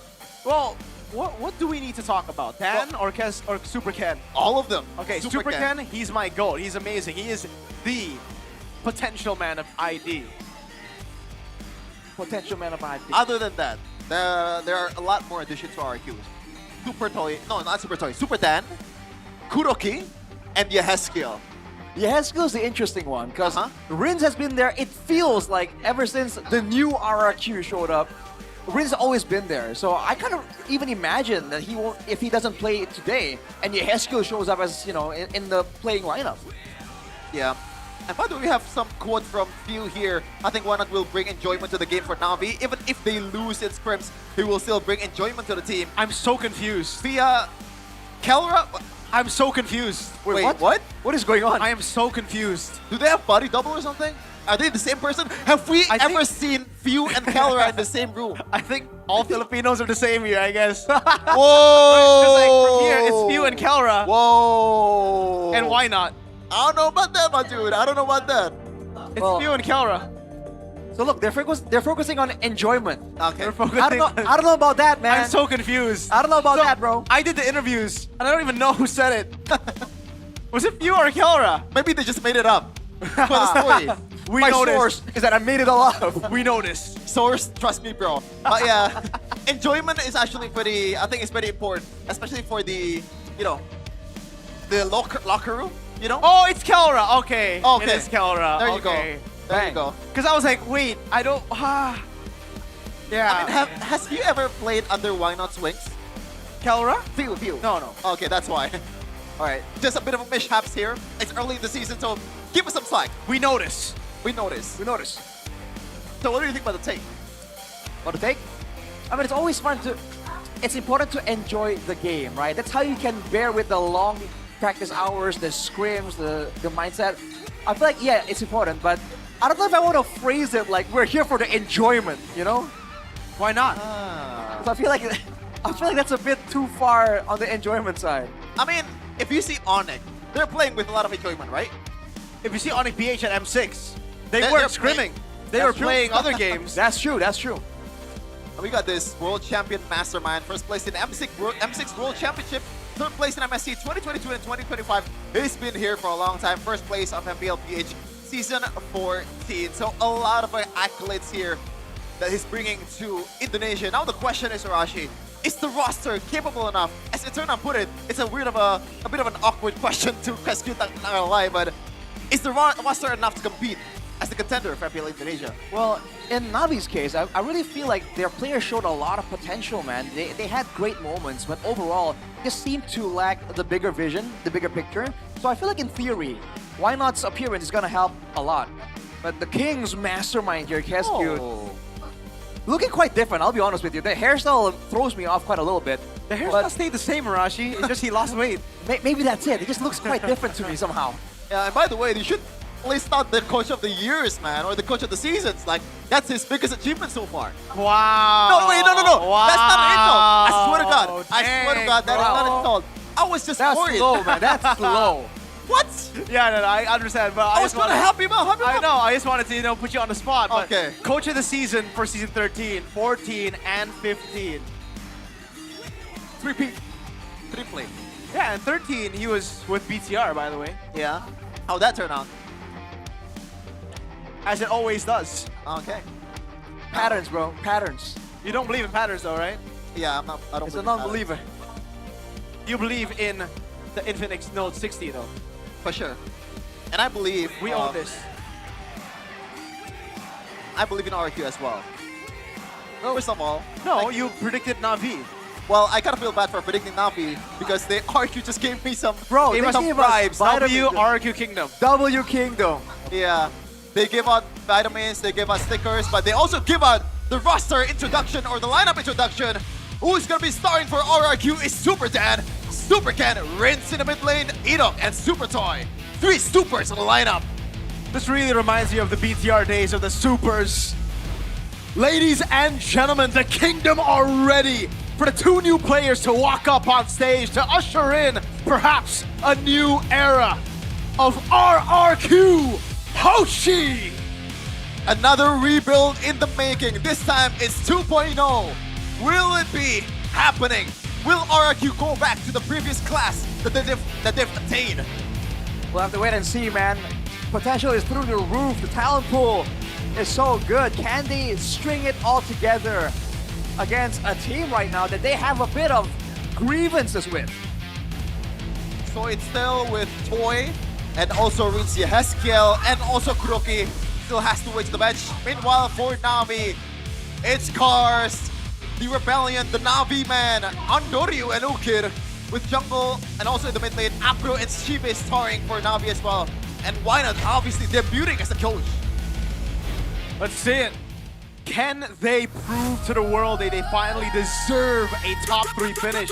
We've heard from so many players, so many teams, that this season is theirs, top 3 in a lot of their lists. Welcome to season 17, Nacho Spencer! Is it just a bunch of nonsense, a bunch of chatters from other players out there, or are they a real threat to MPL ID, to Onyx dominance? With some new guidance, can the talent pool, the impressive talent pool of Navi finally get something going? Get some momentum all the way from the first day of the season. Born to win. But so far, and they did pretty good last season, man. They're 1 win away, I think, from playoffs, right? Wait, did they make it? No, they made it to playoffs. No, They never lost all mind. That's 3 RRQ. Yeah, They were 1 win away. I'm sorry. I'm Guess, sorry. You know who I said denied? that You know who denied RRQ? Navi. Exactly. Yep. This is a grudge match. Exactly. They have grievances, man. It's time to settle this once and for all. And coming to the stage right now, the aforementioned heads of the teams. I am so Kingdom this season, man. You got ex-BTR Pao, you got ex-BTR Kescute, and Super Ken. 2 Filipinos right now in the stage. One is the assistant coach and also the head coach. Why not in Pao debuting for RRQ and Navi? So let's see. The battle extends not only from the Land of Dawn, but in the drafting phase as well. Dude, my mind is just yelling out like, oh, Samahong versus Jack Lee. Jack Lee, the movie star. Against Samahong, bro. Let's see, man. We've seen great counters in the drafting phase from match number 1. Match number 2 right here, it should be even better. For sure. And these 2 teams are a bunch of questions, right? We're not really sure of how strong they are currently because we've never seen the full potential of both of them. Andoryu and Okir, they're still kind of adjusting to Indonesian scene. And now this is arguably their first real season Dang. ID. Wow, wait a second. Well, 56%. Why That's not? you know why. Six You know better. why. Because we have a lot of Filipino viewers. And also, he's a world champion. Yeah. The hell? The Shepard is so quick to discredit everyone, bro. Literally everyone. Hey, I'm just going by the logic, man. He's a world champion. He's a world champion. I can admit that, brother. Wait, do you think that fact alone is enough to overpower all of the kingdoms voting? We're on the English broadcast. We're on the English broadcast. That's why. That's what I'm saying, bro. Well, but now I wonder Infinix. I wonder what it is in Indo though. I want to see it now. Yeah. See. Well, keys of victory by Infinix. Real quick, give cars initiation heroes and trust the coach. Why not is the key. Why not have that as an answer? That is. But that's solid, crazy man. because like all this time we've always said Kescute is the key. So is why not the key? Is he a better key? It's a key showdown. But there's no key in the lineup though. Key is in Evos. Yes. XBTR, by the way. Well, keys of victory by Infinix for RRQ. Give Super Ken space to farm and be wary of why not surprise drafts. I think the second one is a given. The first one we'll have to wait and see because for the longest time, Super Ken, he's all about that farming. He's all about solo carrying. But now, you know, it might be different. It depends on how RRQ is gonna build around him. Yeah, Super Ken, he's known as the box shield man back then. In By the way, BTR days. When he gets the box share, it's 100%. It's done deal. It's a done deal. Yeah. By the way, wasn't Mr. Vijaya? That was Mr. Yes. Vijaya. Shout out Mr. Vijaya right there. Father of cars. Father of cars. Very generous. Very wholesome as well. Yes, sir. And I really think this season, NAVI, you know, again, after asking so many people, so many players, coaches, analysts about where they would rank NAVI, where they would rank their own team, a lot of people put NAVI up there. NAVI have been improving. Is it because of the world champion effect? I think it's because they got a world champion, but I think mainly the Filipino players that they have on their team can finally speak Indonesian. Oh. So the communication is so much better now. That's true, that's true. That's massive. Especially when teams draft and play the same way we saw in match number 1. The slightest miscommunication could be fatal. That is the kind of margins we're playing with right now. Again, we say it every season, but it really seems like the meta is making it quite difficult. Execution has so much to do with the success rate of teams right now. I wonder how much Navi's gonna change in terms of like their identity, because usually Cars is gonna be on those like set heroes, the carry heroes, right? But do they wanna just pivot to another style for Cars? You can also apply the same logic to Ukir, who is usually using Jushin, those kind of like stable mid laner. They want to play a bit more aggressive this time, especially we are in dangerous grass. Dangerous grass. First dangerous grass pull. We've never seen a broken wall so far. In theory, this should favor RRQ with their surprise catch style, but again, that was the previous RRQ. Maybe they've changed. Looking at the ban so far, it's going very quick for Navi. That is new. Eve ban in the first phase, respect to Rinse. And it looks like Navi wants to bite on the Sora if there is a chance here, because the Valentina ban surely is setting up for that. And man, what a pick is, I mean, Sora fits Cars so well. Engager, initiator, whatever, and a carry. That's number 1, I would say. And who knows, maybe Shive is saving something that we don't know about. We're not gonna see it though, because Sora's gonna be banned. Leo mode is still out in the open for Navi. If they want to play it standard, if they want to play it a bit safely, especially for Andoryu, Leo mode should be the choice here. I think so. I think the Leo mode makes the most sense. Different perspective. I think it's interesting that the Freya God. for the longest time, Shive cannot play the fighters, but yes, Marcel has been left open. What does RRQ go for in exchange? A Uranus Khalid. Okay, that is a very early Uranus Khalid. Interesting. Especially with the dangerous grass here, you would expect something a bit more stun heavy, crowd control heavy, but it seems like it's almost like they're drafting for the expanding rivers. And by the way, we have some history here from the new RRQ XP laner, Super Dan, right from RRQ Kaido, runner-up of MDLPH Season 6, 3rd and 4th place in MDLPH Season 3 to 5th, Season 3 to 5. Let's see if he can bring a lot of power here in the XP lane to the table for RRQ. I really like the draft so far for Navi, man. For RRQ, I wonder what the idea is about for the Khalid and Uranus early. Like, I mean, Khalid I get. Uranus, why? They might be trying to use it as flex. They might be trying to hide. They're flexing Uranus? Well, I mean, if they want to take a page out of Alter Ego's books. They're not Alter Ego though. Well, Koi will not play Uranus Gold. I mean, Uranus can be stretched out to jungle or maybe gold lane if there's a chance. Not Super Ken. Okay. In theory, so we'll have to wait and see. Maybe they just want to hide the main carries, right? By showing the frontliners first. That is an approach we've seen before from KSQ. Oh.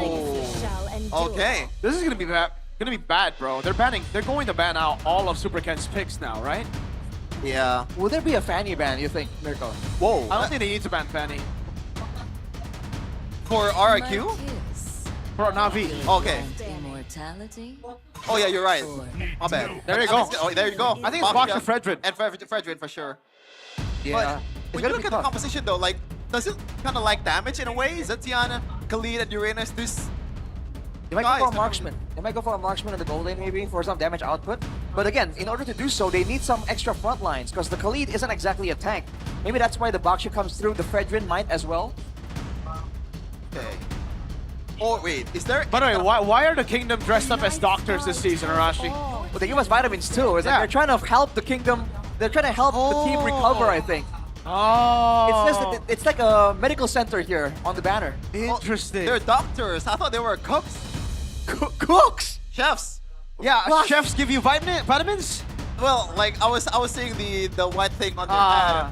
So I said to the fans, are you about to cook, guys? Oh wait a second, Navi ban out the Harley instead. Interesting. So Fredrin's still up for grabs here. We don't want to go for that though. And what can they combo with that Fredrin if they do indeed go for that extra bit of sustainability? I am sovereign of the abyss. Oh, okay. I'm a fan of the Obsidian though. Against the Harith especially, dude. You get hit by the Hunter Bone, good night. And you can really get, you know, engaged on by Leo Mort. You're gonna be kiting freely if you land the Hana Bone. That's but true. Navi, So that's true. okay. Do they want to go for something that threatens the back line here, like a Farsa, or do they want to go for something that stresses the front line and play the front to back better? There are some options like Lilia, as we saw earlier. It does dominate the lane against Zetian as well. Yeah, they need shred or range, right? To try and match up with the Obsidian. Because they have it alone, at least not initially, will be able to fight back. Wow. Whoa. It's Lapu Lapu. Yeah, I definitely didn't expect the Paramis though. Wow. I mean, in theory, I think it works, especially with the Harith. Yeah. It's a kind of a fail-safe With for the the Leo Harith, Mort right? as well. Yeah. But man, they pick up a Lapu Lapu into Uranus. We saw the matchup earlier. It's quite rough. We'll see the final pick right here. Do they want to get more crowd control, more AoE against a team that's going to be so clumped up right here? Whoa. It's interesting. There's so many ways for Navi to make plays here with the Netherrealm and the Golden Hour. Tons of AoE potential. What's it gonna be, Edok? Well, it's not a pick for Edok. We know what Edok is, but he's the last pick. It's a jungle. Fanny here? Fredrin. Okay. There's no way they go Fanny, dude. Why not? What? No, I was just saying why not. Yeah, I'm confused, dude. You see this? An injection of what do you call that? Of hope. Of hope? I guess. Of I don't know. Enthusiasm? Of hopium and copium. It's not copium, come on. Hopium. Hopium and hopium. Hopium Yeah. and copium. So both. Yeah. So both. Either way, they're trying to help out. I don't know which draft I like more. I'm biased to RRQ, bro. Like, I don't really like the Faramis. Especially against the Setien, bro. You're coming together, you're gonna get stunned. And by the way, Faramis's range is actually pretty bad against the Khalid. Fredrin, Khalid. It's like so much AoE.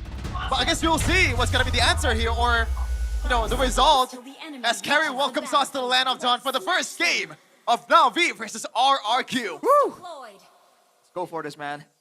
The interesting part is that mid lane right here. Marcel is so strong. Paramis has decent clear, but against a Khalid Zetian, there is no way Navi are gonna get mid prio. What is the plan though for RRQ to do after that? They can get mid prio. Are they gonna try and gank the side lanes? Is Super Ken gonna try and be active and find aggressive maneuvers? Let's wait and see as Ukir gets chunked down, dude. Yeah, Level 1. Oof. The lane is horrible, by the way, for the Faramis. You just get completely cooked And on top of that, it's a Khalid Zetian. It's not just a Zetian, this is ridiculous mid-prio. Okay, I guess we'll see how Edok will solve this Marcel problem, because in the first game that we see earlier, Marcel was pretty much able to negate everything that Khalid throws towards him. Usually, the Marcel is a issue for fighters, right? Looking at the emblems here, Bayou, tenacity for Super Dan, he's trying to just tank it up, but Rin seems to feel like she's safe. Afro's gotta be careful there, man. And Ukir has to force this up. Gotta watch out. He's still a bit healthy here, but surely this is gonna build up towards a worse mid lane prio for Navi. As we gotta see the talent prediction. Whoa! Oh, there's a hater. Wait, no. You're the only No. I'm voting for RQ. No, I'm voting for RQ. You're the only Navi. Explain. Because they gave out vitamins for me. That's it? They bought you off with the vitamins? Yeah, bribes work well, man. Hey, why not can give you vitamins? Yeah, why not? But he didn't. That's true. Yeah. Superdar's doing a good job in lane, though. He didn't? Why not? Why not? Sorry. Looking back at the game so far, I feel like there's a skirmish coming through before the turtle, man. I feel like both teams want to try and find something. Oh, Ukir's not 4. Ooh, no. Interesting. Yeah. That's bad. I don't think Navi wants to go for this. I think Andrew's gonna be just driving by and trying to get the retry steal. Unless the turtle dance is beautiful right now by RQ, really just chunking them slowly but surely. Super Dan doing a good job as well. Pro walking up, that's gonna be Edok stunned. Oh, he flickers out of the stun. And Doria gets the steed, now jumps on the Super Can. That's the Phoenix coming down now. Bravest fighter. Second part of it with the Raging Slash on the back, and that's Shive with a rotation from Gold Lane. Super Dan gets away because of the suppression of the Netherrealm. And then Doria takes the turtle. It's a win for Navi. it seems like RQ's discipline kind of bites them in the back. They should have just gone for it when Ukir does not have the level 4. I agree with you. Oh, you were trying to play it a bit too textbook, a bit too safe. But even there, you saw Cars on the lap. We talked about how he is so good on these dive aggro heroes. This is a hero that really suits him well, as per the win conditions we saw earlier. And good job for him to pretty much be aggressive in the front line. And Shive out of nowhere, man. You wouldn't expect a Harith to rotate at that time. But looks like RQ actually bought him enough time to actually do it. Ooh, Guy Piercer first item for Super Toy. Quite ambitious, I gotta say. At the same time, by the way, the immediate issue for Navi gets shown right there. That was a very early level... oh, hang on a second. Wow. By the way, this is the classic take on Marcel. It's a flicker and then quantum charge, so it's very different to what we saw earlier from Alec. Yeah, it's equally annoying. Which one's more annoying, though? I think Alec. I think so too, yeah. He's just a bit too tanky. But later on, dude, this Zetian is going to do a ton of damage. You saw the damage output from Rins earlier on, and he does not have any items yet. So that problem is there, and it's ticking away as time goes by for Navi. No punish at all towards Apro, man. This is the power of the Marcel. You can just open the map as much as you want to, and you still have that golden hour in the back in case everything goes Ori. Or just go back. Yep. He's going to be so much more annoying once he gets the Thunderbelt, by the way. So it's all about building towards the Thunderbelt. Once he has it, then he'll start doing crazy stuff. Shive in the bottom lane. Ooh, chunking Edok quite low, but man, Toy is so annoying with his wave management. He has kept this lane here, I think from like the second minute. But at least Shiva is actually winning out in the EXP battle, as the second turtle will come up in a second. Cars was able to carry Navi to victory in the first one. Let's see if he can do the same here with more items. The thing is, if the side lanes play passive for RRQ, with the mid lane disappearing so often, it becomes a bit of pressure for the side laners of Navi. Let's see how this turtle fight plays out though. Navi cannot afford to get poked on by Rins. Cars already chunked up. Oh, but now he goes for it. Uh-oh, Rins is caught. Pops in the field. Phoenix gets stunned up by Cars, and he's dead. That's a brilliant golden hour coming down, and it actually baits out. Oh, Edok flickers away! RRQ, what's happening? They're in shambles. Navi are just outplaying them. I think the plan was there for RRQ actually. Supertor was able to rotate fast enough, more than Shive, much more than Shive, and once again, RRQ should have used that man advantage. Not to mention Rins once again, trying to poke, trying to be aggressive, yes, but then he was vulnerable to getting jumped on, and this is the issue with Zetian. You just don't have the wings by wings, the black shoes, anything to get out of danger, so Rins has to be aware of his positioning. Yeah, 2K gold lead early in the game so far. Navi's rebuild with Why Not is going very, very smoothly, but result is remain to be seen. Hopefully they can stay as consistent, because that's been the problem for all of these up-and-coming teams. This is not the start you would want for RRQ, man. I mean, they're still scaling with Super Toy and Rins, but Navi, their dive is looking a bit too much to handle.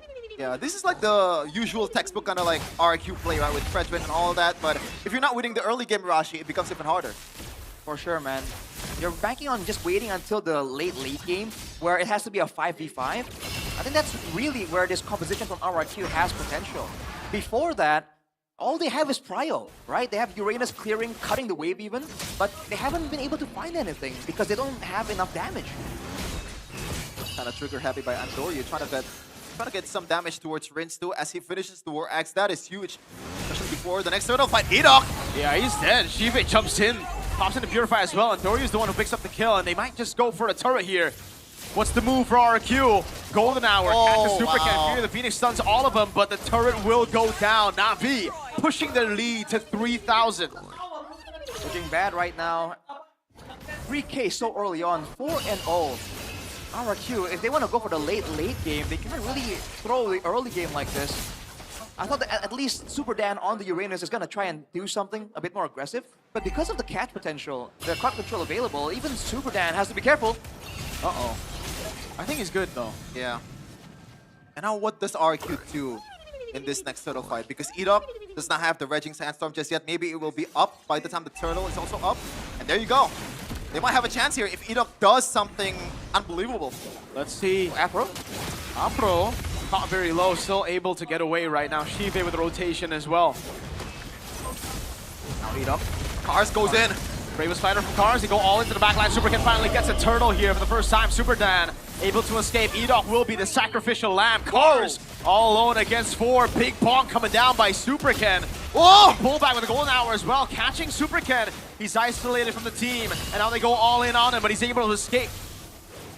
You know what? Not that bad, I guess, for both teams. The lead is actually kind of stays the same, but Navi will be able to get the conversion in the mid lane. Good Fury of the Phoenix. No, never mind. They get taken out by Rins. That's the such and Toy? Super Toy! Oh, forward gets the kill, fade away with a Sky Piercer, but he will surely fall. 2-0, oh, Cars! Goes through Rins, finds the stun, and it's Andoryu who catches the double. They get the kill towards Stevie, but at what cost? 2 down as RRQ try to defend the mid lane. The gold lead actually shifts back to RRQ a little bit after 3K. Definitely anything that RRQ can get will be beneficial, but dang, you're seeing the immediate aggression coming in from Navi. They don't leave anything uncontested. That's really a good sign as Super Dan tries to keep them busy, but RRQ, scaling really seems to be the only option they have right now. Dude, Cars on a Lapu Lapu, you know, on these kind of picks, it's just so good. Yeah. And he's dropping dimes left and right. 0-0-6, not really the main guy in terms of like the kill pressure, but you want that towards Andori. You want the kill towards Shive, so it doesn't really matter. Shive trying to burst down the turret here. Yeah. Super Dan, good job clearing the wave. That's the Uranus potential. There is no shred for Navi, mind you. So later on, the more items Super Dan gets, the more annoying he's going to be for Navi. At least there's anti-heal from Ukir, and maybe Shive wants to rush towards the Divine Glaive after the Holy Crystal, and that kind of helped him to shred down Super Can and also all the frontliners from RQ at the same time, because he really needs that. He's the only soul damage dealer that can take care of those. It's a lightning question. Apro needs to be a bit more aggressive, no? Like, he's very passive on the Marcel. He's not getting Thunderbolt stacks. Oh. No, he's scouting more than anything. There you go. Some stacks right here. But for the most part, he's not really as annoying as you would expect. Edok is actually matching him when it comes down to the spotting and the short exchanges. There you go, Divine Glaive rush actually for Ukir, so he's gonna deal a lot more damage towards the frontliner. After being the nuisance that he is. Yep. Super Dan in the back. Baits out the Zaman Force. He gets pulled back as well. Pops into Consecration. Flickers out. Cars. Bravest Fighter. Fury the Phoenix coming down. Shive gets the Lord. Cars caught in it. Super Ken walking up again. Edok running away. Again, it's going to be Cars. Big bomb coming in from Super Ken, but there's no damage. And it's Shive who gets the kill. Yeah, this is just a composition that you build after winning the early game for RIQ, but when you're in this position, you gotta play a bit more passive. And they didn't do that. They tried to match the team fight with the AoE, but the timing on the Netherrealm is kind of messing up their engages too. Some of the damage and spells from RRQ are getting dodged because NAVI are stuck in the stasis actually. Yeah. Holy Crystal already secured 2 for Shiva, so that's a big item. Even for the frontliners, if they already build some magic defense, it's still gonna go through a little bit, you know, because of that raw magic power. 5.6k, 6k now. Lead for Navi. Ooh, Rose Gold Meteor for Endoryu as well. He's going all in, trying to get that damage. RRQ might be able to defend a bit better in the base when there is a lack of less of a dive threat technically. But again, with the short reach of the Zetian's first skill, that could still be punished by Navi. Uh-oh, Shiva. He's starting to deal real damage, dude. That was just a Chrono Dash and a Synchro Fission. And now he goes on Superken. Fury the Phoenix coming down with the Appraiser's Wrath from Superken. Andori taking low under the turret, but the turret will fall. Great golden hour. Rins and Superken caught in it, but he's still able to dash away. Ooh, down Cars! Gets the kill. Now it's Apro, who's going to get saved by the Netherrealm of Ukir. The escape artist, Apro, lives to see another day. 007. Courtesy of Ukir. That's ridiculous, man. The golden hour is just so good. You're seeing the defense potential from RRQ when they have their back safely with the base. They have a better chance, but Cars just got in there and denied that completely. At a 7k gold lead, it's looking like Navi are just gonna go for the next Lord, no problem. For sure. RRQ, now what do you do? With kind of a lack of setup too, I think the Fury of the Phoenix is more of a responding tool more than initiating so far, at least in this game. So you can't really just rely on that to engage towards multiple members. And if you're engaged, the disengage and also the failsafe for Navi is atrocious.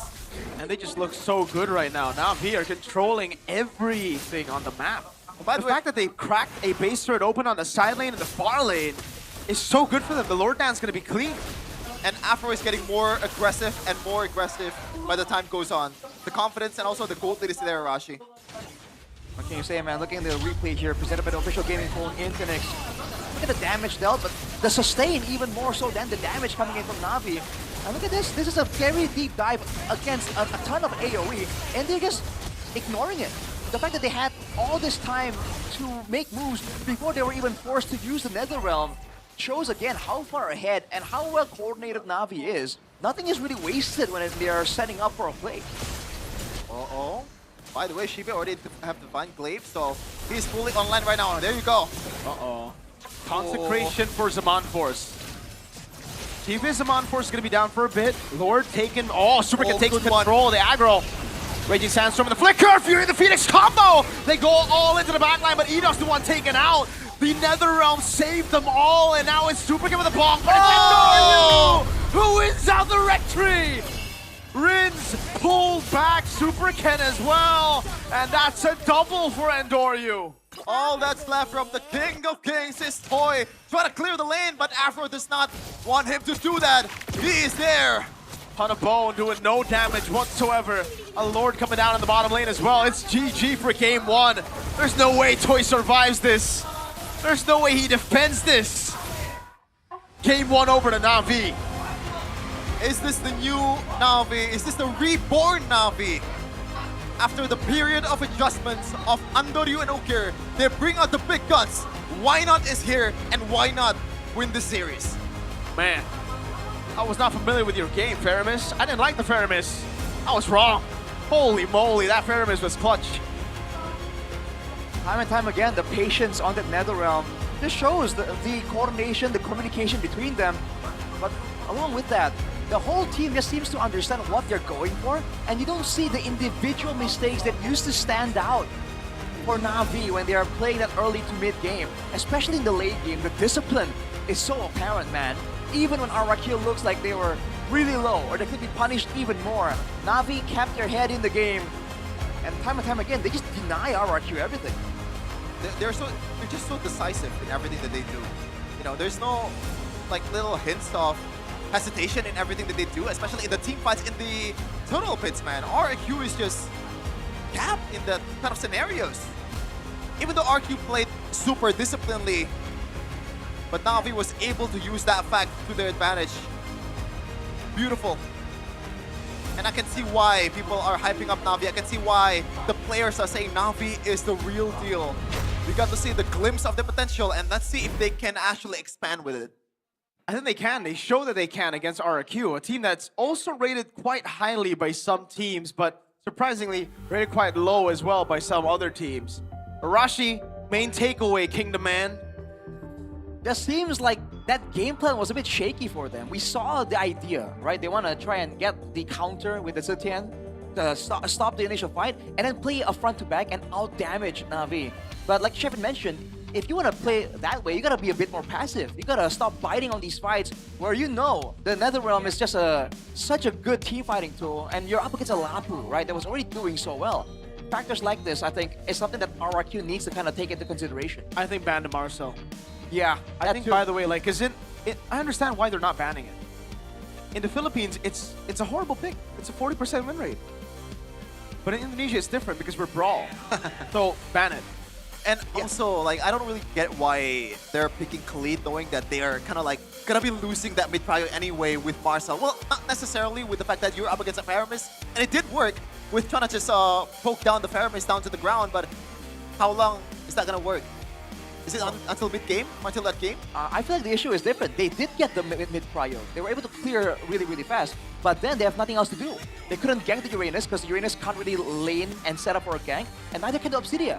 The only option they have is to help out Super Ken, but he was focused on farming instead of brawling, so it was a weird game plan overall. Yeah, and I kind of don't like the fact that they're putting all their eggs in one basket, and that is Super Toy, you know? Yeah. He hasn't died. He's a hyper carry this game, Yeah. right? But he just doesn't have enough damage. You can't. I think in the current meta, there's no way you only have one guy to deal that, to be the main carry. It's not that meta anymore. Yeah. Zetian works as a utility pick, not as a carry. I can see if they're picking something like that has a bit more AoE damage, like a Moskov that can get through the first, like, pretty much can front to back easier, right? But it's still hard.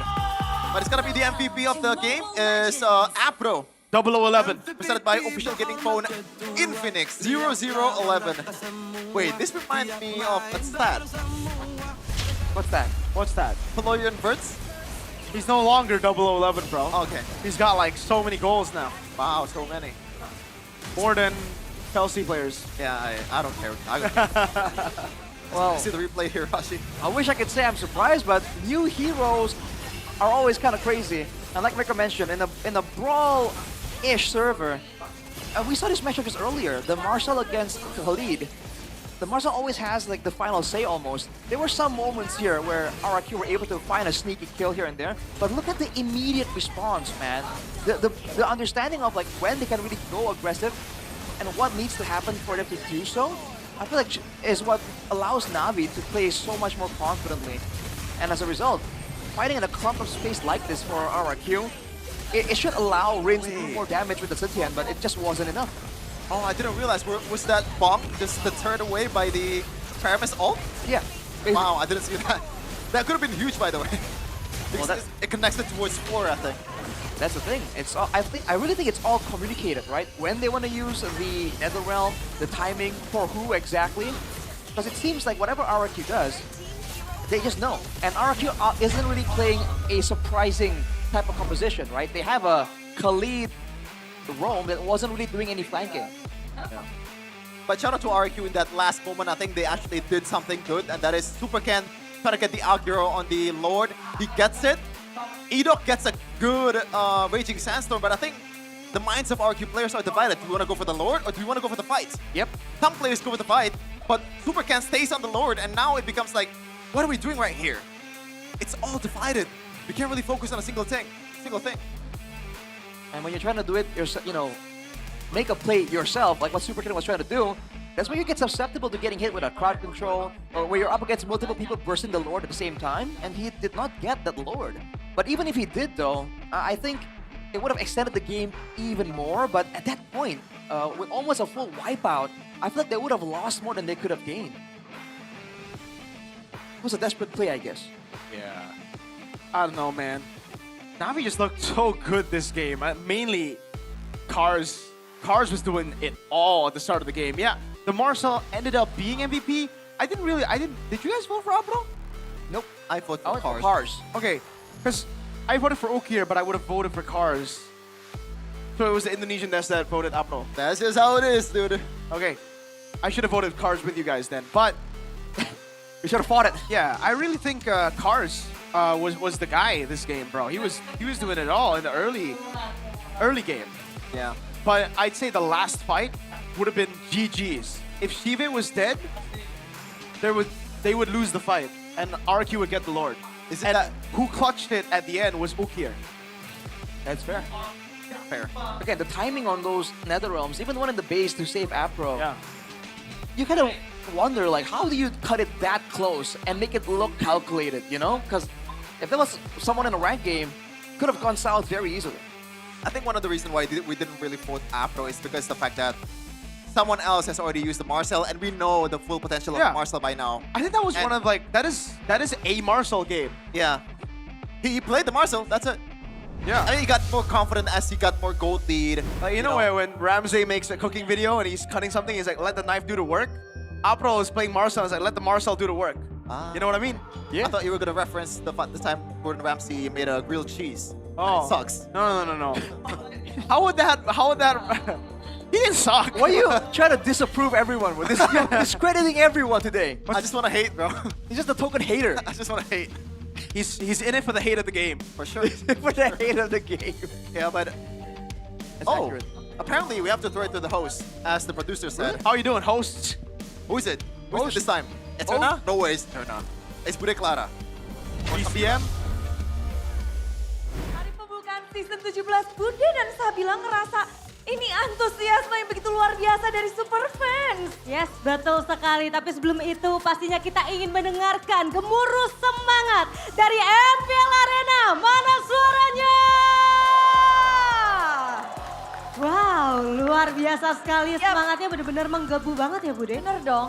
Gimana tidak, Navi Nation dan juga RQ Kingdom sedang berkumpul untuk menunggu akankah ada game ketiga atau berakhir di game kedua. Wow, itu dia yang kita nanti-nanti. Tapi sebelum itu kita pengen lihat dulu di sini karena mulai dari bulan Februari sampai sekarang, tepatnya nanti seminggu lagi, itu ada yang namanya Golden Month di Mobile Legends Bang Bang.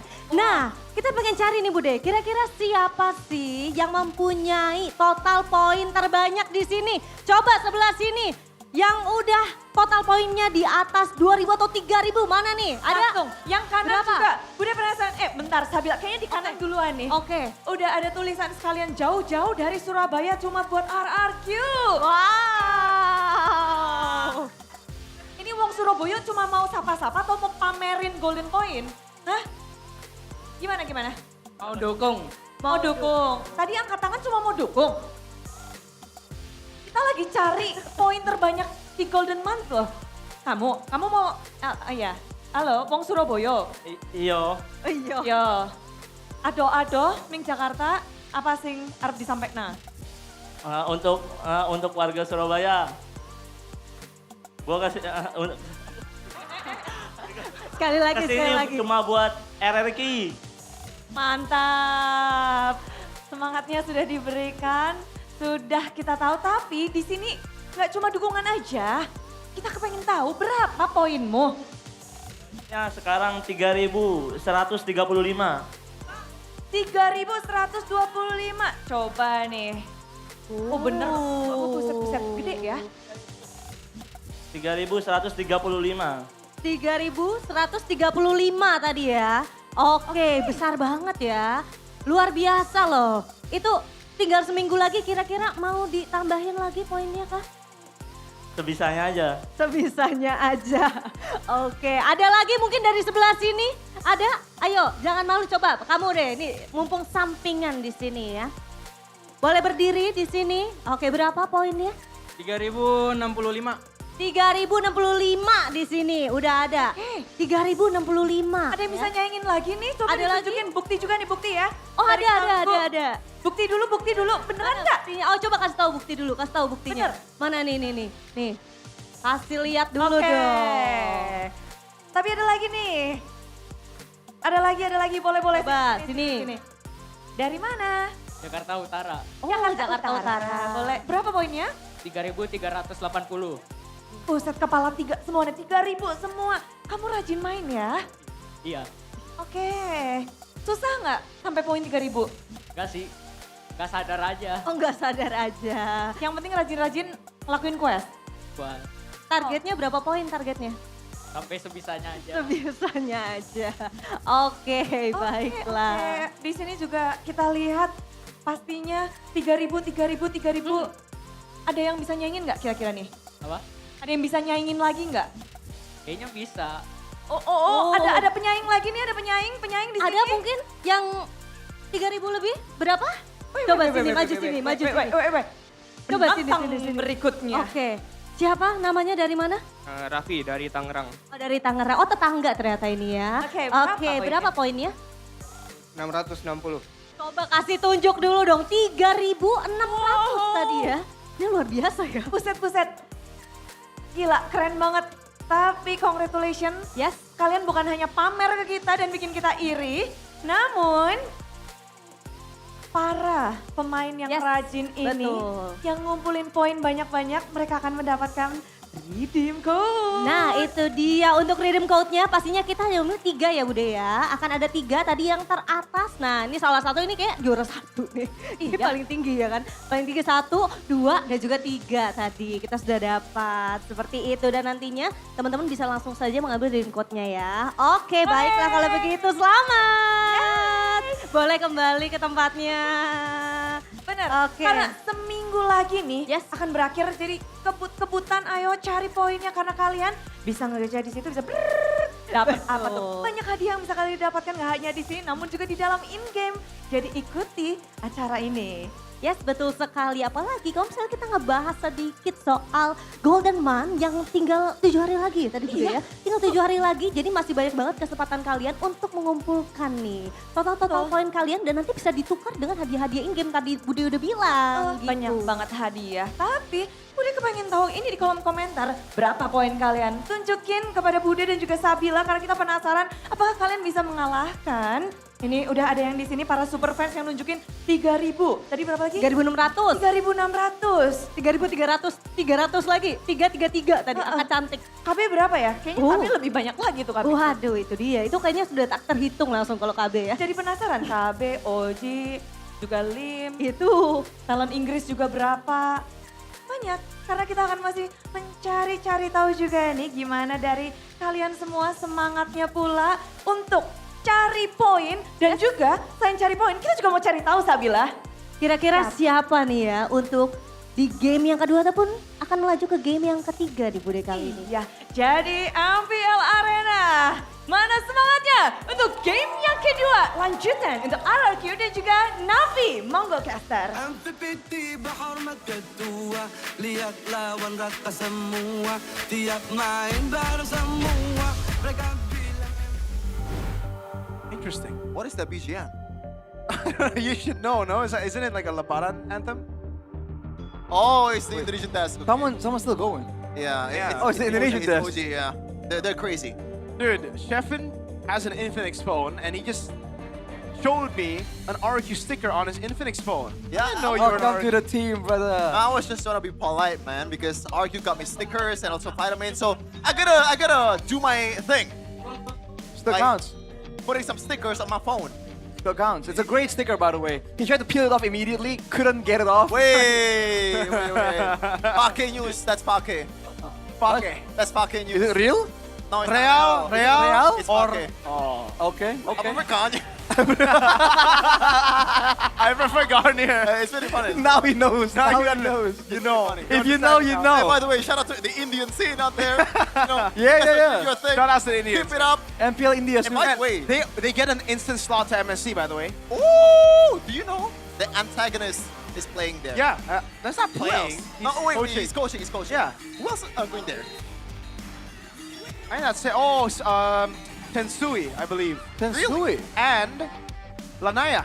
Oh, Naya, yeah. Naya's in God. India. He's at this point he's like he's like the pit. Yeah, he's been in legend, China. right? He's going to India. Good for him, man. Like, you gotta...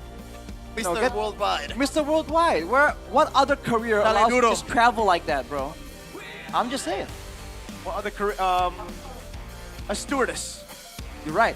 A pilot. You're right. A pilot. Cruise ship. A co-pilot. A cruise ship chef. A cruise ship captain. Cruise ship co-captain. A substance dealer. What the heck? An arms dealer. The legal ones. The legal ones. Come on. Coach, why not? Yeah, Coach, why not? Coach Keskin. No? He's been overseas. Oh, he's been Hold on, To brother. Malaysia. He's been Brother. from his other games days too. Right, that's true. You know. The you were quick with it. You're like, no. No. He hasn't been out in a while, you know? What? Oh, BTR doesn't travel at all. Yeah. They're the local team that never wins local at all. How dare you? Oh no. So, do you think RQ's game 2 will be much better, Rashi? Do you think they're going to get a reverse sweep here? A river sweep? I think so. Like, honestly, I think we can all agree that that first 2 picks for RQ in game 1, kind of wonk. It's kind of wonk. Kind of wonk. Oh, I thought you were telling. Okay. I like wonk. What? I like wonk. Me too. Wong? I love Wong. Master Wong? Dude. The RE Wong. The Resident Evil Wong. Oh! I thought you meant Master Wong, the Wing Chun master. He's out there on YouTube grinding. Okay, for once, you're actually the one that's a bit slow, not me. I'm faster than Master Wong. Yeah. Now, the better question would be, Rasi, is there gonna be a substitution? Yes, in, perhaps. Kuroki. Oh, you're right. They have options, man. I don't think they will bring it out here though, but hey, who knows? I mean, it's early in the season, so experimentation is on the table. Experimentation. English caster, by the way. Oh, broken walls. For the first time. First time broken walls. Let's go. Isn't it crazy that we really push forward Johnson as the ambassador of the broken walls and he's never getting picked once Yeah, ever? because it's a classic hero. Oh. Well, have you seen all the different maps today? Yes. I think so. Yeah. That's a good spread, man. Ooh, look at the bans here. It looks like the Uranus is getting a respect that he deserves from Why Not. Interesting. After winning game number 1, they're still going to ban out the Uranus here. Okay. So there's going to be a lot of hero on the table here, especially if they don't ban the Marcel, the Leomord. Jushin is still on the table too. There's going to be, oh, never mind. Wow, as first pick, they banned Jushin. What are they trying to first pick here? Marcel. Oh. Marcelino? Marcel for Edok. That has to be it, right? That's the only swap that makes sense. Yeah, that should be it, yeah. If Navi bans the Marcel though, they can get the Sora, well, they can get the Valentina and then pressure for the Sora. I don't know how well they can pull that off though. I think it's well enough. Cars on the Lapu-Lapu is doing really great, but on a Sora, I think its potential is going to be elevated because of the sadness. Oh! It's open. I really don't think Toy is the type of guy to play Freya. Freya? You never know. You never know. He's a very standard goal laner. But you want to be safe, right? As Why Not? You never know what they're bringing to the table. All right, first pick, RQ. Pick up the Marcel. Get on with it. Yes, sir. By the way, just shout out to Mobile Legends overall because usually when we see tanks, it's like big dudes, rocks, trees. Now we got a hot dude. Now we got a what? Hot dude. A hot dude? Yeah. Interesting. All right, Who takes photos? Yeah. Is he a paparazzi? Huh? Is he a paparazzi? I think he is a paparazzi. Oh, by the way, my GOAT, 15 to 16 place in M7 with Yanfeng Yao Guai. First place in China Masters, second place in MSI 2025, and third place in MPL ID S17 ex BTR, by the way. Okay, once again, MPL, I'm not trying to downplay Super Ken at all, but you can leave out the first one. Yes, he got to M7, but we don't need that 15 to 16, you know? Yeah. Yeah. You know, stats, right? You wanna deceive people with the stats. Whoa. But Lilia and Yisun Shin. Now you're seeing why the Uranus was banned out, man. If they really wanted to go with this Yisun Shin pick, the Uranus was gonna be a big issue. By the way, so far, Yisun Shin and Lilia, I think, both 0% win rate combined. Wow. I wonder what's going to be the plan here. Because Yisun Shin so far has been one of the more conditional. This has to be Leomord, no? Yeah. Surely. Leomord and a mid laner. If he's banned, Zetian again? I mean, Zetian and Marcel was nutty. That was a Bigatron move, right? Marcel Setien. The what? That was a Bigatron move earlier. Bigatron didn't play Marcel. Did they not? That was NAVI earlier. They go Quad. And Talon. Oh, that was Alter Ego, my bad. Yeah. The other side. I really don't understand why RQ just don't go for Leomord. They really hate Leomord. And it's a really good tool to pretty much chase down all these backliners, right? You can never go wrong with Leomord.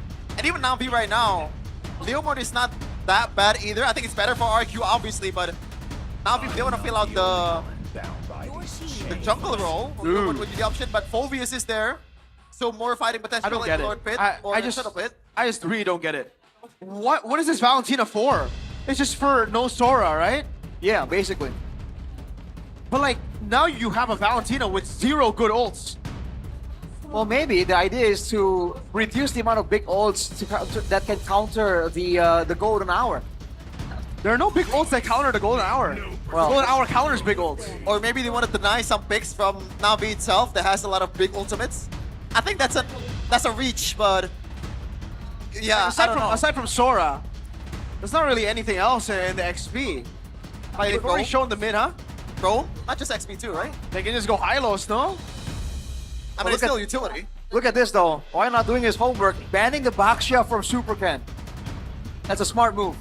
It's a done deal if Super Ken gets a Baksha. Oh my god, so loud here.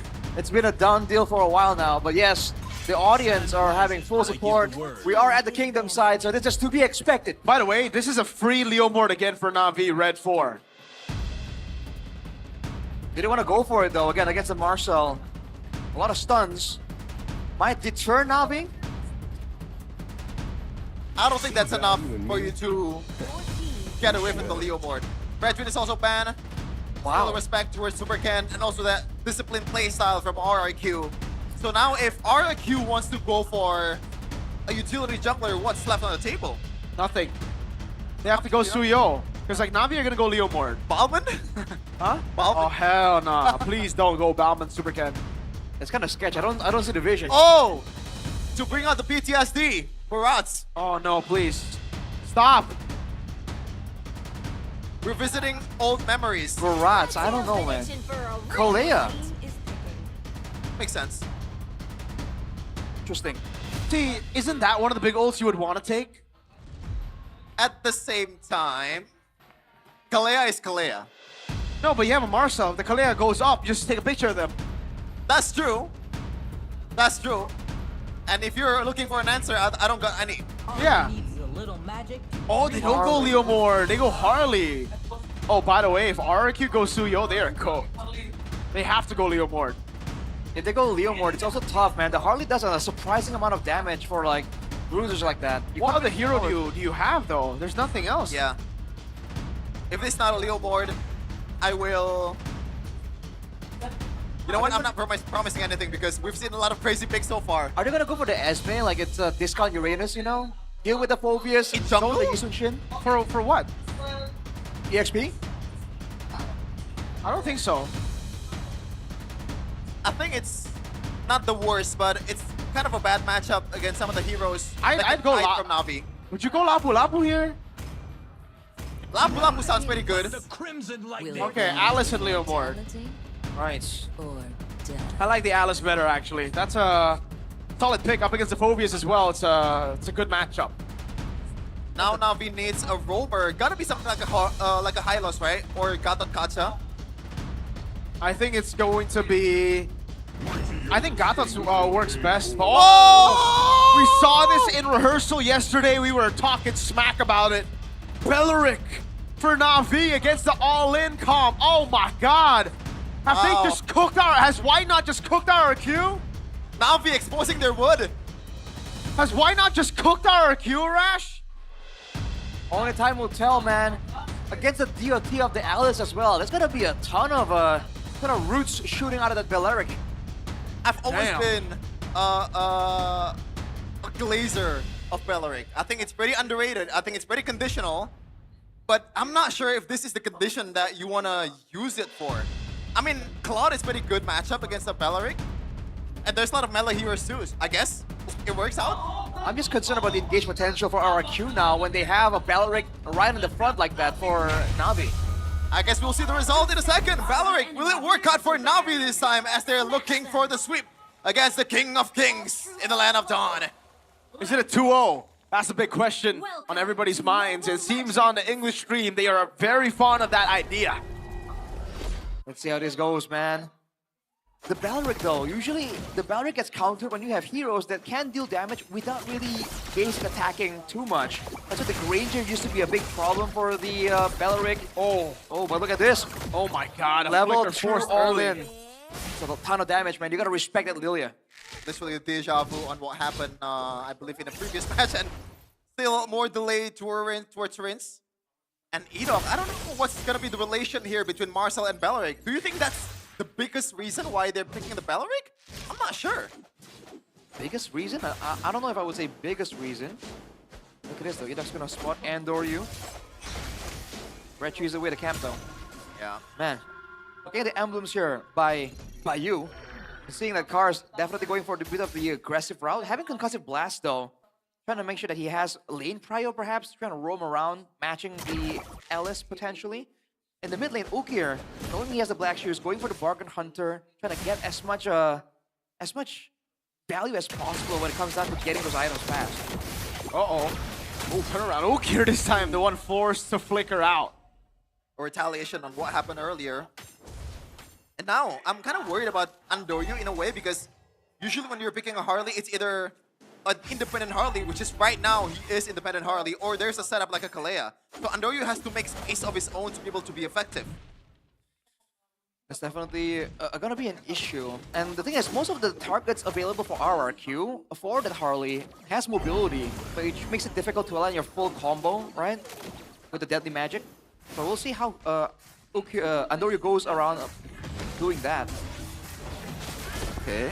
Looks like Navi is just gonna go back here. There's no way they're testing this one. Yeah, thrown a ruin as well from Dan. That's a free turtle to RRQ. And you know what? That's the best decision Navi can make. Even though you're gonna lose out on the turtle, but if you can test it, I think it would go pretty bad. Great stun coming down, but that's the thing about Belleric, right? You're not on lineup until you get ultimate. That's why it's been ignored in the meta for so long. You're only useful after you get your ultimate. Yeah.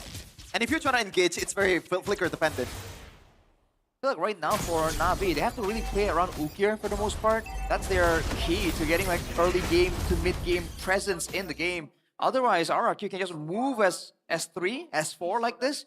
And the Marcel presence alone ensures that even if Navi catch them by surprise, that golden hour is gonna allow them to just disengage. That's the extra, the unmentioned power of this Marcel. Yes, you can combo. Yes, you can engage, but the freedom to just do really aggressive moves and avoid being punished is really what's giving these teams a lot of leeway. Yeah, and I kind of like how Navi is playing around this Marcel. They're not really owning the bush. They're not trying to just check it as much as they want. They want to play as passive as possible with Belleric as well. Let Edok do their thing and just wait for the mistakes, wait for the opportunity that's going to be presented from those mistakes, and Navi can actually capitalize. But see, I think that RRQ is falling into the same pattern here. They have so much mid prio, but they can't really do anything with it. They're not setting up for any kind of dive. They're not setting up for any kind of invade either. So for the most part, they just walk around. That's a lot of damage, but Rin stole the Black Shoes for a reason, and it's to survive against the Harley. Yeah, thankfully the cooldown for the Deadly Magic is not really that high for an ultimate. Yeah, but again, back to the point, Edok, he's basically harassing, doing small trades with the Marcel instead of being, investing in some big team objective. Now with the turtle back up though, with Apro already level 5, is he gonna try and go for it? Don't think so. Okay. Apro's gonna go with the Wrath of the Dryad, but it doesn't land on anybody.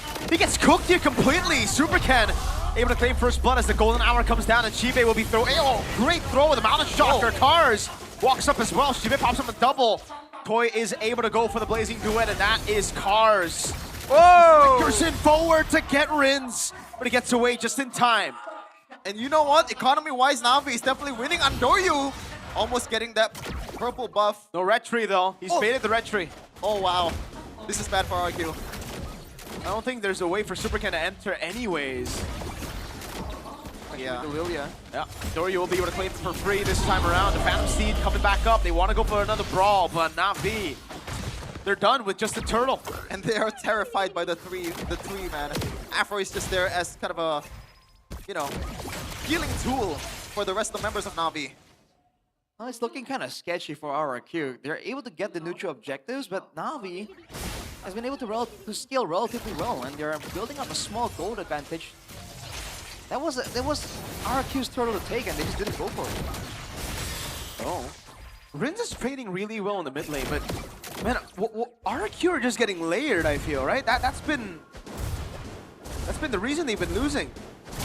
It feels like RQ is trying to play super systematic, but NAVI is better at those. Throne of Ruin. Do they have enough burst? Oh, and Doryu gets away! My goodness! Oh, he bounces back! Superdan picks up the kill. Whoa. I don't think Supercan would have been fast enough to take him down, but now Cars against 3. Oh, Apro! With a flicker after the Dryad, and Cars is still alive. That's an odd golden hour. Cars taking very low. He's going to be taken out of the game. Ukir next to the chopping block has the black shoes. Will be able to use it. Nope, he actually doesn't use it. Just flickers out the safety under turret. Okay, so yeah, I was so confused why he would go back to the head, but not Steve. He did not expect 3 members to be there, man. Toy pops in a blazing duet, doing no damage to Apro. Apro is getting tickled by those shots. All things considered, though, that's a tower taken for NAVI. RRQ did a great job striking back technically, but again, they haven't really found a meaningful foothold in the game so far. They seem to be waiting for the next big objective, and they're trying to abuse this Marcel and go for just a Lord take.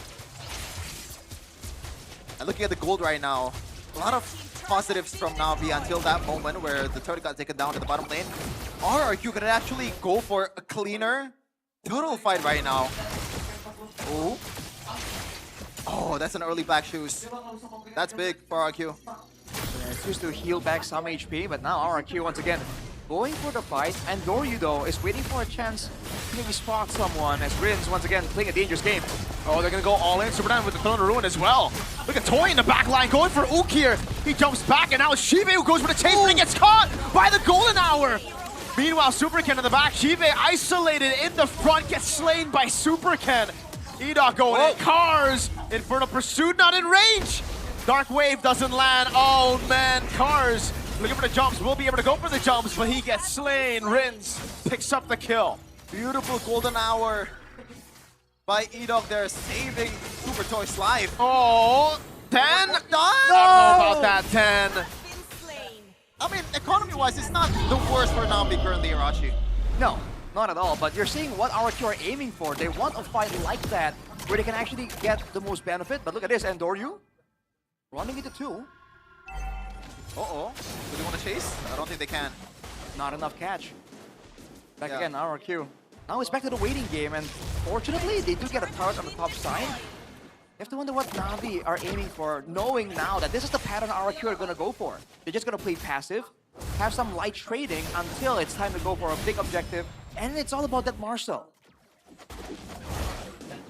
I wonder, NAVI, what's the main plan here with this composition? But we have a fact here by Gope. We know this. This marks Harley debut in MPL Indonesia Season 17 after last being used 35 days ago by Firstick during MPL ID Season 9 playoffs when EVOS lost to RRQ. That moment? Oh, he's starting to deal real damage here, Andoryu. He's been dealing real damage for a while. Yeah, the Harley actually does a surprising amount of damage to tanks as well, which is why against fighters, it is an option, you know, if you need like quote-unquote burst damage or shred. And now with that, with the push away towards Dan, Edok trying to find something, but again, the Marcel alone, they can't really do anything unless NAVI bite on the bait, you know? That's true. Oh, look at the damage. That's an Alice, by the way.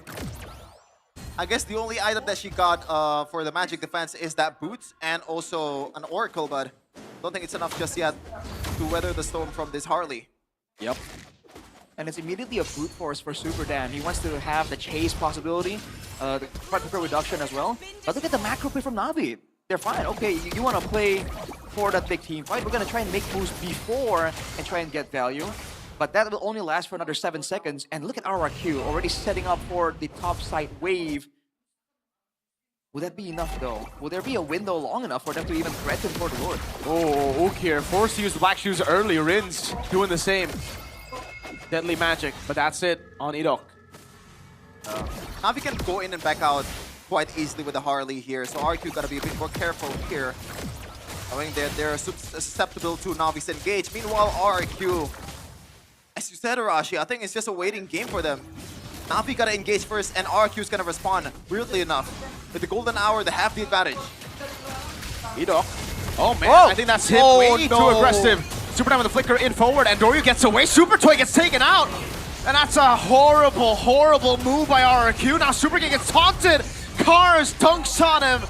And Apro gets the kill. The control that RRQ have built shattered in seconds. That might have been the worst possible scenario for the King of Kings. 4 down, only Rinse left in the table. And the Lord is Navi's the slain. Oh man, this is not looking good for RQ. Idok with an uncharacteristic throw. Like, it's a new hero. He's not really super used to it, I guess. But at the same time, yeah, it is definitely a mistake. That was a crazy blunder. It's almost like they had a plan and nothing went right for them right there. Even the fact that Super Toy comes in to try and do some damage, and he just got bursted down along with Idok. I mean, you have to wonder what were the comms looking like. Now with the Lord, with a Lilia, a Harley, and a Yi Sun-shin, there was a decent amount of siege here for Navi. The team fighting window of Navi is ridiculous compared to RRQ, man. And I think that's the main difference so far in this game. Despite RQ winning it out in gold earlier, 1.5k or something, it doesn't matter that much. That's the only advantage that they have. Super Ken almost gets bursted down by that deadly magic. It started to deal more and more damage, this Harley. Man, the Supers are not starting off this season that well. Definitely unfortunate there. That was the moment they've been waiting for painstakingly, right? The first Lord that they can use to try and alleviate the macro pressure. It starts with Idok getting taken out, and everyone else was just so low, was panicking because they were scrambling to try and find something, and they end up losing 4 members for nothing, quite literally. Now with a gold disadvantage, they have to really bank on Toy, I guess, to scale up. He only has the Marksman Trinity, going for a Rose Gold right here to deal with the Harley, presumably.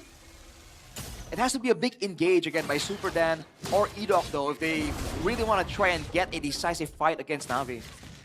It's weird because this... Oh, Idok, don't want to repeat the same mistake, my dude. Super Dan. They can shred Dan, by the way, so he's got to be very careful. Oh, look at Andoryu.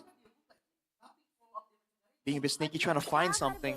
That's the nice thing about playing the Harley, man. You have an escape to a degree if you know where to draw the line, which area of the map is safe. And technically, even without the deadly magic, you shred down opponents, especially with his build with the Genius Wand and Feather of Heaven. He has a ton of basic attack damage.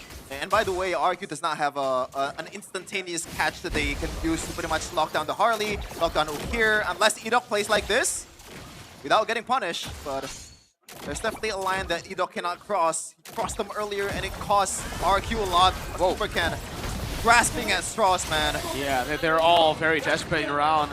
Apro can just flicker on him and pop in the Wrath of the Dryad. And he doesn't need to. He doesn't need to, exactly. RRQ, they have to dive. And when they do, Apro just pops that ult and the rest of the team can deal the damage. Unless they want to, again, bank on the Lord take and bank on the Golden Hour, denying a 50-50 retry. At a 4k deficit, though, if they fail here, it's going to be very costly. It might cost them the game right there and then. Navi is playing this super disciplined, super patient, man. Oof, I like this. This is not the Navi that we know. A lot of miscalculations, a lot of bad team fights, but now Navi knows what their win condition is, and they're not biting to what RQ is doing. They're playing their own game. Is this just why not working his wonders against his kids? Could be it. Oh, dang, it's away. Idok's able to go for the stuns, pops into black shoes. Ukir. Apro's been chunked quite a bit. Gotta go back. RQ regaining control of this Lord. This is gonna be quite bad. They know that there's flicker in from Super Dan. Rather than Ryan locking him down though, and that's gonna be Edolf falling through. Turn the blazing duet landing onto just Apro. Rinse to be caught, has the black shoes, gets away, and now it's Super Cam with the cleanup, open to the back line, but Super Dan gets cooked by Shive, and it's going in. Toy against the world. Uki gonna be taken down. Shive! A triple for him! He's looking for the Maniac, and he gets it! Shive takes the Maniac! 2 Maniacs to open up the first day of Season 17. We are eating good tonight. They're going straight for the end. Edolf, does he have enough to stand back up and regain control of the game? I don't think he's got it! 3 seconds on the death timers, NAVI! They take a 2-0 win against RQ. They were asked the question, do you want to end it in 2-0 fashion? And they say, why not? NAVI is here. The real NAVI that we've been waiting for. The all-new improved NAVI right here is completely dismantling RRQ.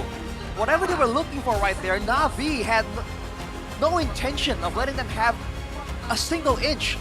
Every single attempt of flanking, of macro play was denied. The team fight communication seemed solid. Is this the why not effect? Is this why NAVI is being rated so highly?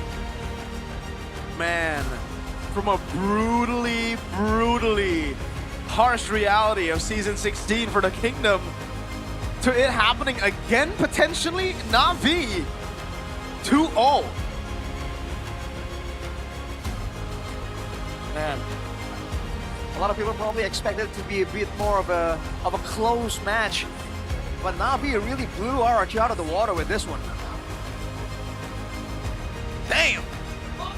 How good is this team? We're only scratching the surface, everybody.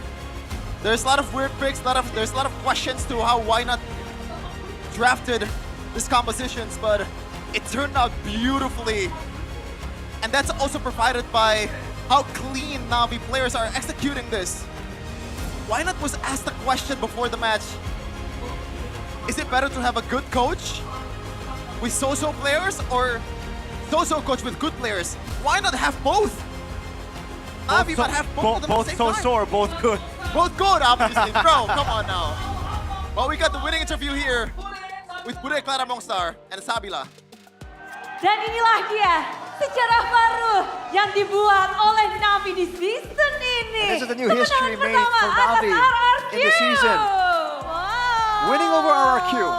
Luar biasa sekali. Akhirnya kita melihat ya sejarah baru. Apakah ini adalah impact dari Coach Why Not, Bude? Is this the impact of Coach Why Not, Bude? Tanyain ya, yang paling lama di sini Then itu ask them sebenarnya directly, Cars. Kita pengen and the langsung longest tanya kepada member Cars. is Cars. Berseason-season. Pada akhirnya hari ini kalian memecahkan lose streak kalian. It's been seasons, atas RRQ. but today you broke the Bahkan lose streak dengan against 2-0 RRQ. Cars. And it's even a 2-0. Formula apa yang kalian dapatkan? What is the new formula? Formula PH kali ya. The PH formula, maybe, katanya. he says. Yang seperti apa tuh? Well, what's that like, the PH formula? Ada coach yang dari PH ya sangat membantu kita banget lah. We got a coach from Sangat PH and he's membantu helping kita. a lot. Mungkin aku pengen nanya deh, kira-kira perbedaan-perbedaan tadi kan udah dibilang nih, ada nggak sih yang membuat kamu tuh agak sedikit susah untuk beradaptasi dengan coach yang Is it baru? something that makes it difficult to adapt with the new coach? Enggak sama sekali. Jadi Process, langsung no, aman, not at all. nyaman, dan terbukti ya, langsung menang di match kali ini ya. Iya, soalnya coachnya asik juga lah ya, sama bahasanya lancar. No, so the coach is a fun person and he's fluent Indonesian. Bukan bahasa Indonesia, bahasa Inggris maksudnya. Oh, he speaks English. Lo belajar Tagalog, Kar? Bisa dikit-dikit. Bisa dikit-dikit. Tapi penasaran, impact apa sih yang dibawa oleh Coach Why Not dan juga mungkin player-player So what is di the impact that is brought by Kalau Coach kata Kars tadi Why kan Not? kebawa angin PH nih. Apa nih? I just carried by the PH impact breeze. apa sih yang disiapkan untuk season 17 ini? What was prepared for this Kebersamaannya season mereka 17? sih. Kebersamaannya. It's that Kira-kira unity. ngapain aja nih buat kalian memantapkan ataupun menambah chemistry kalian satu sama lain? What have you done to add to or improve your Banyak chemistry? bonding out game-nya lah ya, sama saling ngobrol satu sama lain. A lot of out game bonding and a lot of talking to each other. Ya menarik pastinya karena di sini kita ngeliat ini kemenangan yang dar-der-dor banget. This is Dengan such a 2-0 surprising hari victory. ini. 2-0 today. Andoryu. And Doryu. udah bisa bahasa Indonesia lancar? Can you speak Belum. Indonesian fluent now? Belum. No. Iya, biasa aja. Biasa aja. Biasa aja is so-so. I'm pretty sure you're happy with the result, right? So is there anything you want to say for NAVI Nation maybe? Thank you for coming and supporting us. Oh, thank you for coming and supporting us. NAVI Nation, mana nih suaranya? Okay. Do you think that NAVI bring something different in this season? Iya, karena gua gak main blunder.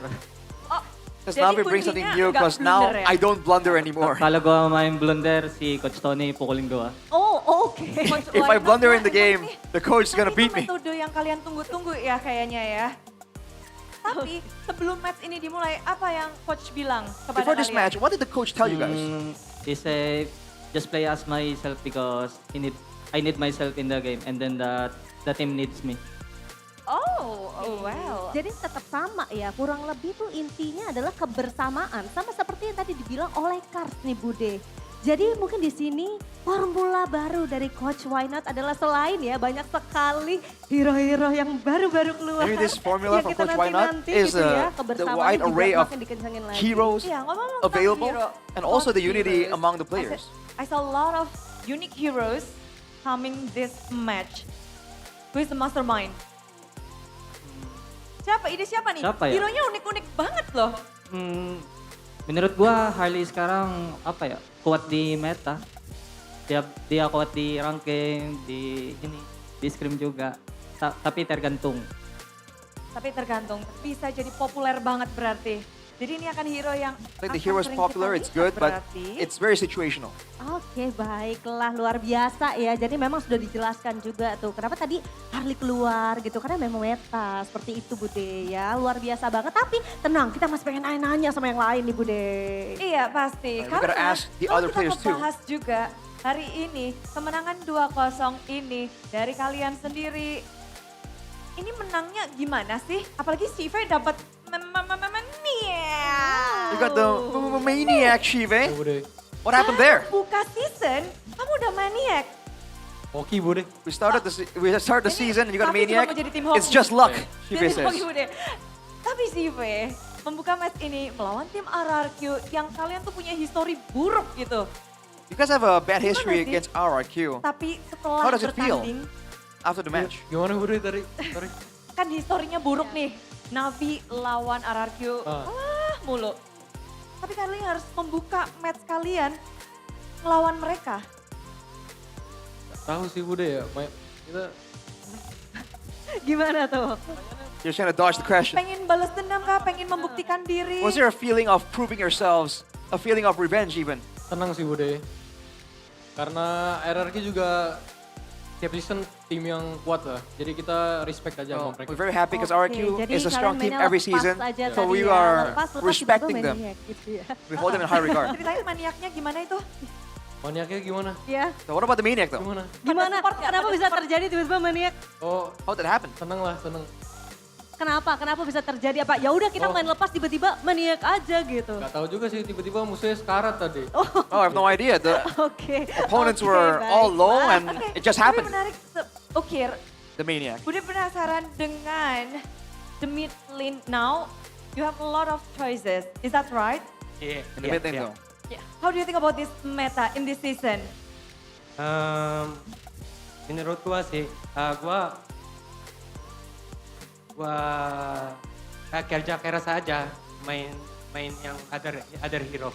So me and coach always talk about it and we just try in our practice to make it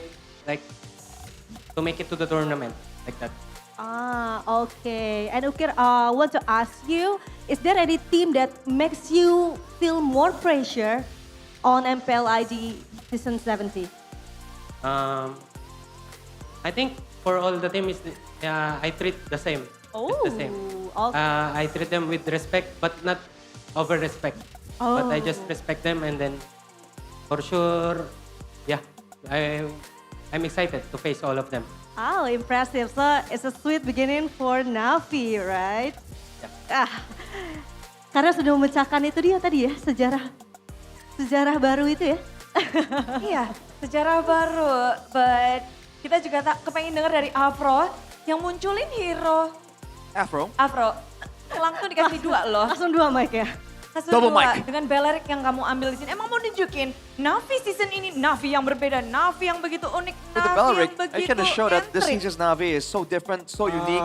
Apa ya? So eccentric udah even. Karena pernah dilatih di scrim aja sih, jadi tadi It's kelihatan because we enak trained yaudah, using saya that hero in the scrims Wow, before, karena so we figured memang udah di it can work. scream, abis itu kelihatan enak hero. Jadi alasannya itu. Iya. Itu aja. Iya. Nggak ada yang lain That's mungkin it. pengen ditambahin? Any additions? Biasa aja sih main Beleric ya gitu-gitu doang. Yeah, playing Beleric is Tapi simple. kalau 2-0 It is what it is, you know. Apakah biasa aja? Tentu enggak dong. Seneng pasti, You cuma feel nggak the boleh same? terlalu seneng. 2-0 Masih in ada RRQ? match besok. Yes, Tapi very apakah happy, ini but of course, standar terbaru still trying to untuk focus Navi on dengan mendapatkan the matches kemenangan tomorrow. 2-0? Is this the new standard for Navi though, winning Belum sih, 2-0? kita pengen lebih. Ya mungkin bisa menang-menang terus. Now we want to get even better and you keep learned winning. something from the previous season, Ukir? I think for me, it's like I learned something about our just chemistry because we are just lacking chemistry. But I'm confident to say it now. I think we got it, the chemistry. The aha moment. Jadi memang dari musim lalu mereka cuma kurang chemistry. Mereka begitu percaya diri di season ini mereka sudah mendapatkan momennya. Yes, itu dia terbukti ya dari permainan mereka yang cukup apik diberikan oleh match kedua kita untuk di week pertama yang pertama hari ini Bude. Yeah, so the standard is proven in this Tapi, second match of the satu first day kemenangan ini. of the season. Mungkin ada mau pesan-pesan salam-salam kemenangan pertama untuk Is there Navi di hari pertama. Any remarks from Navi? The first victory in the first day. Terima kasih buat Navi Nation yang udah datang dan Thank you for the Navi Nations who have come to the arena. Kita usahakan buat next match kita menang lagi. We're gonna try our best to Dan make sure that the itulah next dia. match we're gonna Harapan keep winning. besar tentunya mereka miliki. Awal yang baik telah mereka dapatkan. Navi Nation saatnya. Sambutlah kemenangan dari tim Navi.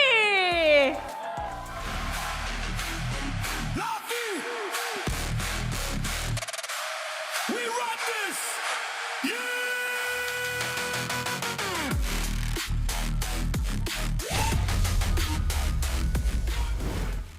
Wow, Navi 2-0. Definitely unexpected. No one saw this coming. Saw that coming. I thought you said you retracted. changed your vote. What? Yeah, no one saw that coming. That's what I said. Okay. Dude, you can't have it both ways, man. See, that's what I said. No one saw it coming. Sure. Saw it coming. No one. You want to ask the Kingdom Man how he feels? I don't know. I'm a bit sensitive about Kingdom stuff, so. Why? Sensitive? Why? You know, it's a bit, a dangerous line. They just gave you vitamins, bro. Like, relax. These I are love nice the people. Kingdoms. I love the Kingdoms. Yeah, they're but nice people. If I ask you stuff like that, they're gonna think like, oh, does this guy hate the Kingdoms? Does this guy hate RQ? Depends, no? No, I don't hate RQ. Yeah, you just hate Lemon. I have a challenge for you guys. Can you not bring up Lemon in any RQ match from now on? That's a challenge. I always bring him up when you're on desk, bro, because you are famous for that. He even replied from the story. He responded. We've been through this for like, I don't know how many times, dude. Like, It's that big of a moment, bro. It's that big of a moment. It gets old. I've never seen Lemon post a story. It's one of the moments of all time. In response to something.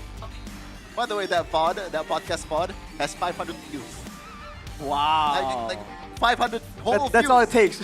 That's all it takes. That's all it takes. I don't get it. One clipper is all it takes. man. One clip is... Shout out Zekiel. Shout out Zekiel. He put me on the spot. But yeah. He does that though. Yeah. He's kind of known for doing that now. For clipping? For clipping controversial moments. That's just You've clipping. been a victim before? Huh? You've been a victim? Zach Hill? Oh yeah. Y'all know what I'm talking about. Let's go back to Navi versus RRQ. Yeah. It's getting dangerous here. Just like RRQ's chances against Navi. RRQ's chances? What do you mean? It's getting dangerous. I mean, it's the first day of the season. Yeah, it's the first day. Like, what chances? What is man on about? It doesn't look good, okay? It doesn't look good for RRQ. That's true. Yes, That's there true. were some disciplined moments, but Navi. What a game. They were What a clean draft. with it. They were clean. It's not just the coach, right? The execution was crisp as well. Yeah. And Idok was very gun-shy about using his ultimate, like especially in the later parts of the game. Like here, he just never used his ultimate. Yeah, it seems like there's a lot of improv going on. It doesn't seem like this composition was practiced properly, and this was that crucial moment here. What a highlight, dude. This is the first day, and we have, what, 3 maniacs? 2 maniacs? 2 maniacs, I think. Wait, am I gonna maniac?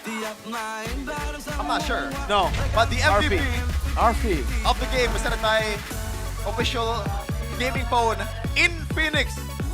616 on the Yisun Chun. A hero that boasts 0% win rate before this.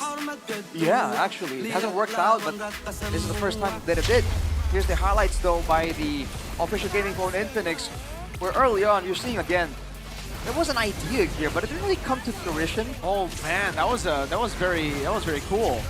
So golden hour, Yisun-Chin shoots the arrow and then gets ready to throw Mountain Shocker, and then the arrow just comes in with the base attack as well. I like that. Yeah, with projectiles, you can have quite a few interesting combos there. I know one that people talk about is the one with the Moskov as well. You can just SOD into the golden hour, get a guaranteed hit. It's stuff like that that allows the Marcel to be flexible, but yet, in this here, game, where's the ult? Exactly, well, he got in there and got stunned. Got stunned. By the shoulder bash. No, but then he could have still ulted. He died to the deadly magic. Might have panicked at that point.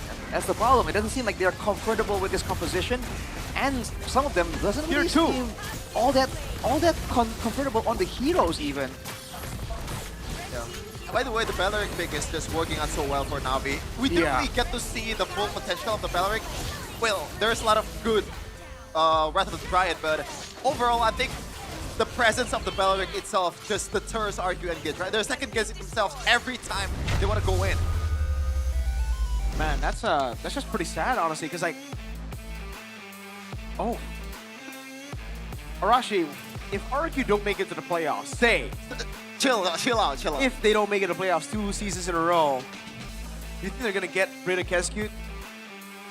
Well, they're gonna make a drastic change for sure, because one time is bad enough, dude. That was a heavy blow for all of us. Fool me once. I dare say.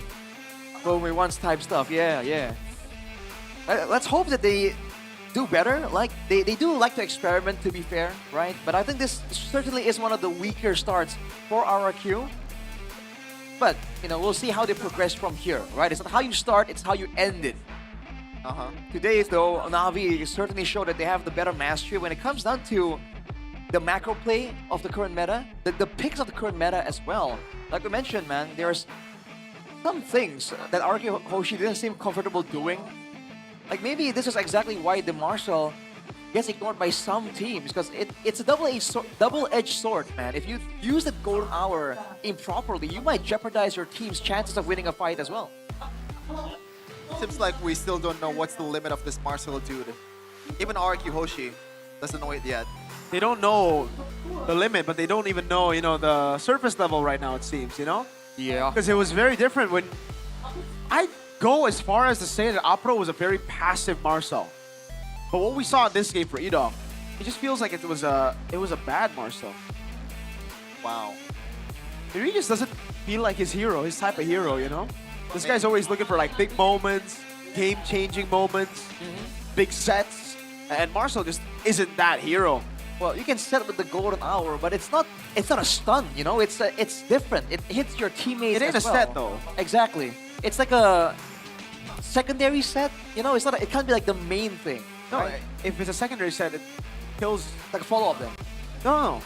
It's supposed to just you should just use it to like isolate people. You don't set with it. You can't hit him. Also, the fact that the golden hour is so valuable, you know, so Idok is like weighing the fact that, do I want to use this for engage or do I want to use this for the safety of my team? You literally cannot use it for engage though. You have to just use it like in a fight, 5v5. You just try to get 2 people onto the golden hour, so the rest of the team have to fight 3v5 for a while. Well, in a sense, the only combo he has is the golden hour into the stun, right? Because you can move in the golden hour, but that's about it, right? It doesn't last for too long. It doesn't do an insane amount of damage. So you definitely need something else to drop on top of it if you want to use it as an engage.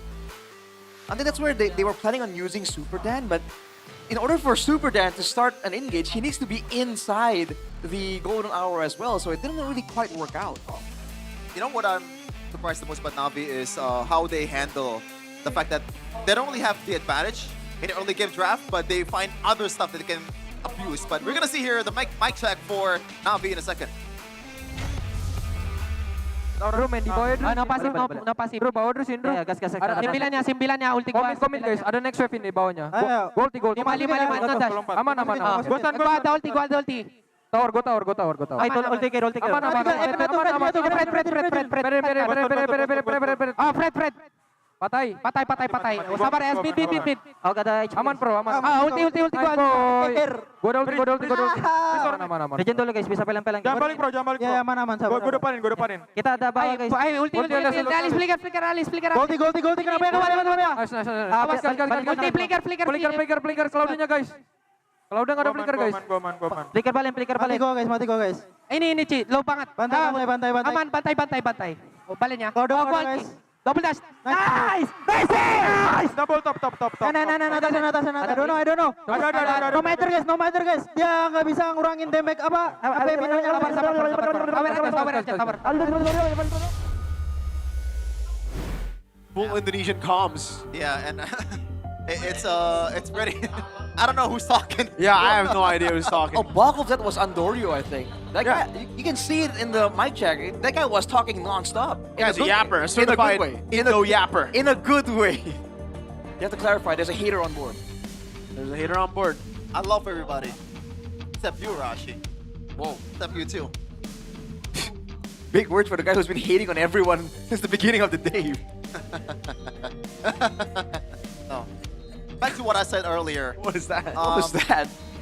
Like the fact that Navi knows what to do when the situation was equal, right? They're trying to get some of the turrets in the side lanes. With Shiva, he actually took down 2 turrets for himself. And Shiva was able to lay low all the time and get all the farms available without being like, you know, an overextending guy. Yeah. Most of the time in the first few games that we see with the Yusun Shin earlier, the main problem is they don't get a chance to prove themselves. They don't really get a chance to go in. Yeah. But the fact that they have a lot of feel with the Belleric, you know, pretty much everyone is wreaking havoc. Andoryu bringing some attention to him, to himself. Shiva was able to get that space, and when he knows he can actually go in, he go in without no hesitation at all. Yeah. I just want to say, the improvement for Shiva is amazing, man. Like this guy, for me, he always looked to be the guy in the gold lane that's just super calculated. Like he's there, he won't lose you the game. He won't win you the game either, though. He's just a constant gold lane. But here, he was the carry throughout. I mean, we can ask Coach Why Not on what he thinks about Shiva with Eterna. Kalau tadi kita udah sempat ngobrol sama players, sekarang saatnya kita ngobrol sama Coach Why Not sekali lagi. Congratulations, Coach. Thank you. Once again, kita sempat ngobrolin ya di awal-awal tadi kalau misalkan RRQ itu belum pernah kalah sama Navi. This is the first time that Navi has won over RRQ. What do you have to say about that victory? I'm just very happy, actually. I lost all my composure after game 1. I mean, I was more of a fan rather than a coach during this series, so that's something that I need to balance, actually. Dia bilang I dia was seneng having so banget. much fun just watching. Dia bilang dia seneng banget. Katanya setelah game 1 dia malah lupa dia coach, malah ngerasa dia jadi fans ya ngelihat kemenangan yang pertama, dan katanya itu sesuatu yang dia harus pelajarin karena dia kesenangan banget, dia lost in the moment setelah game yang pertama tadi. It was an amazing victory. I think everyone was quite surprised, but we had a little look at your podcast with Mirko, and you mentioned about certain players and their potential. Can we talk about that just a little bit more? What did you mean by that? And do you feel like you've unlocked that potential now today? Well, we've yet to see that, actually. It's still a long way to go. It's still, you know, we still have 15 games, and again, if we're talking about the word potential, it doesn't end in a single victory. So we have a very long time to see that, but it's actually a story that I want everyone to see as each series passes by. Dia ngerasa ini baru permulaan dari perjalanan yang mereka akan bawa dari Navi untuk season ini, dan dia juga ngerasa kalau misalkan dia pengen ngajak teman-teman juga untuk melihat storyline dari Navi untuk season ini karena kayaknya ada kejutan ya, akan sangat-sangat menarik. Coach, can you talk to us about the process of how that was like for you? The process of, you know, teaching the players. Is there something new that you taught them? Well, first, I really had to know my players. They had to know me. So ideally, you know, we sat down, we had that conversation first. It wasn't really about the game. It was about them knowing why I was here in Indo. You know, suddenly someone like me, you know, who is very stable in Peha, suddenly he decides to go here. So I told them that story. They told me their story. So it was really us just gaining that trust and confidence first. Then, because the game itself, it's quite easy because the players are very good. Really, the players here in Indonesia, they're very good. And I will keep on saying this. It's really just this. It's really just the heart. It's really just the patience and, you know, just not afraid of losing. And you guys saw that today. So hopefully, you know, we can continue that. I'm gonna translate that first, alright, Coach? Sorry, yeah. That was a long one. Tapi menurut Coach Why Not, intinya yang pertama-tama yang dia berusaha untuk memberikan kepada anak-anak NAVI itu bukan tentang gameplay, bukan tentang strategi, tapi lebih gimana caranya mereka bisa build trust antara player dan juga coach. Coach Why Not juga ngerasa dia stabil di PH, dia juga menceritakan alasan dibalik kena Coach Why Not dan mereka berusaha untuk build trust itu. Dan lihat juga sampai panas lagi ya, panas. So to wrap things up, because you're getting a little hot here, do you have anything to say to your loved ones back at home? Because I know you miss them. Oh yeah, I miss you so much, my wife, our kids. But yeah, thank you very much for always supporting me, understanding that, yeah, you need to do this.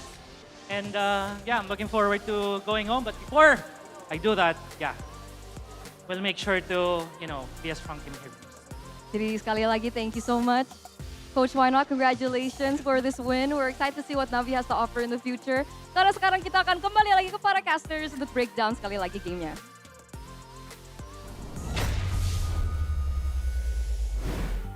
What made Why Not so worried that he sweats that much? He's so worried that maybe, I don't know. He's just locked in, bro. He's just locked in. Locked in after the game? Wow, respect. Top 3 lock-ins of all time. That might be top 3 lock-ins of all time because Navi was able to perform like better than expected from everyone's expectation, to be honest. I guess. Yeah.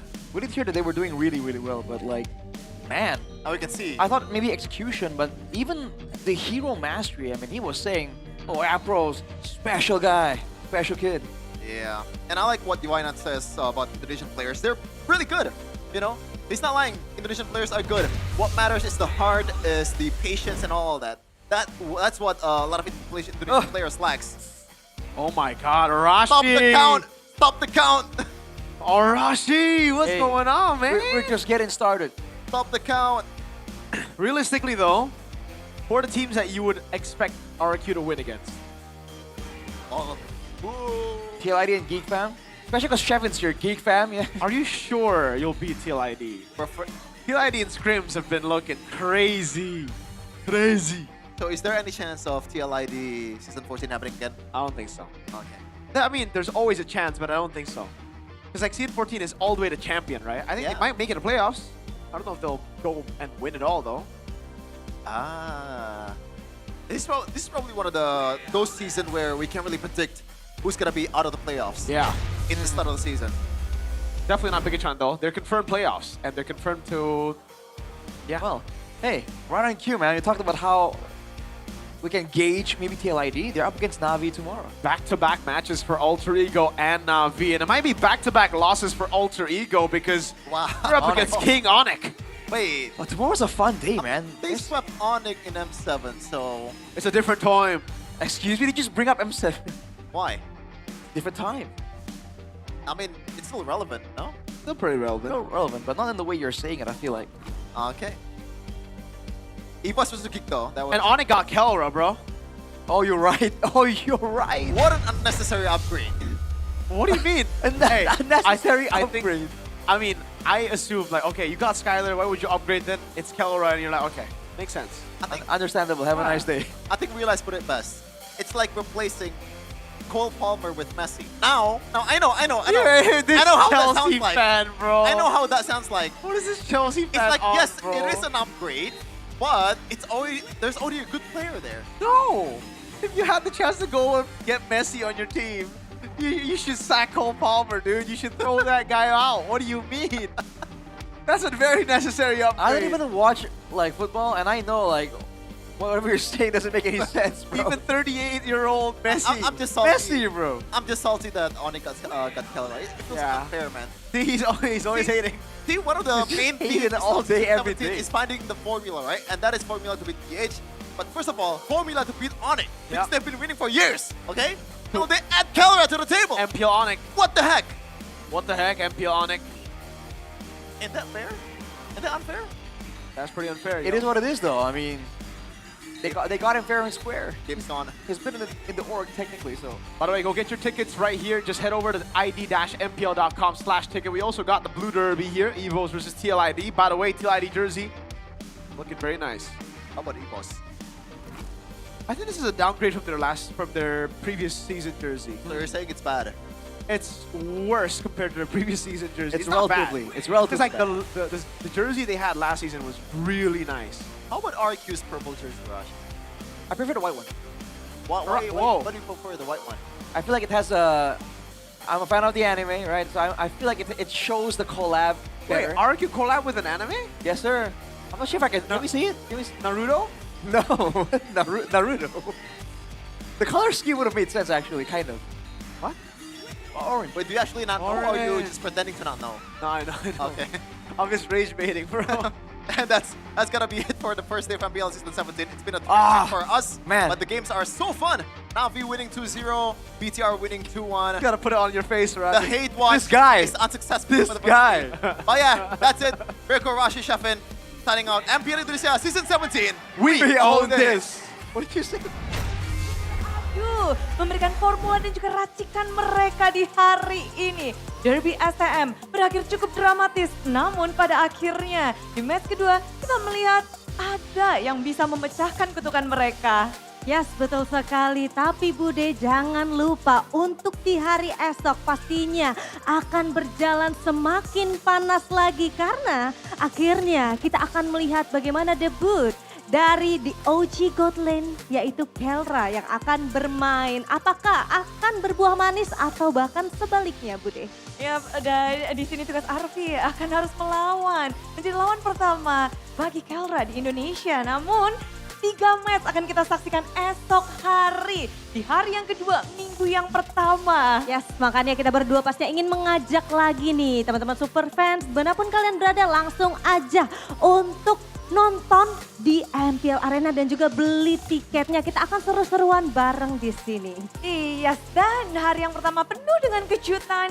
Bigatron mendapatkan kemenangan pertamanya dan juga NAVI. Tapi kita juga tahu bahwa antusiasme hadir dari seluruh penjuru dunia. Dan kita tahu semua itu berkat dukungan para super fans dan juga para sponsor dan partner. Karena MPL Indonesia Season 17 powered by Munton, supported by PBSI, presented by Official Gaming Phone in Phoenix. Serta tidak lupa untuk official e-wallet kita ada GoPay, official gaming chair ada Todak, dan partner in esports kita ada Garnier, Bayu, Dunia Games, dan juga Gamesmax. Bersama dengan supplier ada IndiHome, Indomaret, dan Aqua. Hari ini, hari yang pertama, banyak membuat hati kita berdebar. Pada akhirnya season 17 telah dimulai. Yes, betul sekali dan pastinya sekali lagi kita menantikan bagaimana berjalannya hari esok di minggu yang pertama, hari yang kedua dengan match yang lebih panas lagi. So akhir kata, Bude dan juga Sabila mengucapkan terima kasih dan sampai jumpa di hari yang kedua, minggu yang pertama MPL Indonesia Season 17. We on this!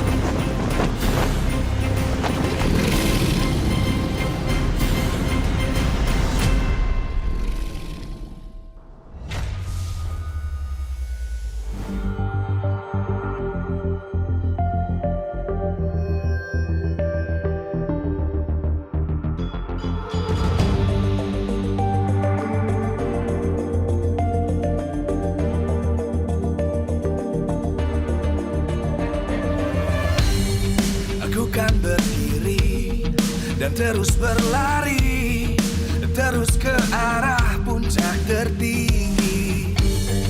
Ku takkan berhenti, hanya sampai di sini. Kemenangan abadi menanti. You know we won't miss if we unite our focus. And if you haven't noticed, we all live. Nyalakan apimu, hadapi semua tantangan, hadang semua serangan, jatuh bukan halangan. Bakar semangatmu, janganlah engkau menyerah. Kita akan buat sejarah. We all this, we won't miss. We all this, we won't miss. Saatnya beraksi, jalani